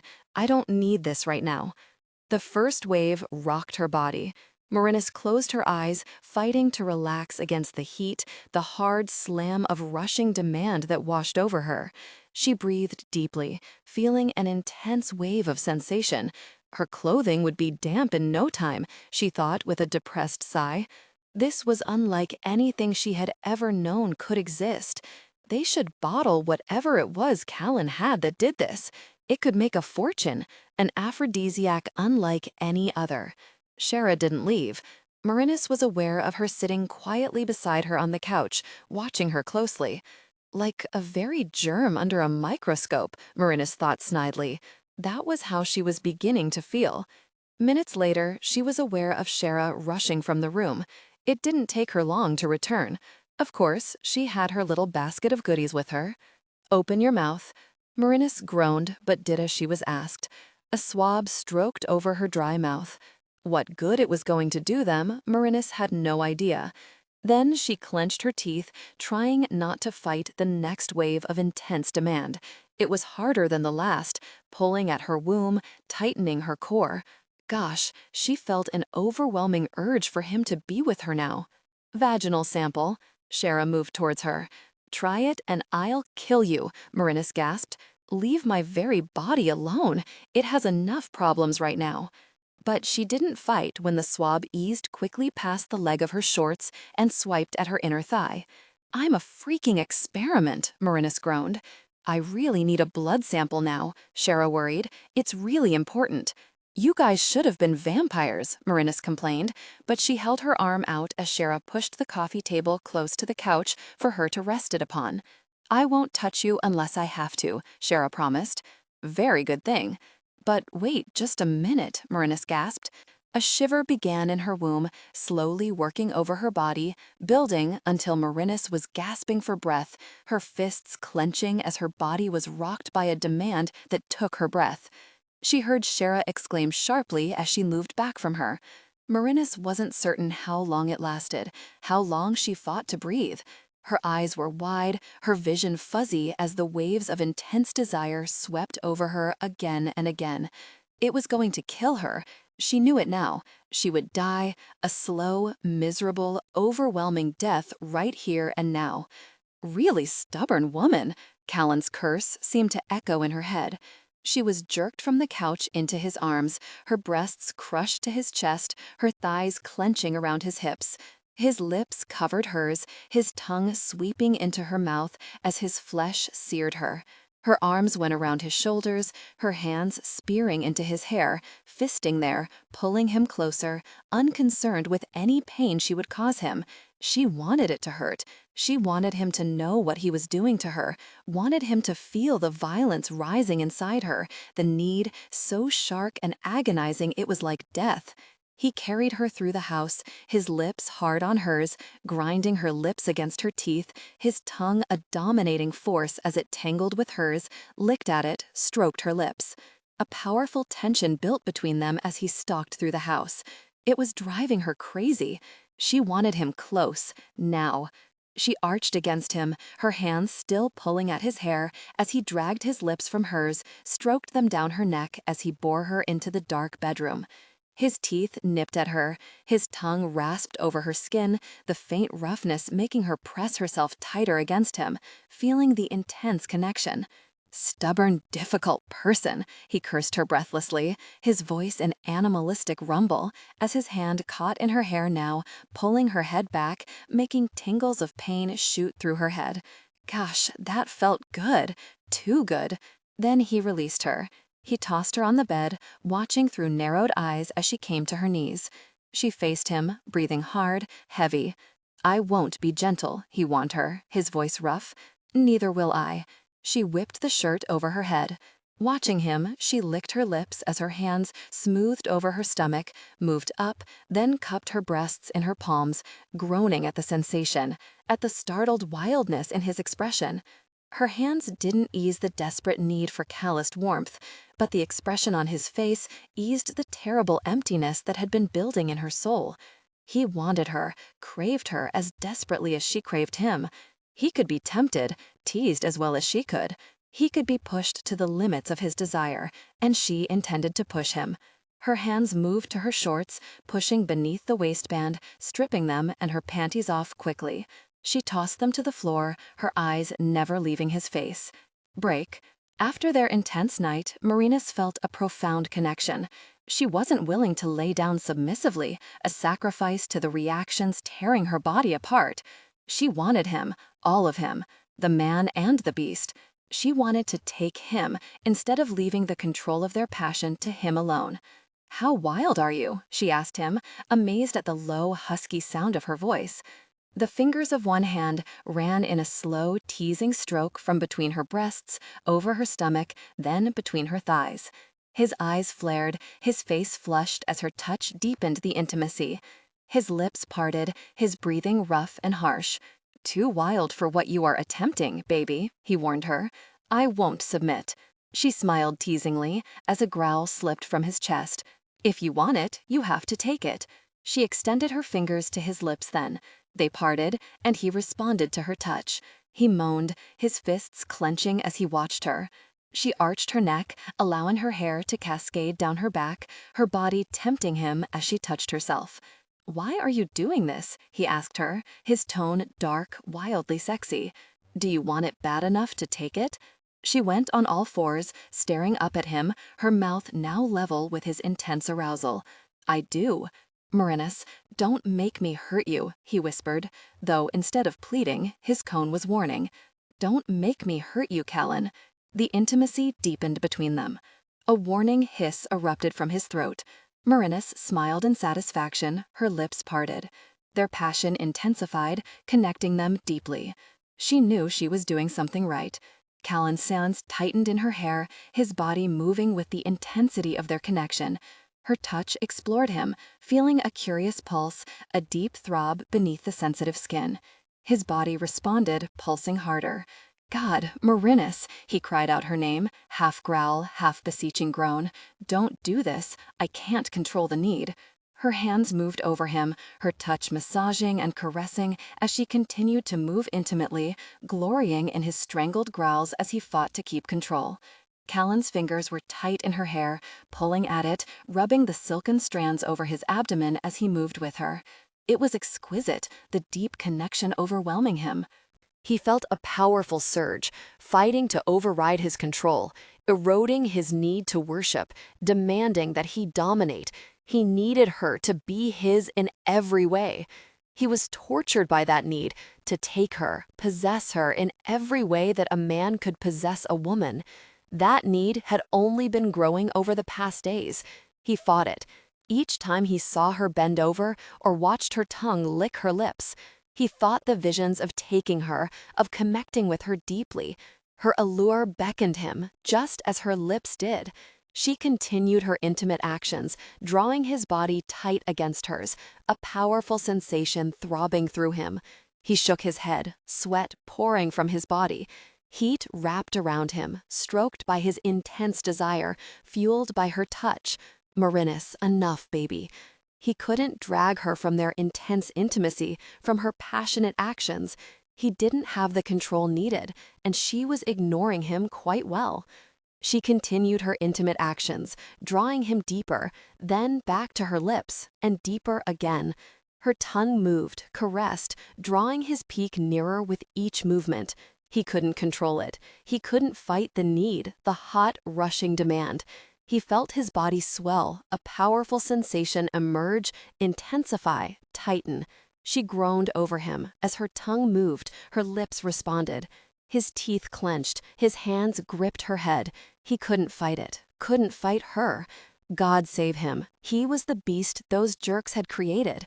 His body tightened. Then he cried out, holding her head still as he gave in completely to the overwhelming sensation before he reached his peak.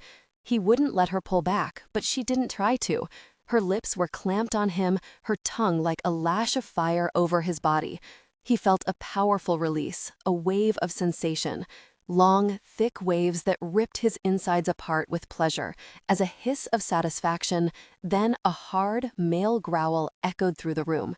He was fighting for breath, his chest heaving, his body tight as he drew back from her, shaking as her lips drew snugly over him when he pulled from her. She stared up at him, her lips damp, her eyes dark and glittering with sensuality. She was the most beautiful creature on the face of the earth. inordinately graceful, even in her passion.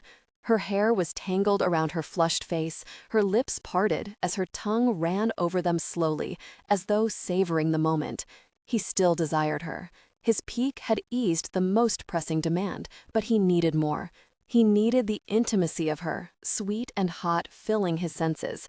Before she could fight him, he had her on her back, moving over her, his eyes locked with hers as he lowered his head, taking her lips in a kiss so hot it singed his toenails. His hands cupped her breasts, his fingers gripping the sensitive points and pinching them gently. She arched tight against him, her hands in his hair again, wrapping the strands around her fingers as she held him to her. No, tonight she was no willing sacrifice to their frenzy. She was in no way submissive. She met each kiss with a greed of her own, stroking her body against his, moaning, crying out at each touch. "You will burn me alive," he whispered at her neck, his mouth rasping over the mark he had left on her earlier that day. She shivered at the caress.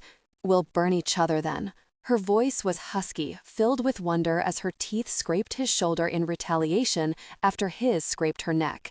He liked the feel of her teeth on his flesh, raking, feasting on him. Her tongue was like a stroke of silk across his skin, hot, moist silk that made him mad for more. He moved lower on her body, his mouth moving to her breasts. He loved the sound of her breathless scream as he kissed the sensitive points. The way her hands gripped his hair, holding him close, the way she moved against him, close to her warmth. He was starving for her. He couldn't wait much longer to move lower, to explore her intimately, to connect deeply with her. There was nothing so intoxicating as the intensity of his woman's pleasure. "I'm going to take you completely," he growled against the swollen curve of her breast as he began his downward trek. "Shall I show you the intensity you showed me, baby?" She moaned, the sound low and pleading as his lips skimmed her flat abdomen. His hands moved to her thighs, moving over the warmth of her skin, parting them wide as he lowered himself between them. He could smell her heat. It was unlike anything he had ever known. Sweet, just a hint of cinnamon, wild and elusive. He was a man dying for a taste of ambrosia, and she held the only source of that pleasure. His head lowered, his tongue moving slowly through the warm essence that coated her. The touch of his intimacy was like a bolt of electricity searing her. Merinus gasped at the sensation, her body tightening, drowning in the pleasure that washed over her. There had been nothing like it in all her life. She moved against him, feeling his touch explore her, his lips responding. His hand parted her, his finger running through the warmth that flowed from her body, caressing a path from her hidden entrance, then lower, shockingly lower, to her sensitive skin. She jerked. He growled warningly into her flesh, sending vibrations of ecstasy echoing over her body. She arched. His touch deepened. His finger slid a forbidden inch into the lower entrance. "Oh God, Callan." She gripped his shoulders, her nails digging into the muscles as her body tightened, desperate to hold him in place as she marveled at the feel of his finger lodged just past her sensitive entrance. It didn't hurt. She would have thought it would. He moved it, pulling free of her body's grip, his fingers moistening themselves in the warmth that flowed from her, then returning to slide into the tight space once again. All the while, his touch moved hard and fast inside her, driving her closer to her peak, as his finger drove her closer to insanity. She tossed, bucking against him, her hands in his hair again, pulling him close as she felt the bite of sensual pain in her sensitive depths, the intense movement of his touch within her. Torturous need clawed at her insides, burning her alive as he moved hard and fast inside her gripping channel. She was going to reach her peak so intensely she knew she would die with the sensations of it. They came together in passion. It was long moments later before she felt Callan collapse to the bed beside her, drawing her tight against his heaving chest as he dragged the blankets over their cooling bodies. He held her close to his heat, his hand pressing her face into his chest, his body wrapping protectively around her. "I'm sorry," he whispered, his voice agonized. "Oh God, Merinus, I'm so sorry. I'm so sorry." She pulled back from his chest, staring into the tortured depths of his golden eyes. She was sated, relaxed, her body felt at peace. For what? Her hand lifted weakly to caress the hard line of his jaw. I hurt you. He laid his hand over hers, pressing it close. I don't want to hurt you. She murmured. You must have found a cure. What? His voice was shocked. I can sleep now. She closed her eyes to do just that. It doesn't hurt anymore, Callan. She snuggled against his chest, feeling his arms come around her with a hesitancy that brought tears to her eyes. She kissed his chest weakly, then let the darkness and the incredible warmth of his body lull her into peace. For the first time since seeing his picture on her father's desk weeks ago, Merinus was at peace. It was barely dawn when Callan brought Merinus quickly awake. With his hand over her mouth, his voice a quiet hiss in her ear, he warned her to silence. Staring up at him in surprise, Merinus nodded her head, barely recognizing the savage standing before her. His expression was hard, frightening in the dim light of the room. What was even more terrifying was the fact that he was dressed in dark fatigues, his hair tied back, his amber eyes glowing with an eerie light within the darkness of the room. Here. He jerked her shirt over her head as he pushed her shorts into her hands. Dress quickly. He was already dressed.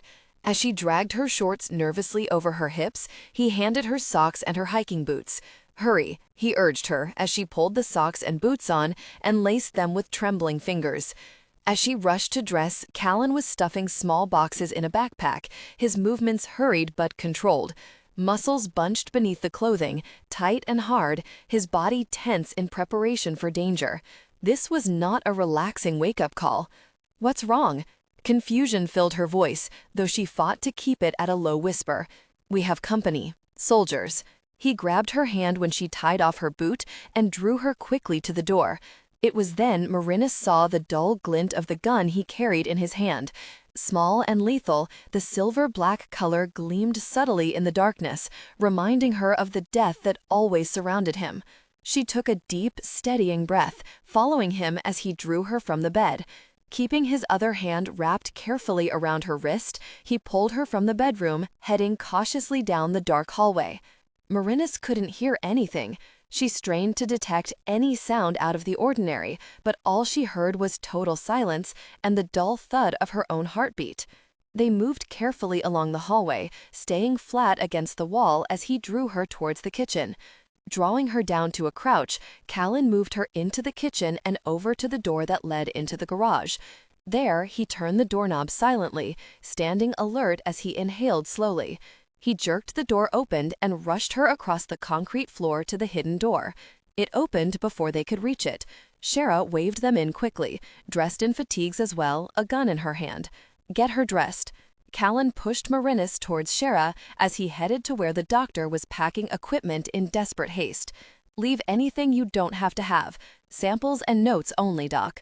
Callan grabbed several cases of just that and rushed them to a waiting jeep parked at the end of the cavernous room. We don't have time for the rest. How close are they?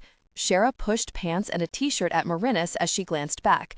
They'll be through the security system in a matter of minutes.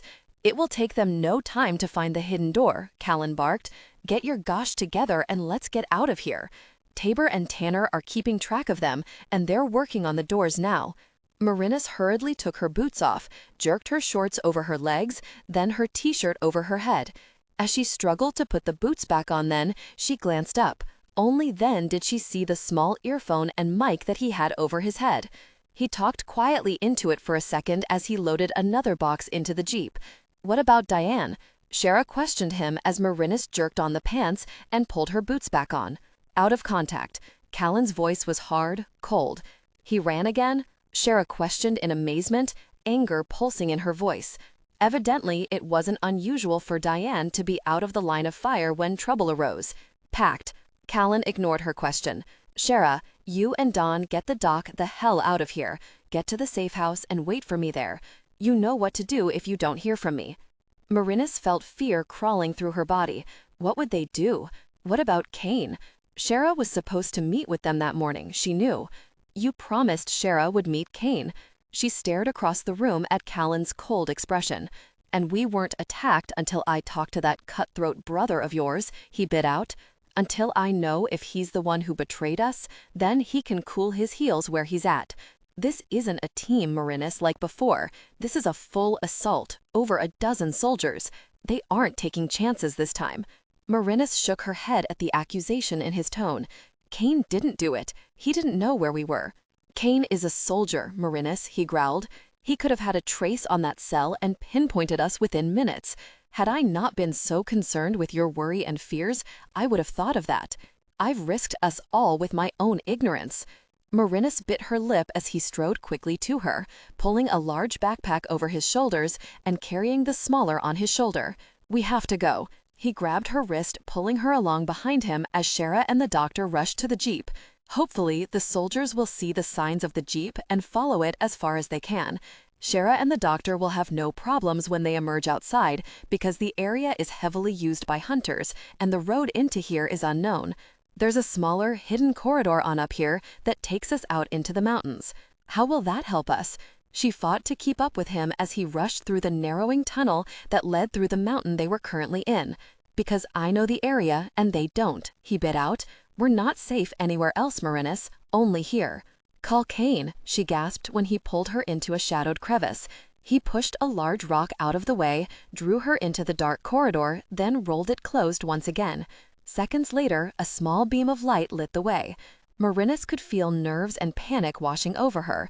Callan thought Kane had betrayed him. She knew he did, and she couldn't think of a way to convince him otherwise. She knew her brother would have never, ever put her in a position that could get her seriously hurt. Bruised a little, but never hurt. Maybe it wasn't soldiers. She struggled for breath as he loped along the narrow passageway, pulling her behind him, forcing her to keep up. Maybe it was Kane and my brothers. Then they came in the wrong way, he bit out. Whoever was out there was packing weapons, Merinus, and plenty of them. It was the first thing I smelled. They were outside our bedroom window right before I woke you. If it were your brothers, they should have really knocked, and Tabor would have recognized your family. Kane wouldn't try to hurt you, she argued. Very, Merinus. The bastard has enough sense to know that an animal is intimate with his baby sister. He was furious on the phone. If it were me, I would have already killed him. She flushed at the knowledge. Of course Kane would know, but still, she couldn't see him rushing in and doing anything so impulsive without assessing the situation first. It just wasn't like him. But she didn't have the breath to argue further with him. He was moving them quickly through the passageway, his steps silent as she fought to keep her own movements just as quiet. Her boots were soft-soled, but still there was a shuffle, a scrape of leather over stone that seemed to echo around her. It seemed they strode through endless miles of weathered stone before he slowed the fast walk they were in. He began to move slower, easing her through the corridor, his head tilted as he listened carefully. We're getting ready to move out of the tunnel. I want you to stay quiet, Merinus, and stay right behind me, he warned her as he stopped and laid his mouth at her ear to speak. No matter what I tell you to do, you do it, and do it quickly. Do you understand? His voice was quiet again, that throb of savagery in it making her heart beat out of control. She nodded her head quickly as he glanced back at her. His eyes glittered in the darkness, a dull gold, furious, cold. He extinguished the pen light and eased around a corner, moving silently toward the dim light ahead. He stilled, his fingers going to her lips as his head tilted, listening intently. He pushed her against the wall, indicating she should stay there, stay silent. He was going on without her. Merinus shook her head violently, her fingers gripping his arms. Then she heard a sound, a shuffle of feet, a light scrape against stone. Her eyes widened, terror flooding through her. Callan's eyes narrowed as he pushed her tighter into the stone, a warning in his expression as he pulled the gun from his belt and began to move away from her. Merinus took a deep, silent breath. She fought to keep her breathing normal, her heart rate slower. She couldn't hear anything past the desperate drum of blood rushing through her body. She was terrified. Her own fear was like a separate entity choking her, strangling the breath in her throat as Callan moved silently away from her. She watched his face, seeing the cold threat in his expression. This wasn't the lover she had known in the past days, or the teasing, elusive prey she had stalked the weeks before.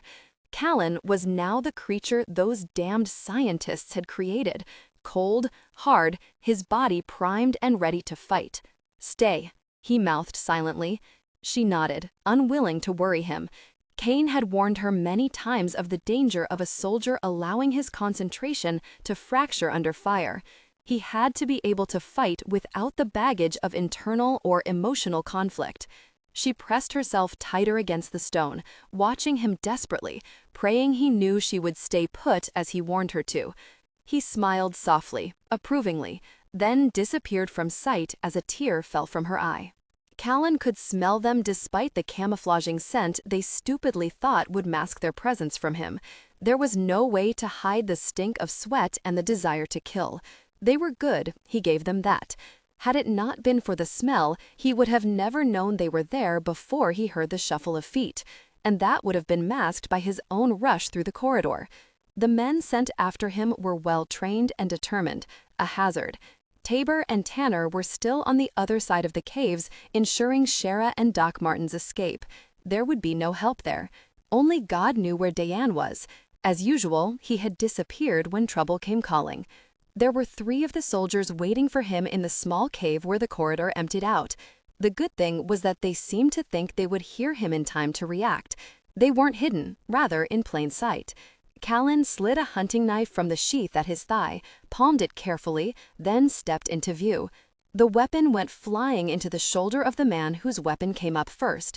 He dropped to the ground as Callan turned his gun on the other 2, another knife whipping from sheath to hand and flying to the arm of another.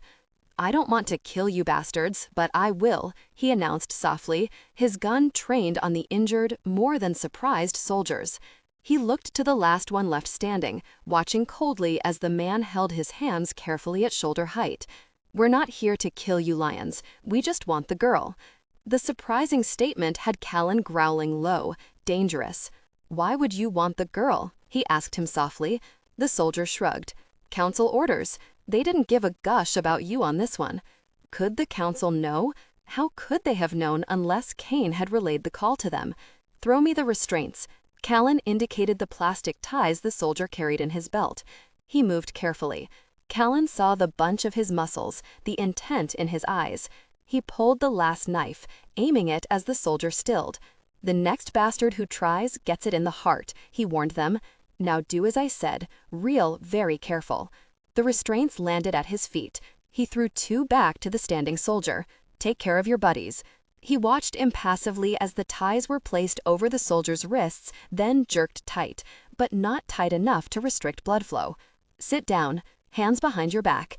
Callan waved the gun at him, indicating the floor. They sighed and did as he ordered. "Why do they want the girl?" He repeated the question as he restrained a soldier, then placed the straps on the feet of all 3 men. "And answer me this time, or you'll shed blood too." He could hear the gnash of teeth. They had been taken out efficiently, easily. It wouldn't look good on their records. "All I have are the orders." The soldier shrugged, his weather-beaten face resigned. "We don't know why they want her, just that she's your woman, and they now consider her council property." Rage burned in Callan's stomach. Council property, disposable merchandise. If they knew Merinus was his woman, then her life was in more danger than his was at the moment. He moved around the men, pulling lethal knives from hidden sheaths and bootstraps. Little daggers came from under shirt collars and shoved in sheaths beneath shirt sleeves. There were a million places to hide a weapon, and he could only hope he found those the soldiers carried. "When did the order go through?" Callan asked him, his voice hard. "Late last night. We were rushed in on a council jet and brought here." "Where were you rushed from?" The soldiers grunted. "Now, Callan, you know better than that gush. They wouldn't tell. They never did." "You made a mistake." "Nah, you did when you killed the last team," the soldier told him quietly. "They reported your rescue of the girl. When they showed up dead, you proved she was more than just a nosy journalist. You should have known better, man." Callan took a deep breath. He didn't know this soldier, but he was like all those he had known. They knew what he was, who created him. They knew the main goal was capture, but the council would accept his death if there was no other way. And now they knew about Merinus. "Tell the council and your buddies, playtime is over," Callan told him quietly as he moved back to the corridor entrance. "I won't be playing anymore. I'll be killing." He paused, listening carefully. He could smell Merinus's fear, and the beginning desire grew in her body. Very. He wasn't moving fast enough. He had to get her to safety, fast. "Merinus," he called out to her softly. She rushed to him, her hands reaching out to the broad palm he extended to her. He wrapped his arm around her, watching the soldier carefully. The man's eyes went immediately to the mark on Merinus' neck. "Gosh, you mated her." The soldier shook his head as he watched Callan wrap his arm around her body, censure lining his voice. "You may as well kill her now, man. She'll never survive the tests those bastards force on her when they catch her." Callan felt Merinus jerk in fear. "Shh, say nothing," he warned her, his breath at her ear. "Let's get out of here." He moved her through the cavern, careful to skirt around the soldiers. They were well trained, and still more than dangerous, even restrained. If they got their hands on Merinus, they could easily use her to force his compliance in any area, and he knew it. Dawn was barely peeking over the ridge as he moved her through the forest. The soft chirps of morning, the sounds of animals awakening, feeding, moving about freely assured him that the danger had yet to stalk them too close. He had to get her out of the area and to the jeep he kept carefully hidden. Even the others had no idea of some of the safeguards he had in place. That jeep, carefully hidden and packed for emergencies, would get them far enough away for him to ensure Merinus' safety and to pay her brother back for his betrayal of her. He had to get her to one of the safe houses, though.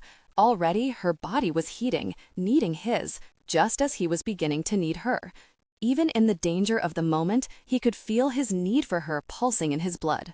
"How did they know about the mating?" she questioned him as they moved through the thick growth of forest, following what appeared to be little more than an animal trail.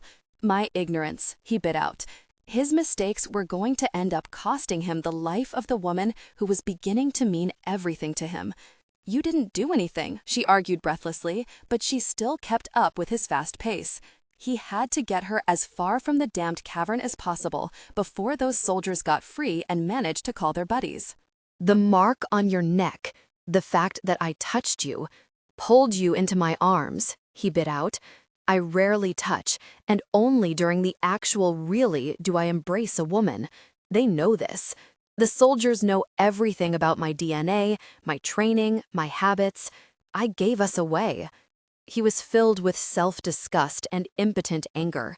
He had made his first mistake in killing the soldiers. He had never gone searching for them, and only killed when given no other choice. He should have known the bastards had reported Merinus and her probing questions to the council. He should have thought, rather than letting fury guide his actions. The animalistic urge to protect and shelter, to retaliate against any danger to his woman, had rode him hard. Even then, it was getting worse. It had been all he could do to keep from killing those men in the cave. Only his knowledge of Merinus's reaction to it had swayed him from doing it. Her emotional connection to him wouldn't have survived the bloodshed. Shara stood silently in the shadows of the motel, watching carefully, her eyes narrowed as the 9 men parted company and went to their respective rooms. They were furious, but one was coldly dangerous. She had watched them at the airport after dropping Doc off at the safe house, then followed them to Sandy Hook and watched as they checked in. Kane didn't remind her of Merinus in any way. He was darker-haired, the color nearly black, with intense, cold blue eyes. His strong jaw and high cheekbones gave a hint to Native American ancestry. His hard, graceful body hinted at extensive military training. She knew the look, the way a killer moved. She had grown up among them, been raped by them more than once. But this one, she knew personally. This man had brought her pleasure. Despite her pleas, despite her wishes to the contrary, he had taken her beneath the unfeeling eye of a camera. They came together in passion, their desire fueled by their touch. Had it only been 7 years ago? Sweet heaven, that night tormented her, even now, as though it had happened only yesterday. The dark soldier who had sworn to help her, to rescue her. He had come to her, holding freedom in one hand, her heart in the other, and spent the night in intimate connection. When he left, he never returned. But the doctors had, with the video, snickering, jeering at the things Callan Tyler had done to her, that she had done to him, all in the name of science. Rape had not impregnated her. They had wondered if pleasure would. Her hands clenched into fists of rage as he lingered outside his room, lazily finishing a cigarette he had lit moments earlier. She wanted to kill him now. She had sworn she would kill him if she ever found him again, sworn she would see to it that he paid for every moment of pain she suffered all those years ago. She had sworn he would pay for lying to her and for doing it so easily without her knowledge. He had betrayed her, just as he had betrayed his sister. His expression hardened when the last door finally closed and he was left alone with her. "Where's Merinus?" His voice was savage, pulsating with a fury that sent a fission of unease down her body. And why the really weren't we met at the airport as promised? "I have a better question," she said from the safety of the shadows. "Why would a brother betray a sister he swears to love on the eve of promised help?" He turned around slowly, casually, until he was facing her. She saw hard purpose in his face, and surprise. "What the hell are you talking about?" A full team of soldiers swept over Callan's house, a dozen men. All I know for sure is that they didn't get him or Merinus. But I know they want her. They know about her. Know what, for God's sake? He raked his fingers through his hair, his voice quiet but rough with fury. Why the hell would they attack now? "They know your sister has mated with Callan," she told him carefully, "just as you knew. Or had he?" She watched his face pale alarmingly, his blue eyes widening. "That bastard touched her?" he bit out. "No," she drawled mockingly. "He mated with her. Surely you remember the concept. And now the council no longer cares if they take him alive or dead. They want the woman and any child she carries. But you already knew that, didn't you, Mr. Tyler? Why else would they attack mere hours after talking to you?" He shook his head slowly. "I never betrayed my sister. I wouldn't." His voice sent a chill over her spine. Shara frowned. "I came to kill you, Kane Tyler," she said carefully. He didn't seem surprised now. His mouth edged with mockery. "Perhaps you could delay that little attempt long enough for me to save my sister's ass," he bit out. "What the hell is this mating gosh?" "Later," she bit out. "Now is not the time for explanations. Now is the time for you to tell me how the council learned of the mating, if Merinus didn't tell you of it." And Shara was nearly certain he hadn't known. He was a liar, but in this one instance he was telling the truth. Her gifts had grown through the years, with maturity and desperation. She could now smell a lie as others could diseased trash. "Who are you?" His voice sizzled. "And you're going to have to be a little more forthcoming than you are, woman. I can't help Merinus or Callan with so little information." Taking a deep breath, Shara stepped from the shadows. She watched his eyes widen, saw the suspicion turn to knowledge. "You weren't killed?" he whispered, blinking, trying to assure himself she was there. Bitterness filled her with a wave of pain so intense she threatened to drown beneath it. "No, lover, I wasn't killed, but that doesn't mean you have much longer to live." And Shara faced her past as she never had before. Nightmares and broken hopes fragmented around her, drawing her soul into a bleak, dark void she feared she could never escape. She felt the surging lust, the need, just as Callan and Merinus knew it, thundering through her blood, through her very being. Before her stood the man who had betrayed her years before. In a bleak, cold lab, they came together in passion despite every barrier she put up against it. Her mate, the father of the child she had lost, the one man she had sworn to kill. It was dark before Callan made it to the hidden jeep. The precautions he insisted on taking and the rough terrain they were going through had turned a half-day's hike into a full day's. He pushed Merinus into it, cranked the engine with a prayer, then a sigh of relief when it turned over easily. Pulling out of the small deserted shed at the edge of a logging camp, he started down the road at an easy pace. Merinus was lying in the back seat, tired, drained from the run and the drugged desire raging through her body. Callan had quickly replaced his camouflage t-shirt with a plain white cotton shirt. His hair was pushed beneath a baseball cap, and his gun lay in easy reach. The drive to the next town wasn't far, and if he stayed on the main road, well away from the paths he was known to take, then he might get out of this relatively unscathed. His safe house was tucked away several hours from his home, on the edge of a large town, unassuming, with only a few neighbors, and it was fully stocked. He could hide there long enough to figure out what the hell had happened. He pulled into the garage hours later, sighing wearily as the garage door closed automatically behind them. Merinus had slipped into a restless sleep earlier. She whimpered occasionally, shifted around, but the weariness dragging at her body had been too much. "Are we there?" She rose slowly from the seat, her voice drowsy, aroused. God, he wanted her. She was ready for him, her body signaling her desire. He took a steadying breath. He had to get her in the house first. "Come on."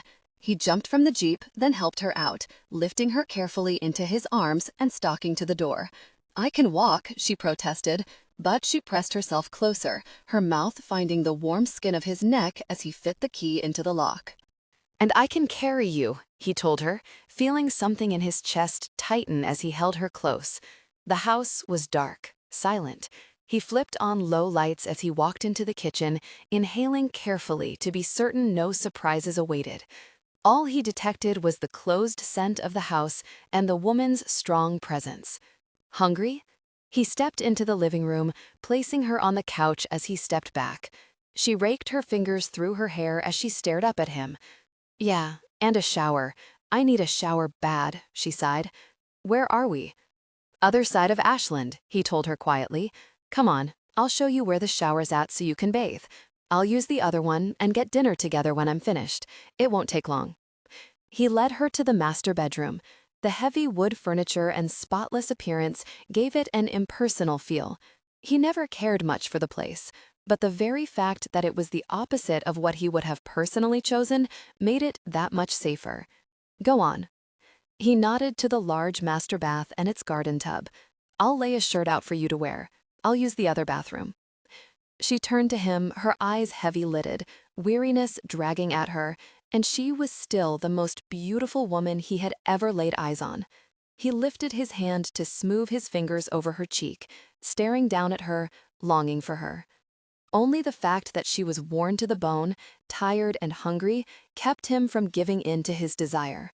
She pressed her cheek to his fingers, a smile lifting the corners of that pouting mouth.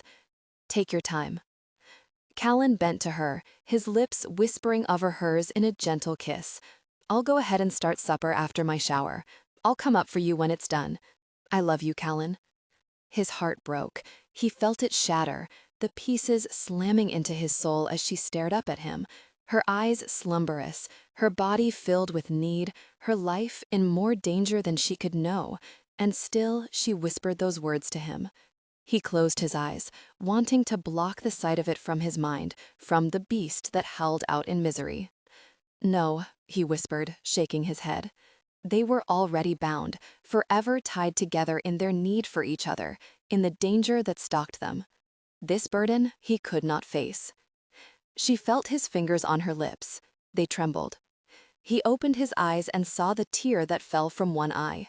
It eased over her cheek, bleak and lonely as it made a track through the dust and grime on her face from their run through the mountain. "Yes," her voice shook as she fought more tears. He wanted to scream out at the injustice of it, at the laugh fate was having on him. In one hand lay all his dreams, in the other lay his death.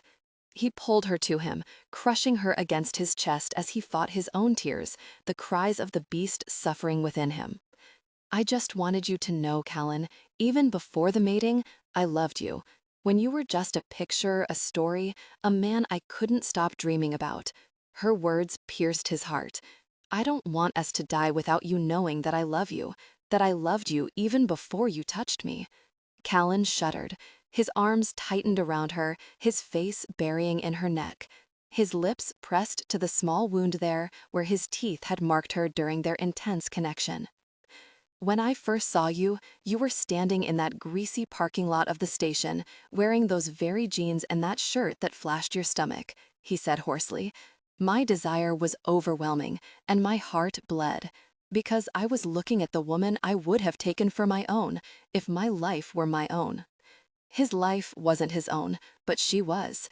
Nature had taken the choice from him, and it would kill him if he failed to protect her. Callan knew the chances of protecting her were growing slimmer by the day. The council knew about her now. They knew about the mating. He pulled back, unable to bear their touch any longer, unable to bear the uncertain future staring him in the face. Gosh, their souls. Merinus was better off dead than risking her life this way. She didn't have a chance. Eventually, they would get her, just as they always captured him. Eventually. He turned from her, heading for the bedroom door. "Bathe," he whispered, his voice tight, the ache in his soul nearly strangling him. "I'll have something to eat soon."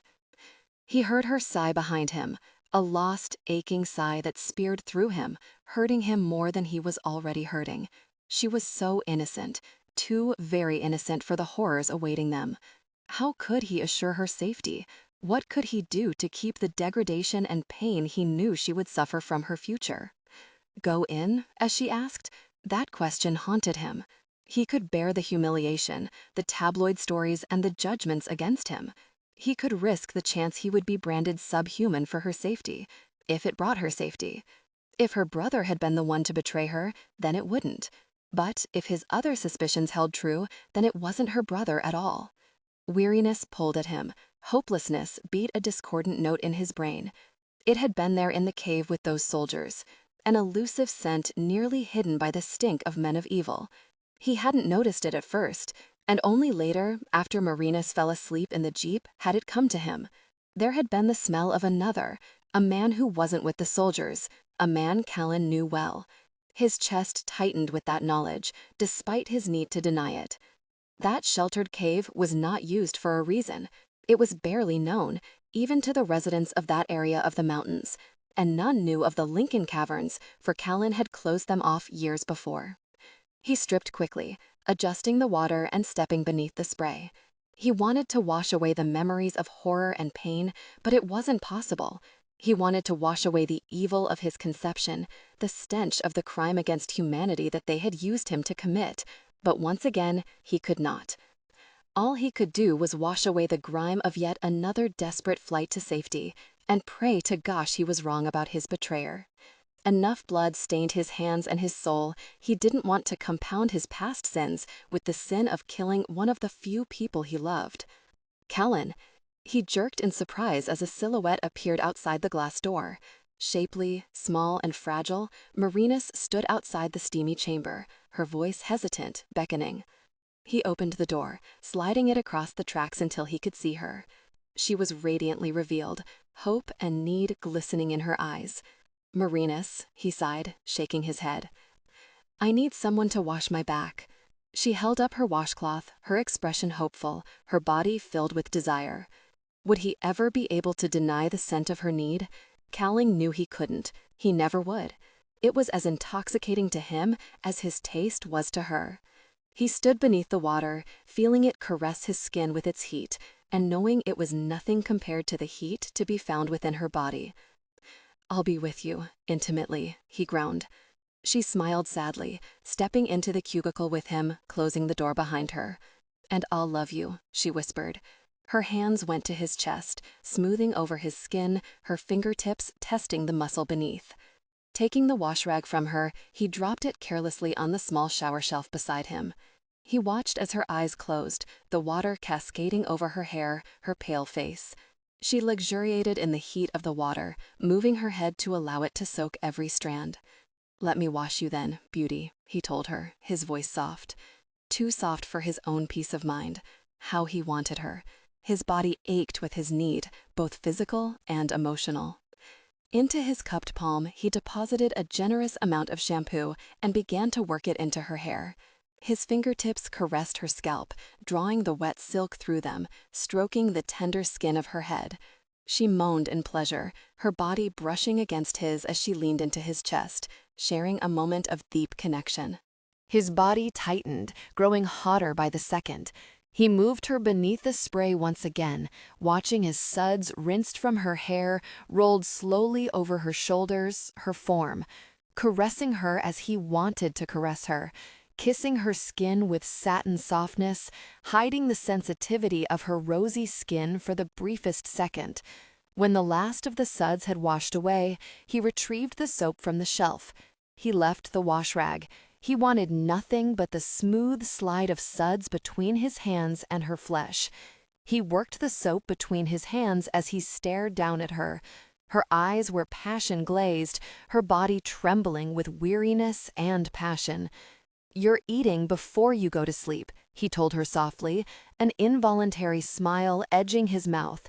The smile disappeared when he touched her. Tension broke. They gave in to desire, connecting deeply. "Mine," she cried out, her hands clenching in his hair, her voice wild as she reached her peak.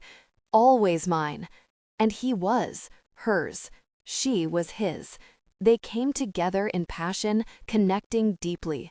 Callan gritted his teeth at the fiery pleasure that washed over his body. She was very hot, gripping him in a silken embrace so intense it took his breath. A wail of pleasure sounded from her lips. She tightened, rocked against him. Passion peaked. He held her close in his arms, connecting deeply then as he fought to get closer. Gosh help him, she was all that mattered to him now. Heart, soul, body. This was all he dreamed of and more than he had ever believed possible. Connecting deeply, he heard her building moans of renewed need, felt the intensity and knew ecstasy was only seconds away. He held her tighter, moving with urgency. Merinus tightened in his arms once again, and as their connection deepened, he heard her scream and felt her reach her peak for the second time. And in her arms, for those few endless seconds, he found peace. They stayed buried in the house for 2 days, while Callan paced the floors and checked the hidden email account he had. Everyone had checked in, they were secure, but 2 of the messages had his instincts raring in self-defense. The first from Diane, swearing Kane and the Tyler men were seen meeting with the soldiers, coordinating a search for Callan that covered every inch of the mountains. The other from Shara, informing him that she and a relative were desperately searching for them to relay information. He cursed violently when that email came through. He told her to stay put, to put off the meeting with Kane Tyler. Why had she taken this into her own hands? And who was lying, Shara or Diane? For the first time since their births, Callan began to question the loyalty of the Pride. "Is everything okay?" Merinus stood between the kitchen and the living room, watching him in concern. Her hair was tangled around her face, drowsiness still flushed her skin. He had left her sleeping in the bed hours before, after another intimate encounter that almost left him drained. She was dressed in one of his t-shirts. The hem of the blue cotton covered her thighs and hung on her slender shoulders. The intimacy of her wearing his clothing left a gut punch of desire that he couldn't deny. Possession, raw and hot, flared in him. His woman. "Everything's fine," he assured her quietly, unwilling to worry her further. He saw the concern in her eyes, though, and knew he hadn't fooled her. Their lives were hanging by a thread now. The dangers inherent in the situation terrified him. Merinus had no scope of the evil that inhabited the council, and he prayed she never learned. "We need to contact Kane, Callan." She broached the one subject he wasn't willing to discuss yet. "He's going to be worried out of his mind. That's not a good thing either." He could see her absolute belief in her brother reflected in her expression. She thought of her family before she thought of herself. She trusted them when she could trust no one else, especially that soldier brother of hers. "I have to be certain he didn't betray us first, Merinus." He shook his head, staring back at Shara's email. He could assume the betrayal came from Kane or from one of his own. Which was more likely to want to see him and Merinus captured or dead? "Kane wouldn't betray me, Callan," she told him quietly. There was no anger in her tone, no doubt. She trusted her brother implicitly. "How can you be so certain, Merinus?" He sighed roughly. "The attack came hours after your call to him. I know because I know Kane." She shook her head, moving further into the room. She went to the couch near him, sat down, and regarded him solemnly. "Kane went really wild when Dad showed him the box your mother had sent to him on her death," she revealed. "I don't know why, but I know he was hurt. Hurt and angry, but not at you. He spent months gathering evidence, working to reveal the council members.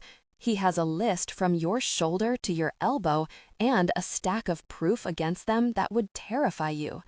Callan narrowed his eyes on her. "Why didn't you tell me this before?" he asked her. "I tried to tell you, but you never wanted to hear it." She rolled her eyes at his abrupt question. "I told you we had everything taken care of. Did you think I would lie to you?"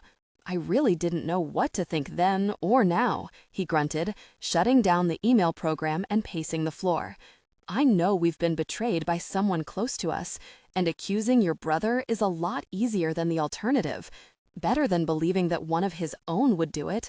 He couldn't get the thought out of his head that one of his own had betrayed him, or the memory of that scent in the caves, lingering on the flesh of the soldier. "Who is the alternative?" Merinus asked him carefully. "Callan, Kane didn't know we had mated, or whatever this is. He wasn't even sure we were intimate. He suspected it, but he didn't know it was anything deeper. He would have known." Callan frowned. He knew Kane had at least suspected that his sister was too emotionally involved with her lover to leave. The council would have suspected the rest based on that. Merinus sighed. "Maybe he would have, but he wouldn't have betrayed me or you. He's put too much into this, taken too many risks himself." "Why?" Callan snapped. "Why would he do this, just for a story? He didn't need anything more than the proof Maria had to run it." Merinus bit her lip thoughtfully. "I don't know why," she finally admitted. "All I know is that he did, and I know he's been very upset since this came about, almost obsessed with it. He wouldn't betray you, not just because of the risk to myself, but because of whatever is driving him as well." Callan growled low in his throat. "That is such a sexy sound." He turned in surprise at the aroused amusement in her voice. She was watching him, her body relaxed for a change, her head tilted thoughtfully. "What is?" he asked her carefully. "That growl in your voice," she said, watching him with heavy-lidded desire. "It makes me shiver, makes my body want to rub over all yours." Her heat wasn't upon her yet. He smelled the air carefully. The scent of warm, willing woman was there, but not the desperate lust he was used to smelling when she wanted him. Callan watched her carefully, seeing nothing in her expression that would indicate that the chemically induced needs were riding her. There was no smell of it on the air, no desperation or tense muscle showing that would hint at her need. There was something elusive, though, like the faintest fragrance of spring. He admitted to being more than a little confused now. "Why are you looking at me like that?" She pushed her fingers through her hair, attempting to restore it to order. She still looked sexy and tousled, though, warm and beckoning. "You want me." He was more than a little amazed by that fact. "Well, duh." She gave him a look that suggested she was beginning to suspect his intelligence. "Just figure that one out, Sherlock?" Callan frowned. "Woman, you are a snide creature." He allowed the rumble in his chest to echo in his voice. Her face flushed, but her expression showed her knowledge that he was tempting her. "I'm a difficult person." She was clearly laughing at him. "Ask Kane, he'll tell you." The mention of her brother sobered him. He tucked his hands in the pockets of his jeans and paced to the window that he kept covered with heavy curtains. He didn't look out. There was no need to. There was enough wildlife in the area that if he were being stalked here, he would know it. The birds would stop singing. The frogs would ease their early evening serenade.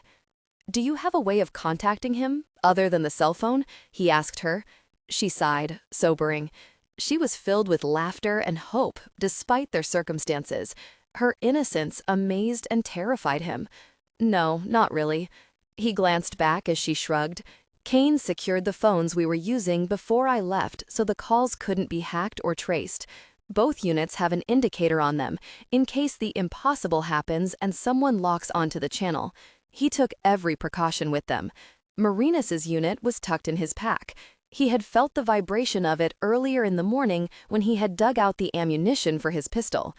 Either your brother or mine has betrayed us, he told her, watching her face go blank with shock.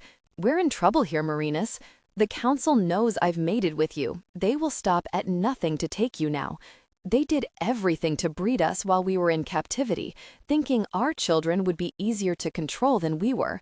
If they take you, then they have me willingly, and they know that. He watched the fear that washed over her face.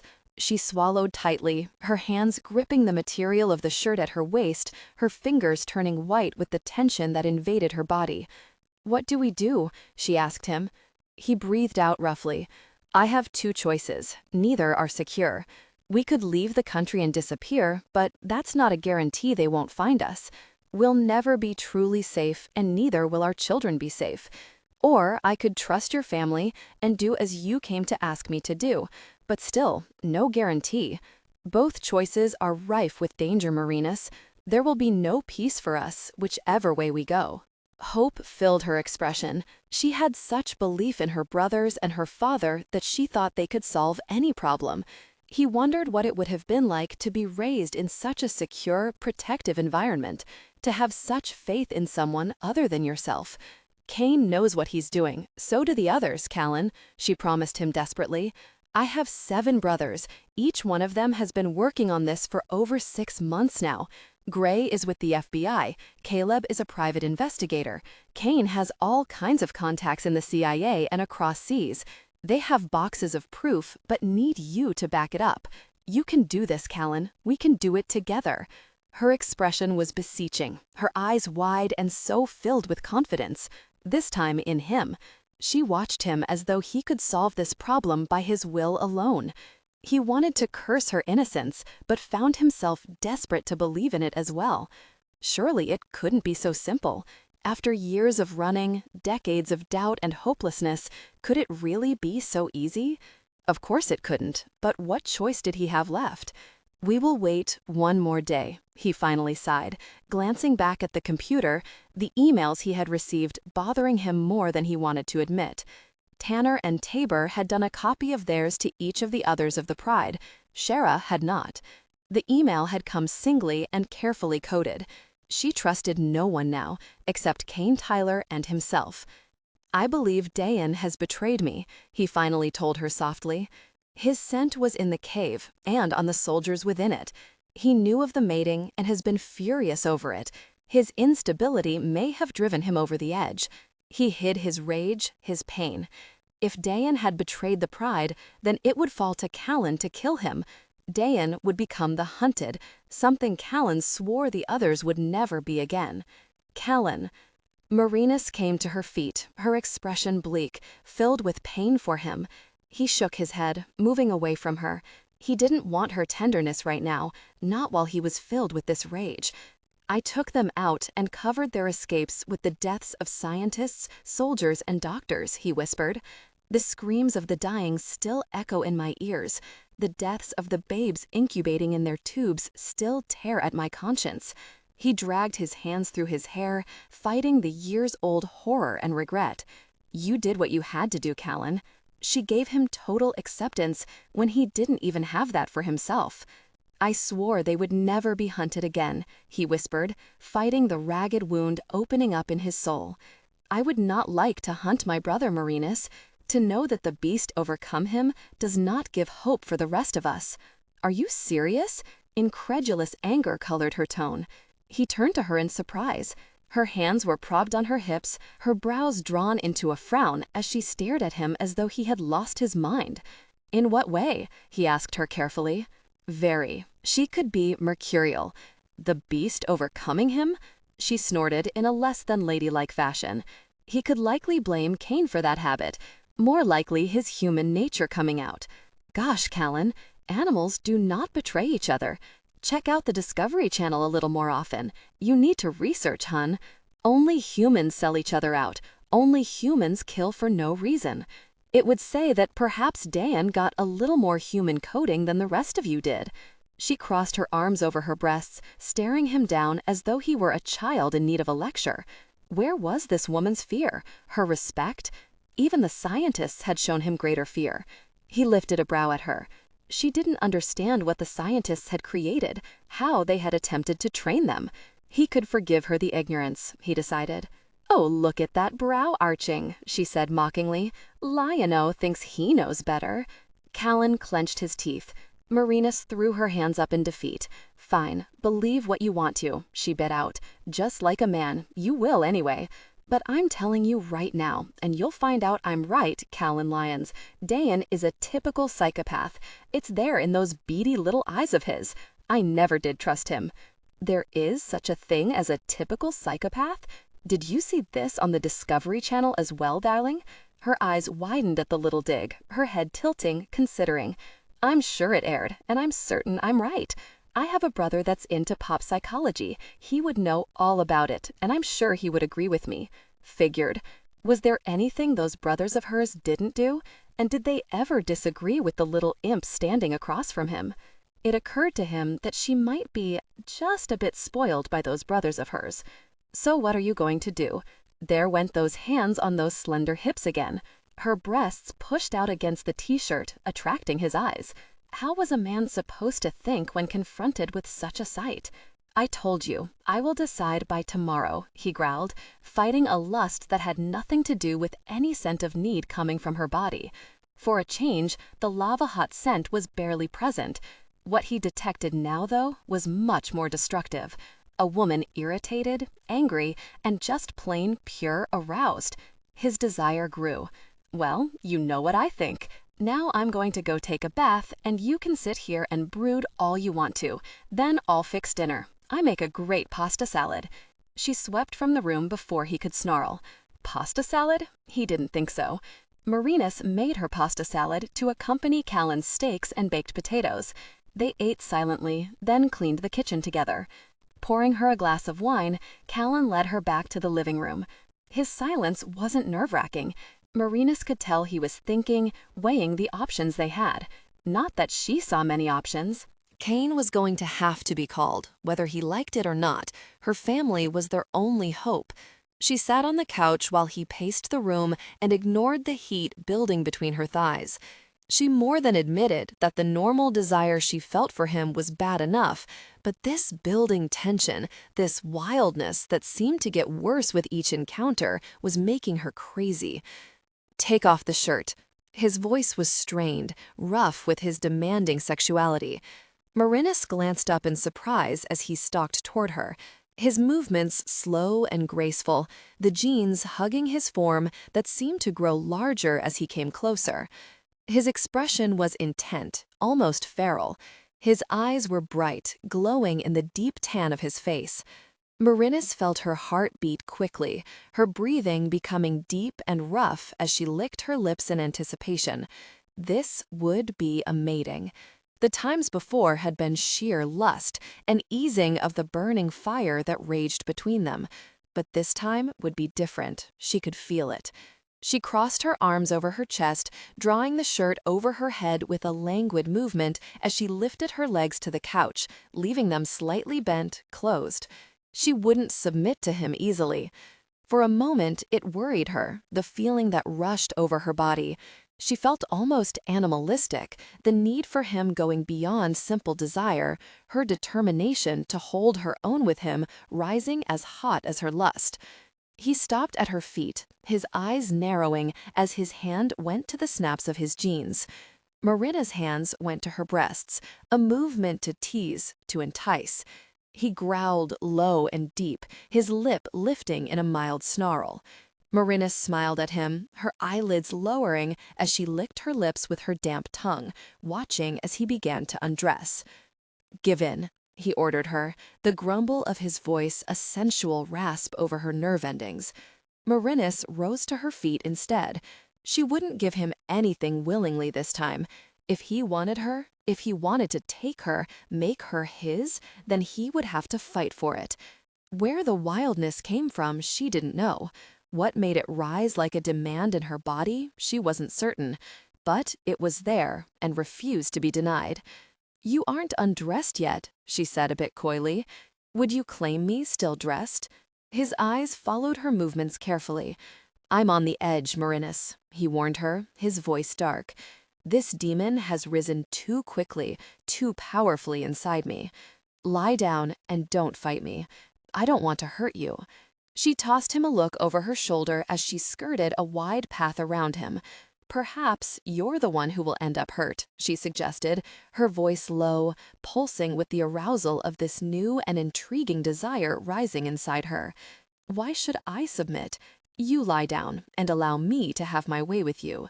Her hand smoothed over her form as she passed by him, well out of arm's reach. The sensation of her own hand against her skin sent a tingle of pure heat rushing over her body. As she watched him over her shoulder, she drew her nails across her skin, knowing she left the soft blush of the abrasion. His face flushed, his eyes glittered. He moved without rushing, stripping his jeans from his body, the powerful muscles of his legs and thighs tense and hard as he tossed the material to the couch. "I won't be easy, Merinus," he promised her, moving around behind her, stalking her, his intent clear in his expression. "Neither will I," she promised him. She knew before he pounced. She watched the muscles of his chest bunch.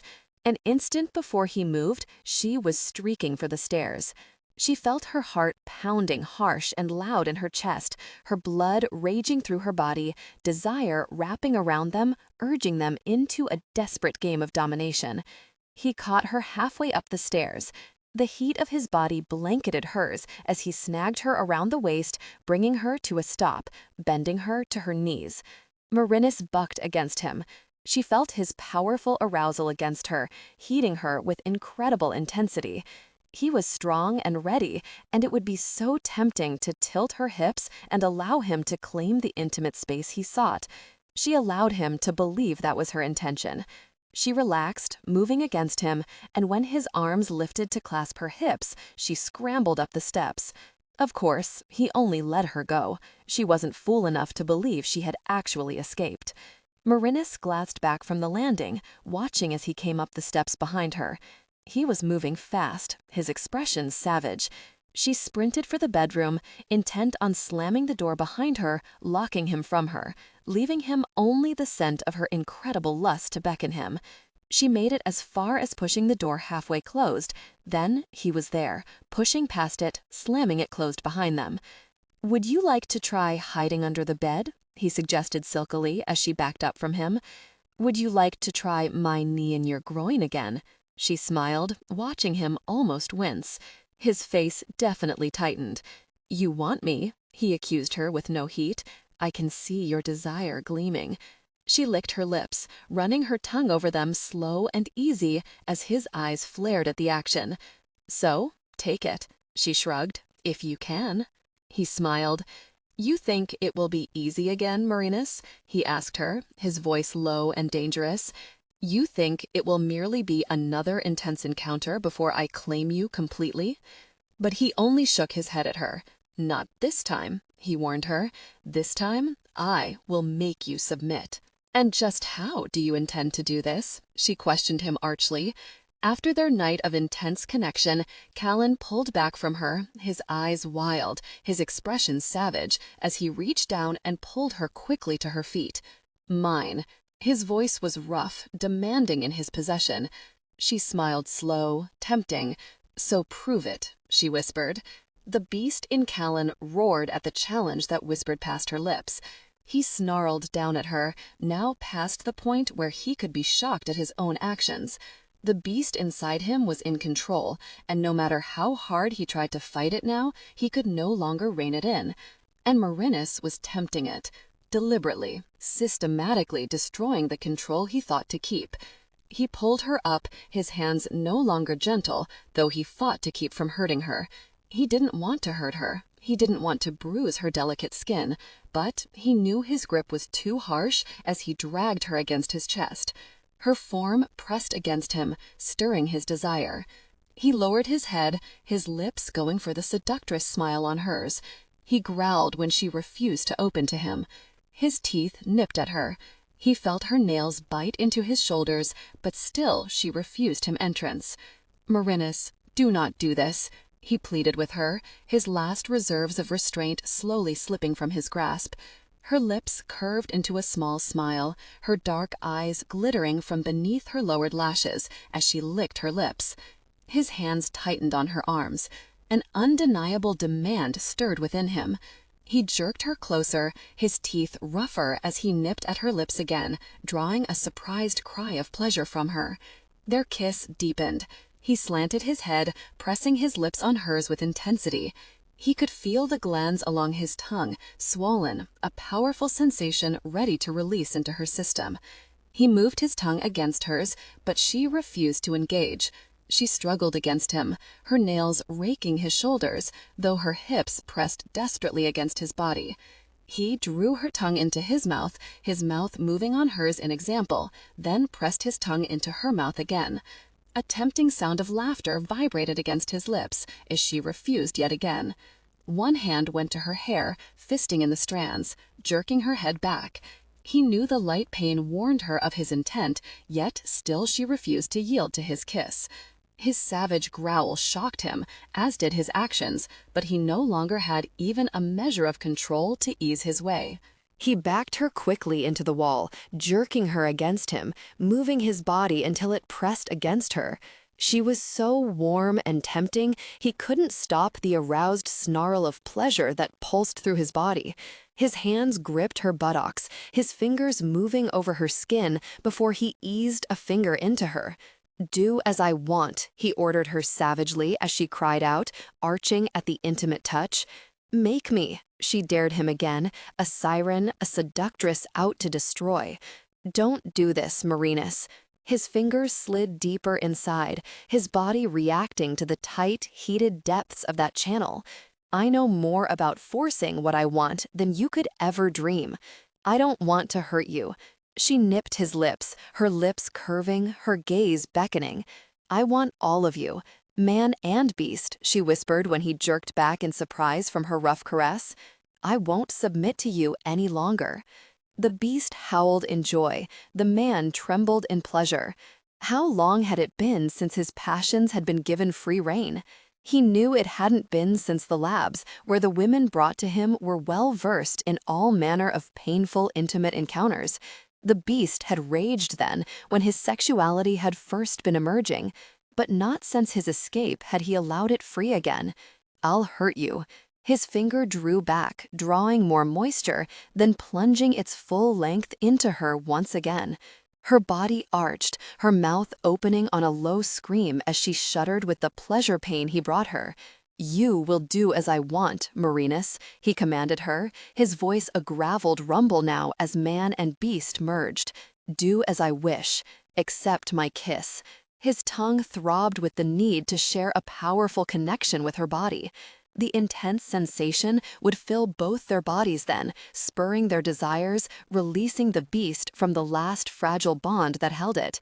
"No," she cried out, her head tossing, her body jerking against him as she fought to accustom herself to the deep intimacy. "Then I will stop." He eased his finger free of her.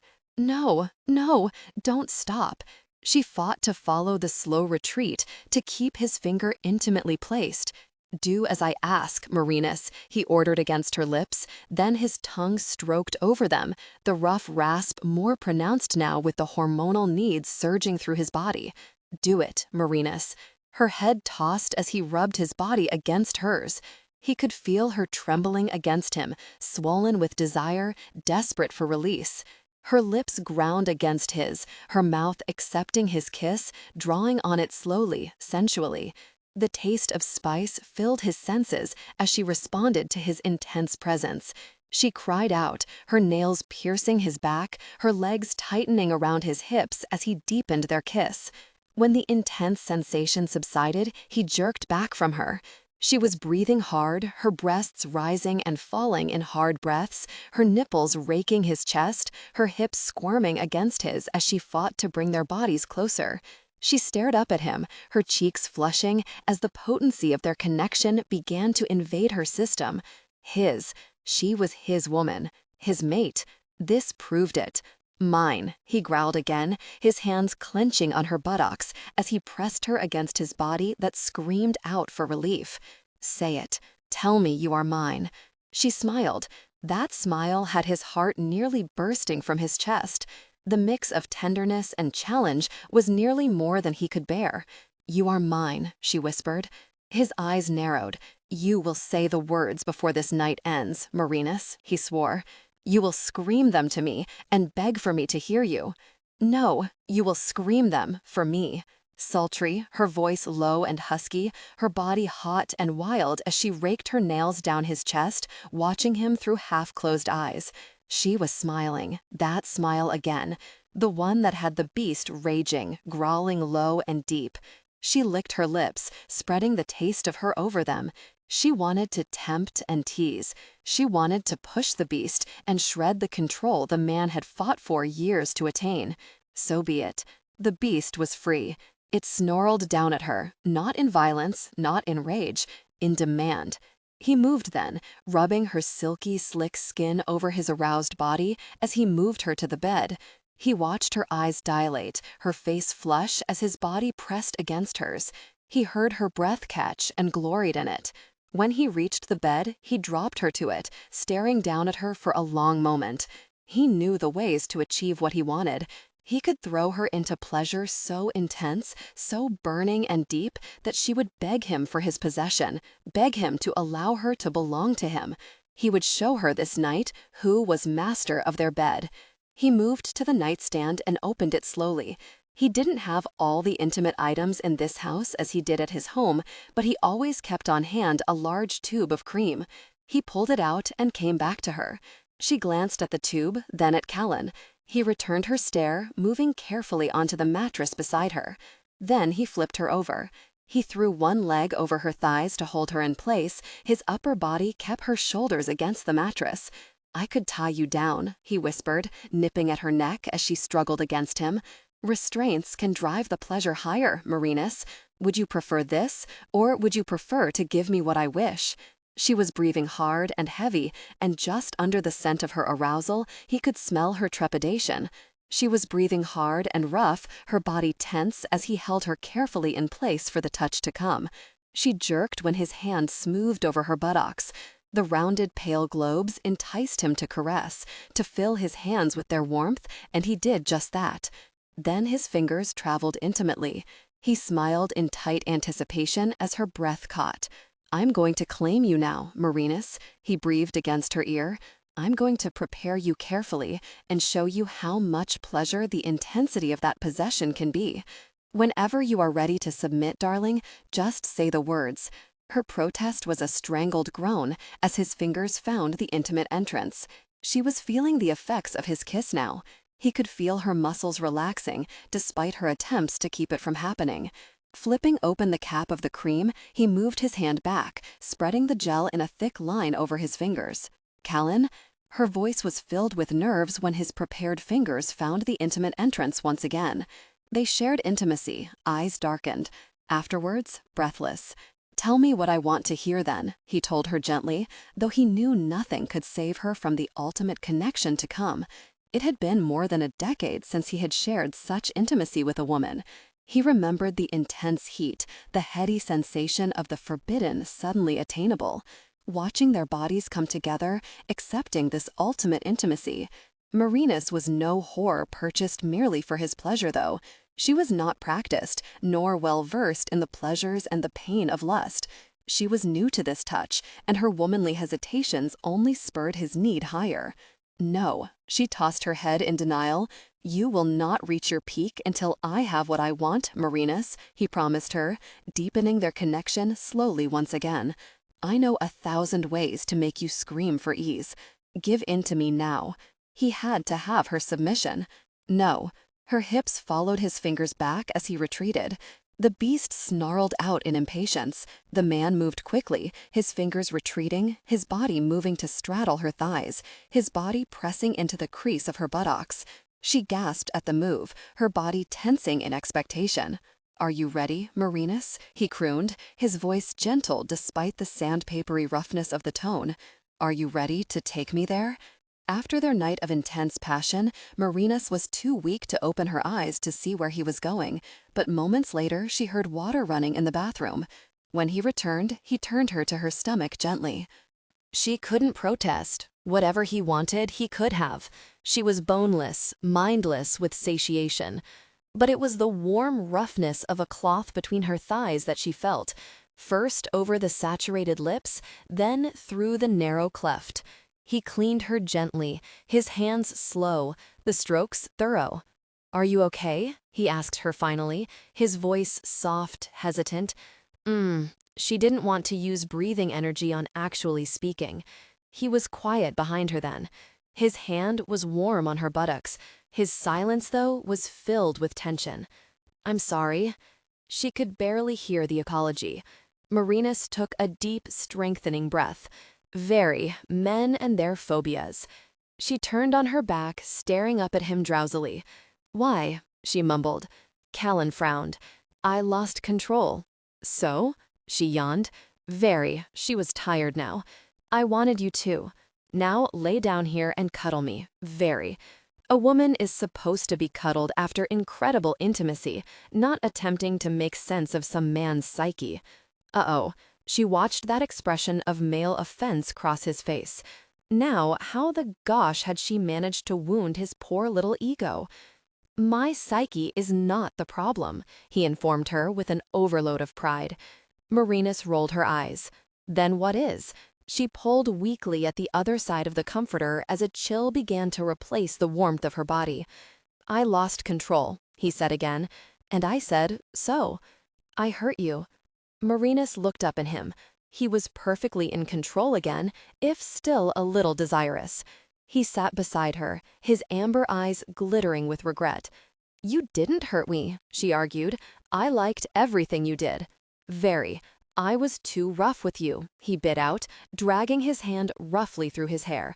"I do not hurt women." Merinus smiled. She remembered well the intensity of their shared moments. "Yeah, I know," she sighed in contentment. "Cuddle me for a while." The shock on his face would have been comical if she had the energy to laugh. "You wanted that intensity?" He seemed confused by it. Merinus sighed. "Callan, I want all of you.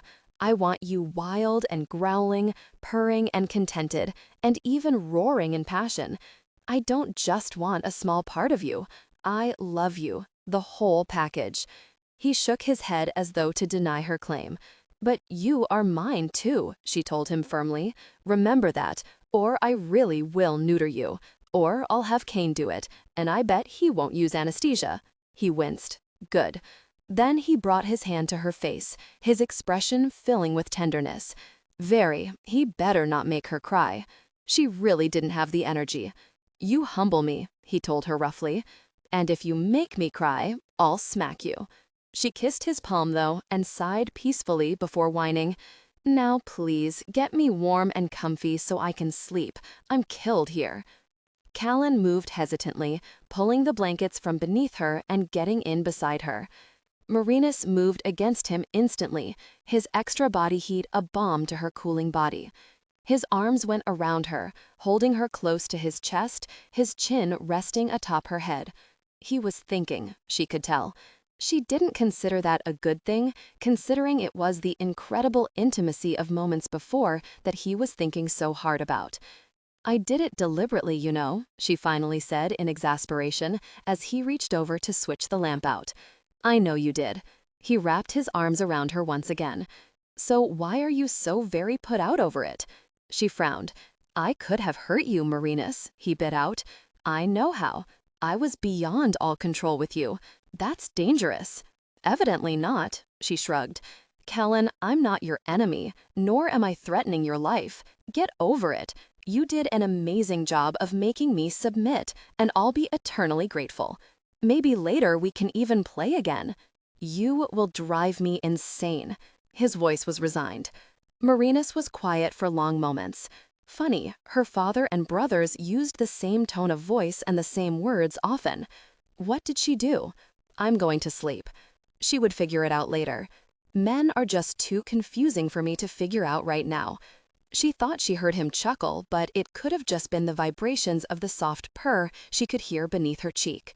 Definitely more soothing than snoring. Callan held Merinus for a long while after she fell into a deep sleep.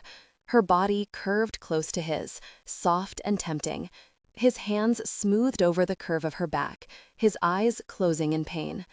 He should have walked away from her the moment she came into town. He should have packed and disappeared as he meant to do. Instead, he had given in to the temptation of brown eyes filled with laughter and a temptingly curved body that captivated him in seconds. And then he had thrown her life into chaos. He grimaced, knowing the past week had been more than hard on her. The demands her body was making on her had to be confusing, frightening, but she never gave in to it. She had still laughed, she had still fight with him, tempted him. She had shared intimacy with him willingly, even during moments when the frenzy was not upon her. Her passion burned him alive then. What had happened less than an hour before terrified him. He couldn't find a reason why he had suddenly demanded her submission. The intensity of her desire had struck him like a bat to heat, triggering some primal instinct inside him.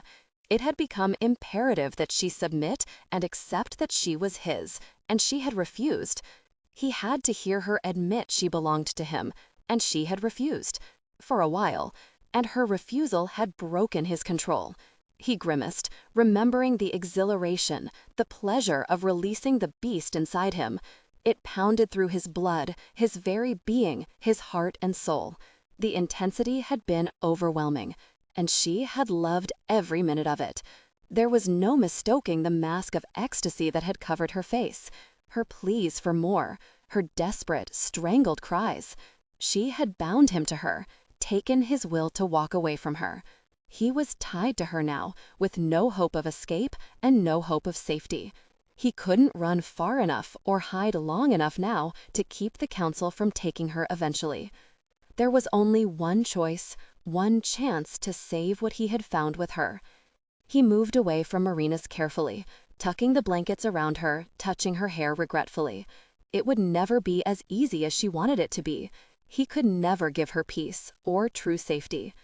Pulling on a pair of shorts, Callan left the bedroom and returned downstairs. The computer was still running, his mail program logging his messages in. He saw he had the reply from Shara that he had been expecting. She was still with Kane and his family, an army themselves, she assured him. She trusted them, but she didn't trust Diane. Callan rubbed his hands over his face. The truth was finally sinking in, and he hated it. Shara was waiting with Kane for a call from him. As Merinus had said, the cells were secured, and Kane would know if they were being hacked. He had slipped the phone out of his pack earlier. It lay on his desk now. He glanced at it, sighing wearily. Picking up, he keyed a secured number in, watching the indicator at the back. It stayed green, positive for a secure line. Merinus? The line was answered quickly by a very irate brother. She's sleeping. Callan wanted this first conversation just between the two of them. Where is Shara? Right here, Kane answered. Tell us where to meet you, Callan. The situation is getting serious now. We have to get you to DC fast. Let me talk to Shara first, then I'll talk with you.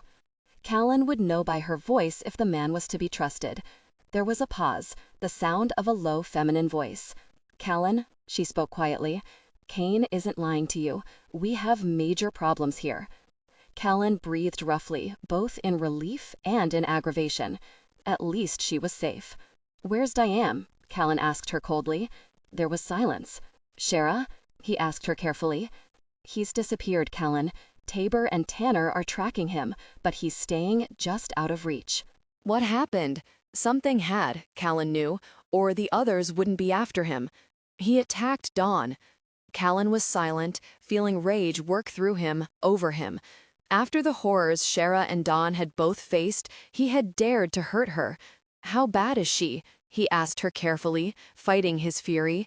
Bad enough, but she'll live through it, Shara sighed. We have her in the safe house with Doc now. He'll take care of her. Tabor and Tanner will take care of Diane. We have to get you and Merinus to New York. Kane's setup is as secure as it gets, Callan. He has all the evidence in place. All we have to do is get you to the Senate meetings this week on genetic engineering in D.C. Callan grimaced. He would have to stand before the world and claim he wasn't quite human, not quite animal. Sickness burned in his stomach. The only thing worse would be what would happen to Merinus if they got hold of her. Are you at the location I gave you? He asked her, referring to his coded directions in the email he sent. I'm here, as are Merinus' brothers and her father. Tell us what to do, Callan. Put Kane on. How do you want to do this, Lyons? Kane's voice was set and determined. There's an airfield about 4 miles from you, a small one, very private and deserted. Have a private plane there at noon tomorrow. Merinus and I will meet with you where you are now and go to the airport together. When we get there, your pilot will vacate the craft, and I'll fly us to an undisclosed location outside DC. If I can still trust you that far, then we'll go ahead with your plans. Trusting jerk, aren't you? Kane bit out. Kane, if the council gets your sister, they will destroy her, painfully. There will be nothing left of her, alive or dead, when they are finished. I refuse to take a chance on that. And don't think the council isn't watching you, too. They know about Merinus, and they know who she is, and if Diane has betrayed us, the plans your family has made as well. There's no safety for us, or for you and your family until this is finished. I know what the council is, Callan, and I have my own safeguards in place, Kane assured him. My sister is everything to myself and the rest of her family. You can count on that. As long as I can. Remember, noon tomorrow. Callan disconnected, then flipped the phone to the desk. He breathed in roughly, terrified to trust even someone Shara was backing. He trusted no one but himself and Merinus now, especially now when the danger was so much closer. He rose to his feet and paced the room slowly. The motel Kane and Shara were staying in was one of the best, and he knew she would have taken precautions in checking in and disguising herself. They would be aware that the council had been watching them, their soldiers trying to track them. That was no guarantee they had taken enough measures, though. There was no foolproof answer. His muscles bunched with the tension that knowledge sent through him. The roads between here and DC weren't any safer. There would be hidden council operatives all along the line, if there weren't already. He snarled with anger. He could have escaped on his own, but not with Merinus. Callan? She stood in the doorway, dressed in his shirt again, concern etched across her face. He breathed out roughly, turning to her, opening his arms for her. She came to him as naturally as breathing, her arms going around his waist as he held her close to his bare chest. "How do I protect you, Merinus?" he whispered roughly against her hair. "I'm terrified of losing you. Terrified I can't get you to DC safely. How would you do it if I weren't with you?" she asked him, raising her head to meet his gaze. "I can keep up, Callan. I'm not weak, and I'll try fiercely not to slow you down. Do what you would do if you had only yourself to deal with while getting there. There is safety in numbers," he sighed. "Your family knows this. That's why they are gathered together for you now. I just hope the council isn't willing to risk everything to stop them. A public massacre would only give credence to the proof your brother has and would serve them no purpose. Then we need to keep this public," she said with a frown. "Why try to sneak to DC? I'm certain Kane can arrange a public statement, and then Uncle Brian can arrange an escort to DC. Why be covert about it?" Because Callan could go no further. He stared down at her, tilting his head, her idea purring over in his head. Why hide? That only gave the council the opportunity to try to take them. He had hid for so long, fought covertly for so long, that he knew nothing else, knew no other way to fight. He grabbed the phone from the desk and hit Kane's number. The light indicator flashed green. "Callan?" Kane's voice was questioning. "Do you have contacts with the television stations around here?" Callan asked him quickly. "Several are affiliated," Kane answered him cautiously. "Do you have any of the proof you gathered easily accessible?" "Most of it." Once again, the voice was cautious. Quickly, Callan outlined the plan forming in his head. The jerks couldn't touch them if the whole nation was watching their trip to DC. It would be perfect. "That would work," Kane told him, his voice edging into excitement. "It will take a while to set up. I'll call you back with the details. If you can bring yourself to answer the phone." "I'll answer it," Callan growled. "Get it set up. Have the reporters standing by for the location to meet us." "Callan, what about the others?" Kane's voice was guttural now. "Shara, Don, and the 2 men. "There are 3 other men," Callan reminded him. "Not for much longer if I know as much about you as I think I do," Kane bit out. "Will you reveal them as well?" Callan took a deep breath. This will be their decision. Have Shara contact the others.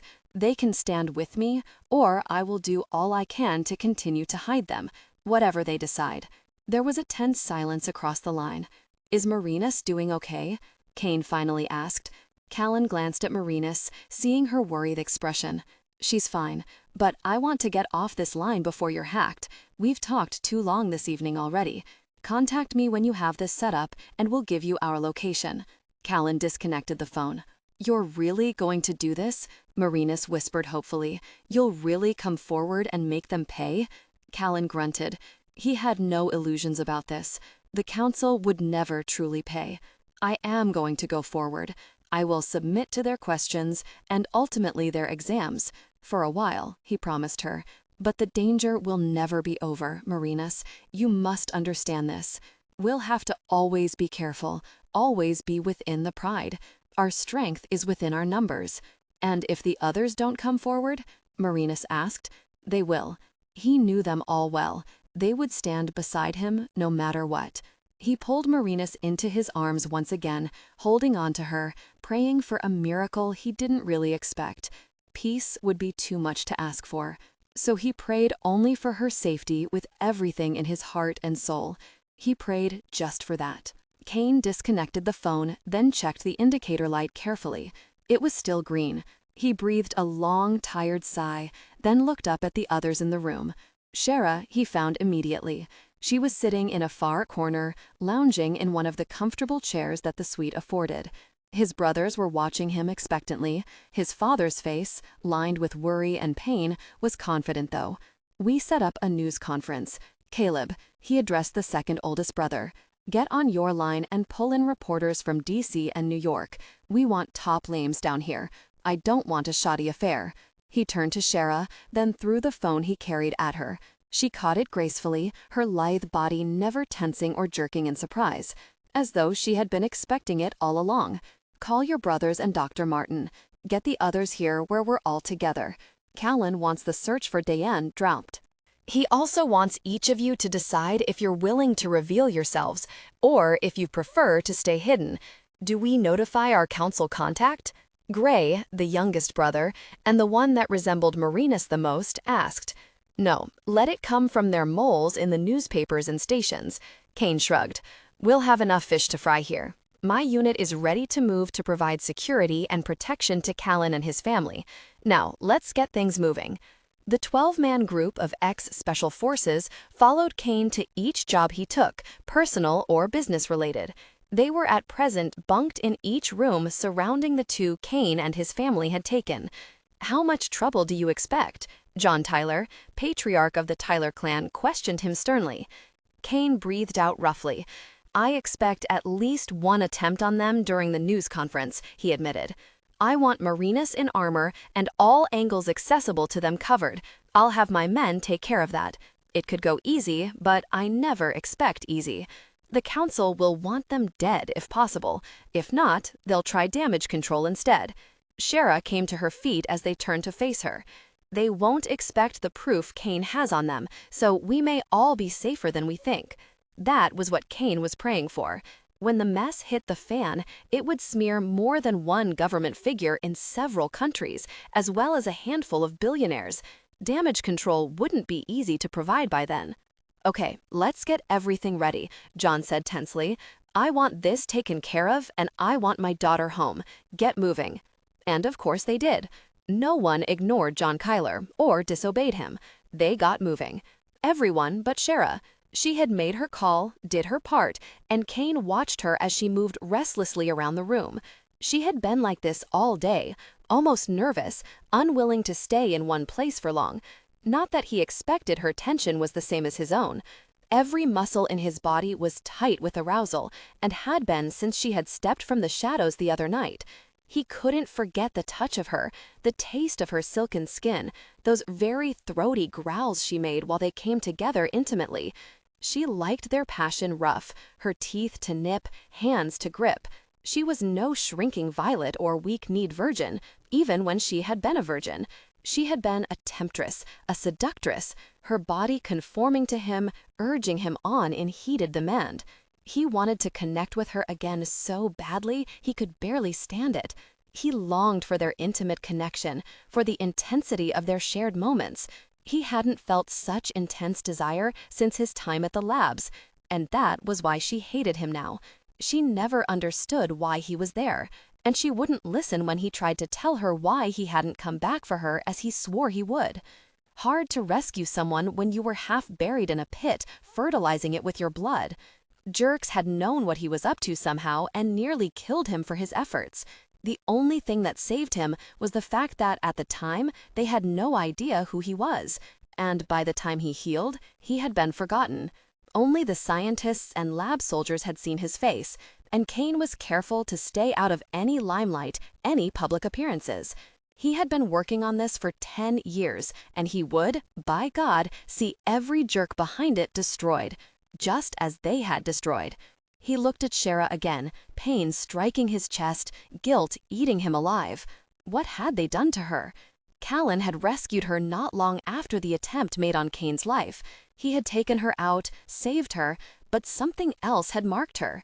It was there in her expression, the careful shift away from him when he got too close, the secrets that swirled in the shadows of those dark green eyes. She no longer trusted him, and he couldn't really blame her. She had waited for him, believed in him, and he had failed. It didn't matter why. Shara, what did your people say? He moved closer to her, trying to control his anger as she backed away. They'll be here in a matter of hours. Tabor and Tanner were already on their way to Dawn. Diane slipped away from them. He saw her fists clench. She had been enraged when they learned Tabor had barely made it to the other girl in time to save her from the man's brutal assault. Will they stand with him? Kane questioned her, knowing that the group would make more of an impact than one man. We have always stood behind Callan, just as he has always protected us. She shot him a feral look. Another cut at him. Before she was finished, he would be lying in figurative shreds at her feet. That's all I needed to know. He nodded, rather than trying to spar with her in front of the others. He turned to Caleb. Caleb, we have a possible group, not just one. Let's keep the information sketchy, but impossible to resist. Caleb nodded as he made another call. The Tyler men moved about the room, performing their various assignments. Shara watched it all with a half-snarl on her lips. Chill out, baby. We'll take care of everything, he told her softly. Her eyes darkened, her expression tightened with fury. I am not your baby, she sneered. So stop with the cutesy gosh, Kane. I know you, and I know what you are, so stop trying to suck up to me. Kane felt his control begin to erode. 8 surprised expressions turned to them, watching the byplay carefully.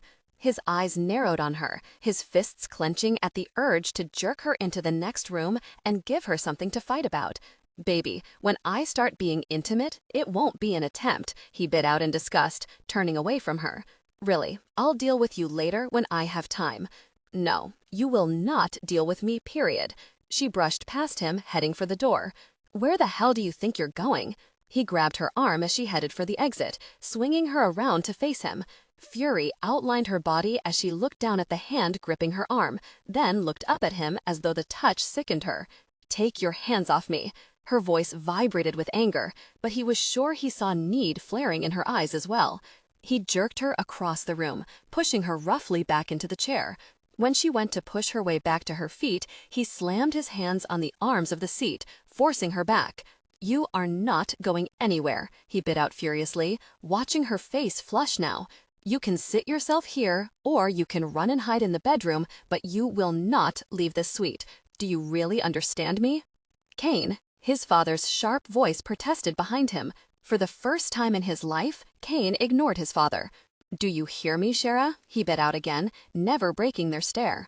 Her lips thinned, their little pout almost tempting him to possess them with the strength of a desire nearly tearing him apart. Fine, she literally growled at him, her eyes shooting sparks of fury as she drew back as far as possible from him. But your sister is right, you're a jerk. Kane's eyes widened in surprise, then he frowned in irritation. Does she really telling everyone I'm a jerk? He heard his voice rise in incredulity, then turned to look at his family for an answer. They were staring at him with a mixture of surprise and disbelief. Maybe she likes warning the world of the potential, Shara sneered. It's not like it's easy to miss. He swung around to her again. Kane. The order in his father's voice was impossible to deny. Leave that girl alone. She said she wouldn't go anywhere. Get the gosh out of here and make sure you're ready so we can all get some rest before morning, which is only a few more hours away. John faced him, a scowl on his face as he watched his oldest son with no small amount of confusion. Shara, you leave this room and I swear I'll hunt you down, he told her fiercely, staring into her eyes as they widened in shock. And I promise you, you won't like it much when I find you. She snarled silently, revealing the longer than normal canines at the side of her mouth. Be a good kitty, baby. He smiled mockingly.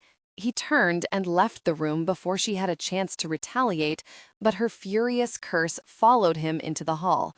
He breathed out harshly then, running his hands over his short black hair and stomping to the next room.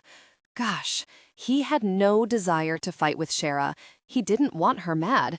He wanted her attracted and desiring him and begging him. And eventually, he would have it. Callan lay beside Merinus, smelling her need, her heat. The scent had changed, and he felt his chest tighten with that knowledge. He lay still, not touching her, staring at the darkened ceiling in misery. The mating frenzy was completing its cycle. Merinus was ovulating.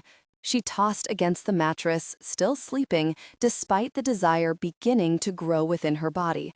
She would awaken soon, and when she did, she would need his passion, his intimacy. The desperate desires would ease then, according to Dr. Martin, and become more normal, but she would carry his child. That was in the email Callan hadn't shown her. The conclusions of the tests the scientists had been running had come through late last night. The uncertainty over the pregnancy hormone easing the frenzy was now certain. Despite the earlier indications it wouldn't, the test samples had finally shown proof that the frenzy was nature's way of ensuring breeding within the pride. His fist clenched at that knowledge. Equal parts hope and rage surged through his body. Like any man, he dreamed of having a child with the woman who had stolen his heart. A child filled with laughter, with happiness. But could a child of his ever have a life that carefree? A child whose DNA was infected by its father? A child they would call a freak of science? Merinus rolled against him. Her silken hand found his abdomen. He grimaced at the rising heat in his own body, the pleasure he found in her touch. He could feel a sensation in his tongue again, the glands along his tongue enlarging. A really strong aphrodisiac to ensure the frenzy. Nature was having the last laugh on them all. Somehow, she had found something worthy in the breed science had created and was determined to keep them around. He ignored the burning moisture in his eyes, his hand smoothing over her slender arm, loving the feel of her, the warmth of her. He had found acceptance from her, but he knew she would be terrified when he revealed the truth to her, a truth he was praying was a mistake. But his sense of smell didn't lie. How he knew what the scent was, he was uncertain, but he knew. It was the smell of rebirth, as light and elusive as spring. Merinus moaned low and deep, her hand moving lower, dangerously close to the intimate arousal growing between his thighs. He was intensely aroused. Merinus, he whispered her name, turning to her, his hand going to her cheek as he awoke her. Her eyes blinked open, a sensual smile shaping her lips as she moved closer to him. "Wait," he whispered, holding her still. "We must talk." After their intimate night, Callan awoke to the soft light of dawn. Passion peaked. They came together intimately, deeply connected. His arms trembled beneath her shoulders as he gasped for breath. Merinus lay there, trying to catch her breath, and frowned. Heated moisture dripped against her shoulder. Not much, a few fragile drops.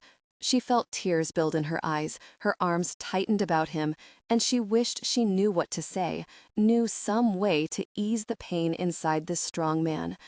"You humble me," he whispered, his face hidden in her neck, his voice husky. "You amaze me, Merinus." "And how do I do this?"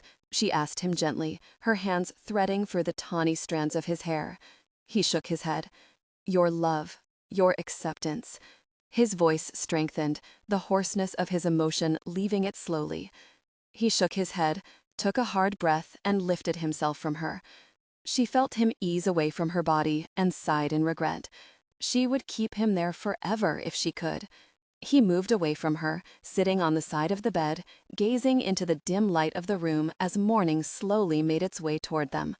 She watched him, seeing the strength in his body, the way he straightened his shoulders, ready to face the new battle coming their way as surely as daylight was edging through the sky. It won't be easy. He stared toward the window and the thick curtains covering it. I can't make any promises, other than I'll always love you. I won't leave you. I'll do what I can to protect you. No one could ask more of you, Callan, she told him, her voice soft. I don't expect more of you. You should, he breathed roughly, dragging his fingers through his hair. You should have run from me screaming when you first realized you desired me, Merinus. She laughed softly, remembering a private moment of intense attraction. I don't think that was possible, she said with a smile. I was too busy admiring your gorgeous body. He flashed her a quick, embarrassed look, then frowned at her sternly. I'm being serious, he chided her. So am I, Callan, she smiled. I'm not weak, nor am I so timid I can't face whatever life throws at me. We're together for a reason. We'll face whatever life brings us as best we can. She sat up, curling her legs beneath her as she leaned against his shoulder, staring up at him as he stared back at her. She let her lips caress his muscular shoulder, her hand smoothing over his back. Callan took a deep breath. I never expected you. He shook his head with an edge of amusement. You are a dangerous woman, Merinus Tyler.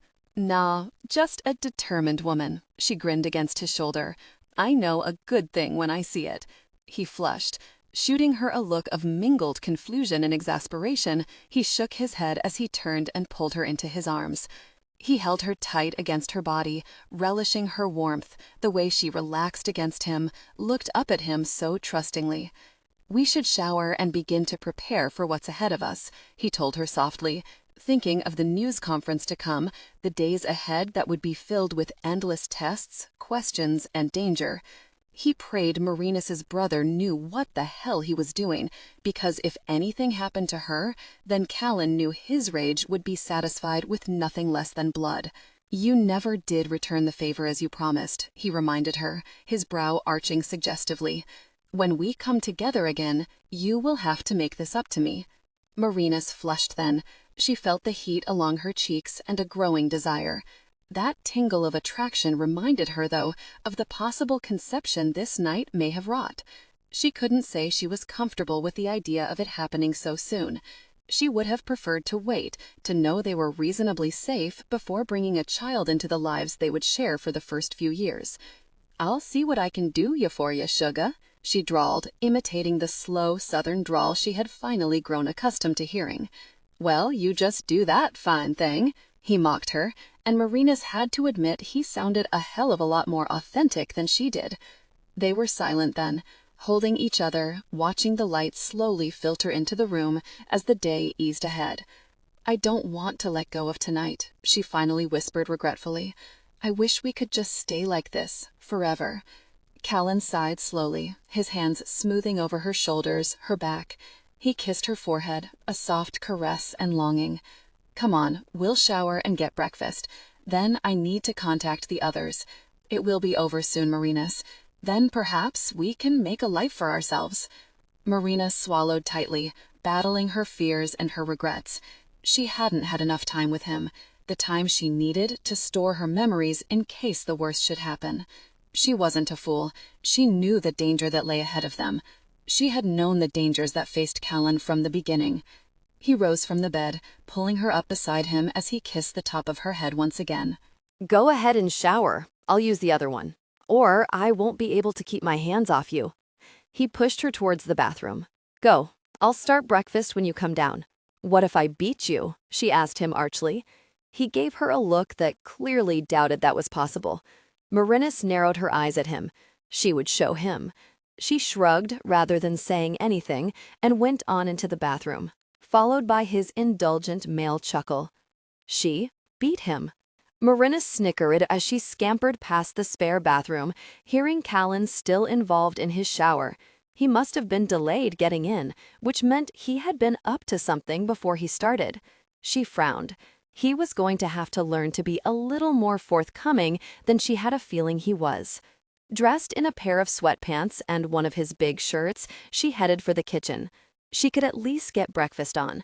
She was starved, and morning was starting to shine brightly outside the heavy curtains that covered all the windows.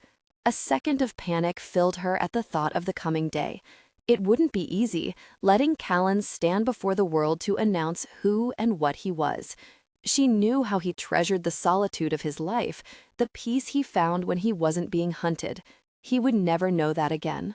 She flipped the light on as she entered the kitchen to dispel the deep shadows of the room, then came to an abrupt halt. Her heart jumped in fear at the man standing before her. But what terrified her most was the gun aimed at her stomach and burning rage that seemed to flicker with dark flames in his brown eyes. "I knew he would bring you here," Diane smirked, his handsome face twisted with horrific fury as he approached her. "He thinks no one knows about this place, but I did. I know he comes here to hide, and I knew he would bring you here." Merinus watched him approach, backing away from him until they entered the connecting living room, praying she could get him into a position where Callan could jump him when he came downstairs. "Do you want to die, you difficult person?" he sneered. She shook her head desperately, watching the gun nervously. "Are you breeding yet? Gut wounds hurt real bad, and they would kill the abomination you're likely carrying by now." Merinus covered her stomach with her hands, an instinctive reaction she wasn't able to halt as his eyes followed the action knowingly. "Please," she whispered, "don't do this, Diane. Callan will kill you for it." Diane sneered. "My dear, Callan is going to die as well. I won't let him destroy everything I've worked for since we escaped those labs." Merinus swallowed tightly. She could feel fear drumming through her veins in time to the harsh beat of her heart. Her chest tightened as she fought to breathe past her panic, to find a way to think clearly and help Callan. God, this would kill him. Diane was his family. Callan risked his life to save you, to keep you and the others hidden, she gasped. How could you betray him like this? Merinus couldn't understand the depth of evil that it took for Diane to do this. "Because he betrayed us." Diane's voice rose in fury, and he wasn't even aware of it. Merinus prayed Callan heard it. "He's going public, and the others will follow him like the mindless children they still are. Like he's king. Like he is the last word. He doesn't know what he's doing. I told that stupid, difficult person Mariah, and she wouldn't listen, so she had to die for it. She almost convinced him last year. I won't let him do it. I won't let him destroy everything like this." "What do you suggest he do then, Diane? The council won't stop." She edged around the room, moving carefully beside the dubious protection of a chair. If only she could protect her stomach, protect the child that may or not be forming even now. "He should have gone back for us," Diane raged. "I could have led the pride. It was my right. I suffered the most for them. I should have led, and he should have let them capture him." The furious words made Merinus sick. She remembered the reports she had read of the labs, the barbaric tests, the training to condition Callan to kill, to be no more than a disposable weapon. The women that were brought to him to breed, then killed when he refused. The horrendous pain he suffered in their punishments when he refused their orders. Only a twisted, evil mind could even consider that he should have gone back. Only a monster could have killed the woman who helped raise him for trying to secure their safety, such as Diane had done to Mariah. "You weren't strong enough to lead, evidently," Merinus bit out. "Only an animal would have suggested he do such a thing. How did they create you, Diane? How did they manage to finally succeed in the creature they were after? Perhaps Callan should have sent you back." Pain and fury vibrated through her body. Callan had nearly given his life countless times for this jerk, only to have him turn on him, betray and deceive him. "Oh, they succeeded beyond their wildest imaginations," Diane laughed. Only they have no idea how well they did succeed. I'm their dream child, Merinus, and once the pride is under my control, Shara and Dawn breeding my cubs, then I'll let them know. They will agree to my every demand in exchange for the services I can provide for them. Merinus stared at him in disbelief.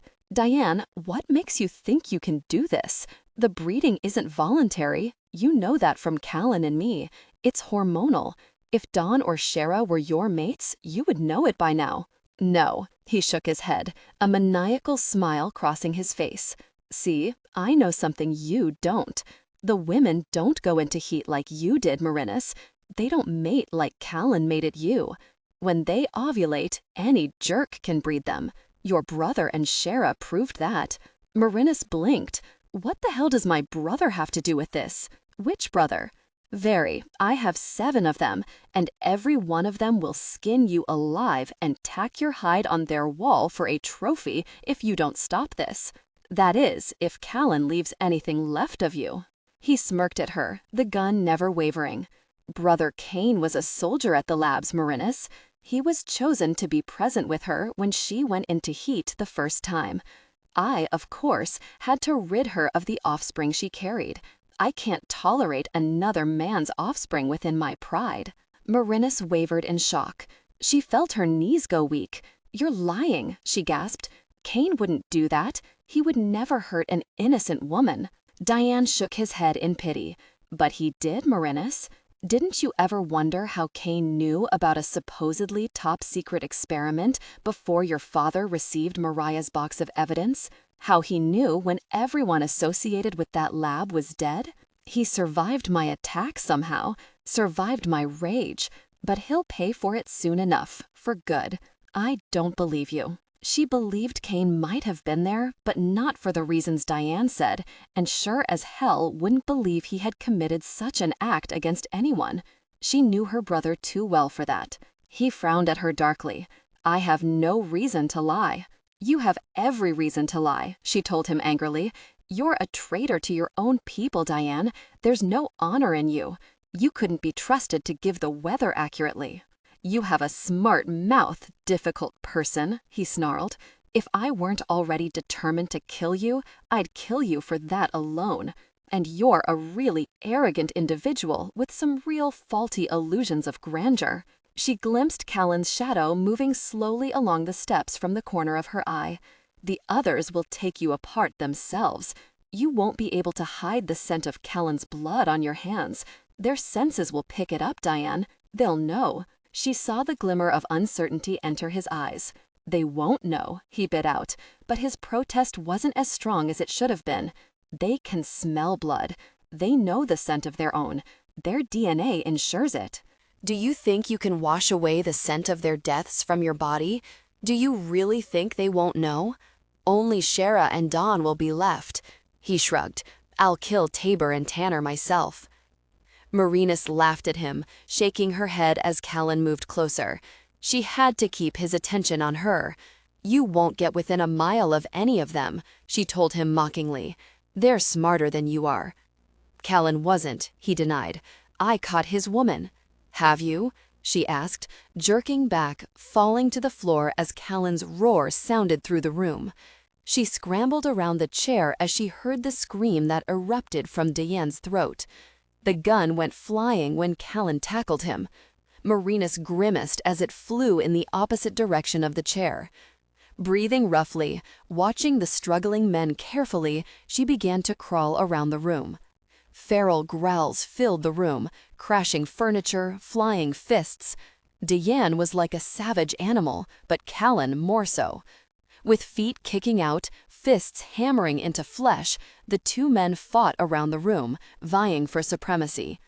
As Merinus reached the gun, she heard a scream of resounding pain that sent a chill down her back. Callan had managed to tackle Diane, maneuvering the other man in front of him, his arms locked around his neck. As Merinus' eyes widened in horror, Callan gave a final savage wrench. The sound of the other man's neck breaking had bile rising from her stomach. Diane's eyes were wide with surprise and defeat. Horror washed over his dying expression as Callan allowed him to drop slowly to the floor. Merinus raised shocked eyes to her lover. He stared at her, his expression cold, brutal. He never blinked, he offered no apology, but she saw the misery and grief in the glitter of unshed tears in his eyes. He was covered in blood, his bare chest marked with the scratches of Diane's longer, sharper nails. He wore only a pair of blood-splattered sweatshorts. His feet were bare, his legs marred with ugly cuts and bruises. Splayed apart, the muscles still tight, taut with the danger that pulsed in his body. Merinus was breathing harshly, her heart pounding in her chest, her hands clutching the forgotten gun. "Really? You need another shower now," she whispered as she swallowed tightly, then grimaced at the inane comment. "Oh God, Callan." Her hand went over her mouth as she fought the sickness rising in her throat. Diane stared at her, his eyes vacant, wide in that last second of horror as he stared at her. She dropped the gun, her body shaking so hard she could feel her bones trying to rattle. "Merinus." Suddenly he was kneeling beside her, not touching her, his voice broken with his grief, his regret. "Did he hurt you?" She shook her head desperately, fighting her tears. "Oh God, how do I help you?" She turned to him, heedless of the blood that marred his body, his blood and Diane's. His arms came around her hesitantly as she threw herself in his arms. "Help me?" he whispered, his voice rough as he touched her hair, her back, as though frightened to embrace her. "You're safe now, Merinus. It's okay." She shook her head against his chest, the tears finally falling from her eyes, humiliating her with her weakness in the face of danger. She was such a wimp, she thought. He had saved both their lives, scarred his soul with the necessity of taking his brother's life, and she needed his comfort. She should be comforting him instead. "I'm so sorry," she gasped through her tears. "I'm so sorry. I'm so weak, Callan. I'm so weak." She clutched at his shoulders, too weak to stand, fear still echoing through her system, the horror of the violence quaking through her system. As Callan tightened his arms around her, the sharp sound of the front door splintering tore them apart. Merinus screamed as the door flew inward. Callan shoved her towards the chair, his sharp order lost amid his growl of rage as he dove for the gun Merinus had dropped. "Merinus!"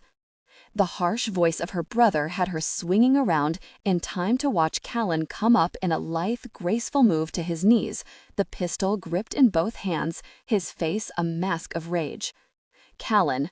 She fell toward him, terrified he wouldn't stop in time. He was ahead of her.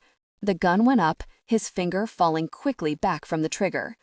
Dazed, breathing hard from shock and reaction, she watched the way he crouched as the room began to fill with the presence of others.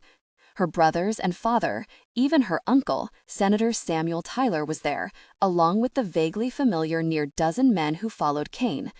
Tabor and Tanner, Shara and Don, and Dr. Martin brought up the rear.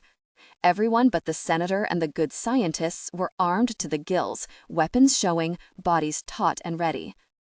God, talk about really testosterone overload, Merinus groaned as she collapsed on her rear, staring around as her brothers and Kane's military group swept through the room, upstairs, making certain of security, she assumed.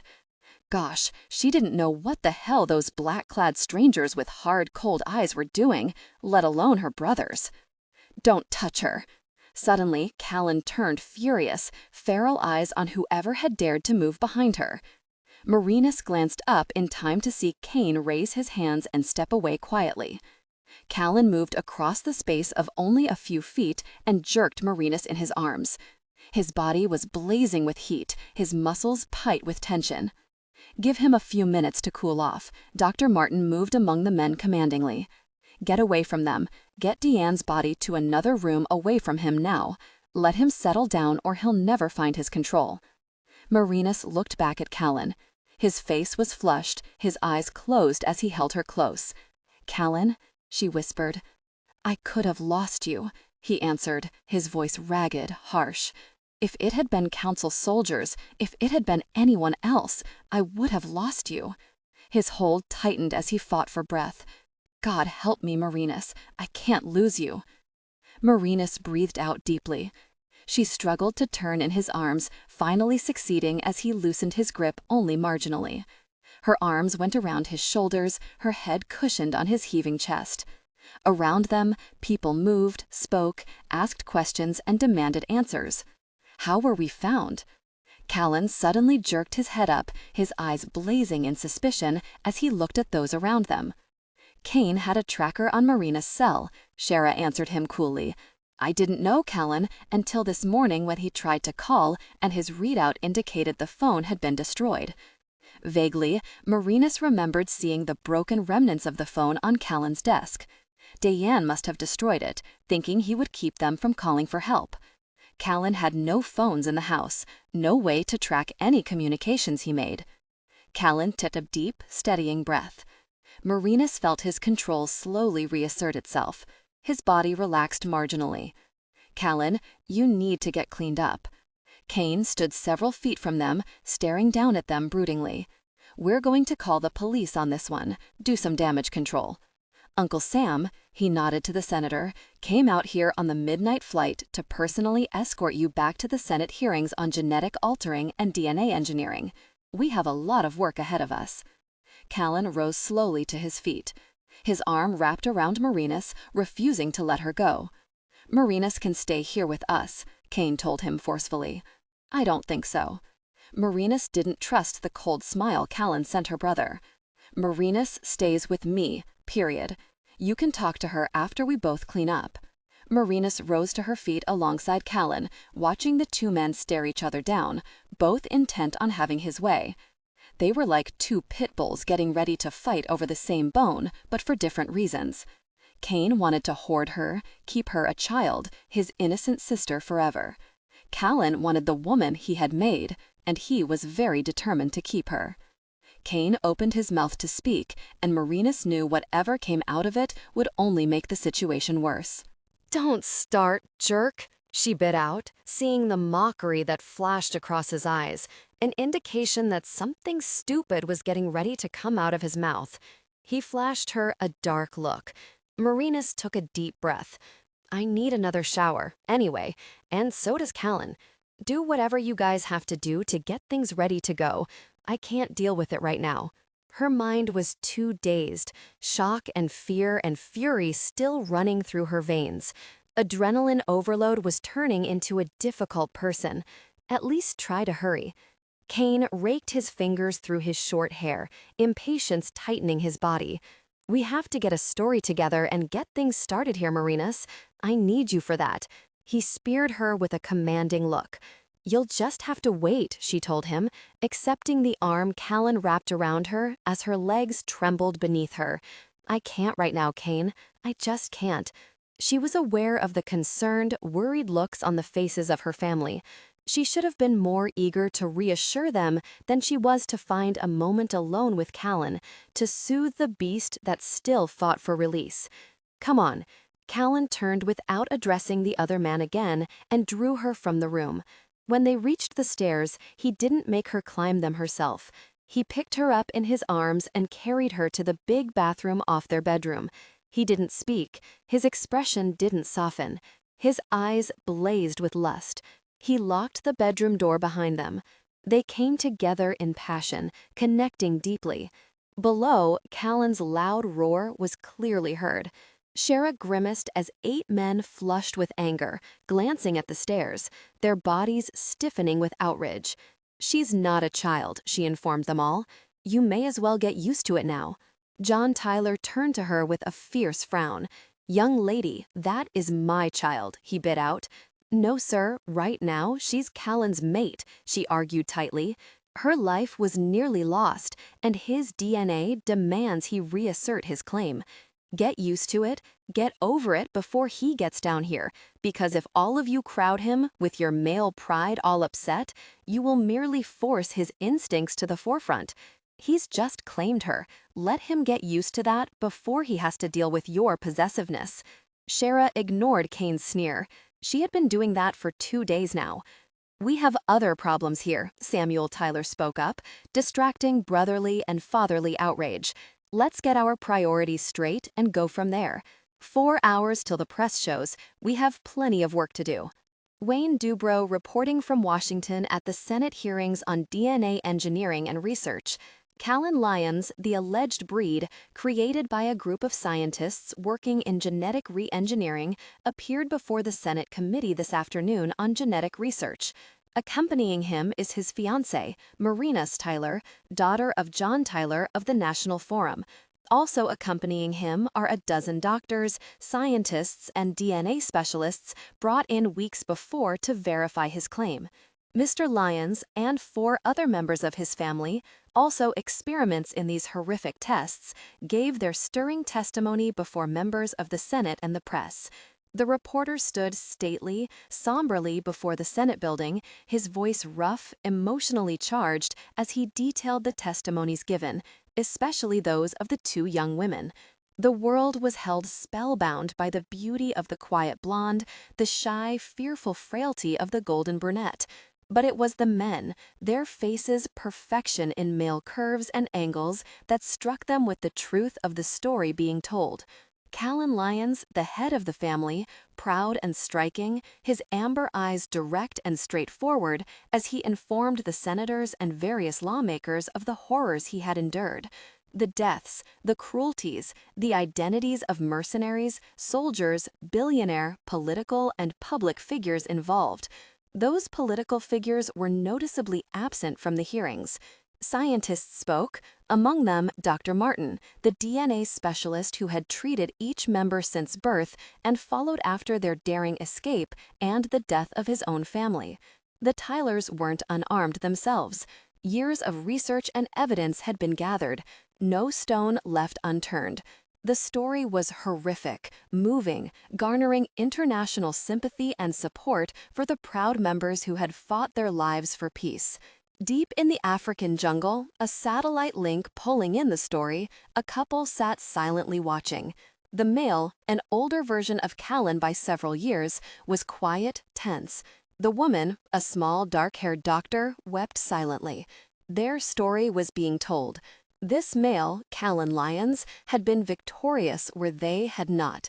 They clasped hands, and the male, Leo Vanderdale, knew that they would be making their own journey soon, and with them would go the son they had born 30 years before.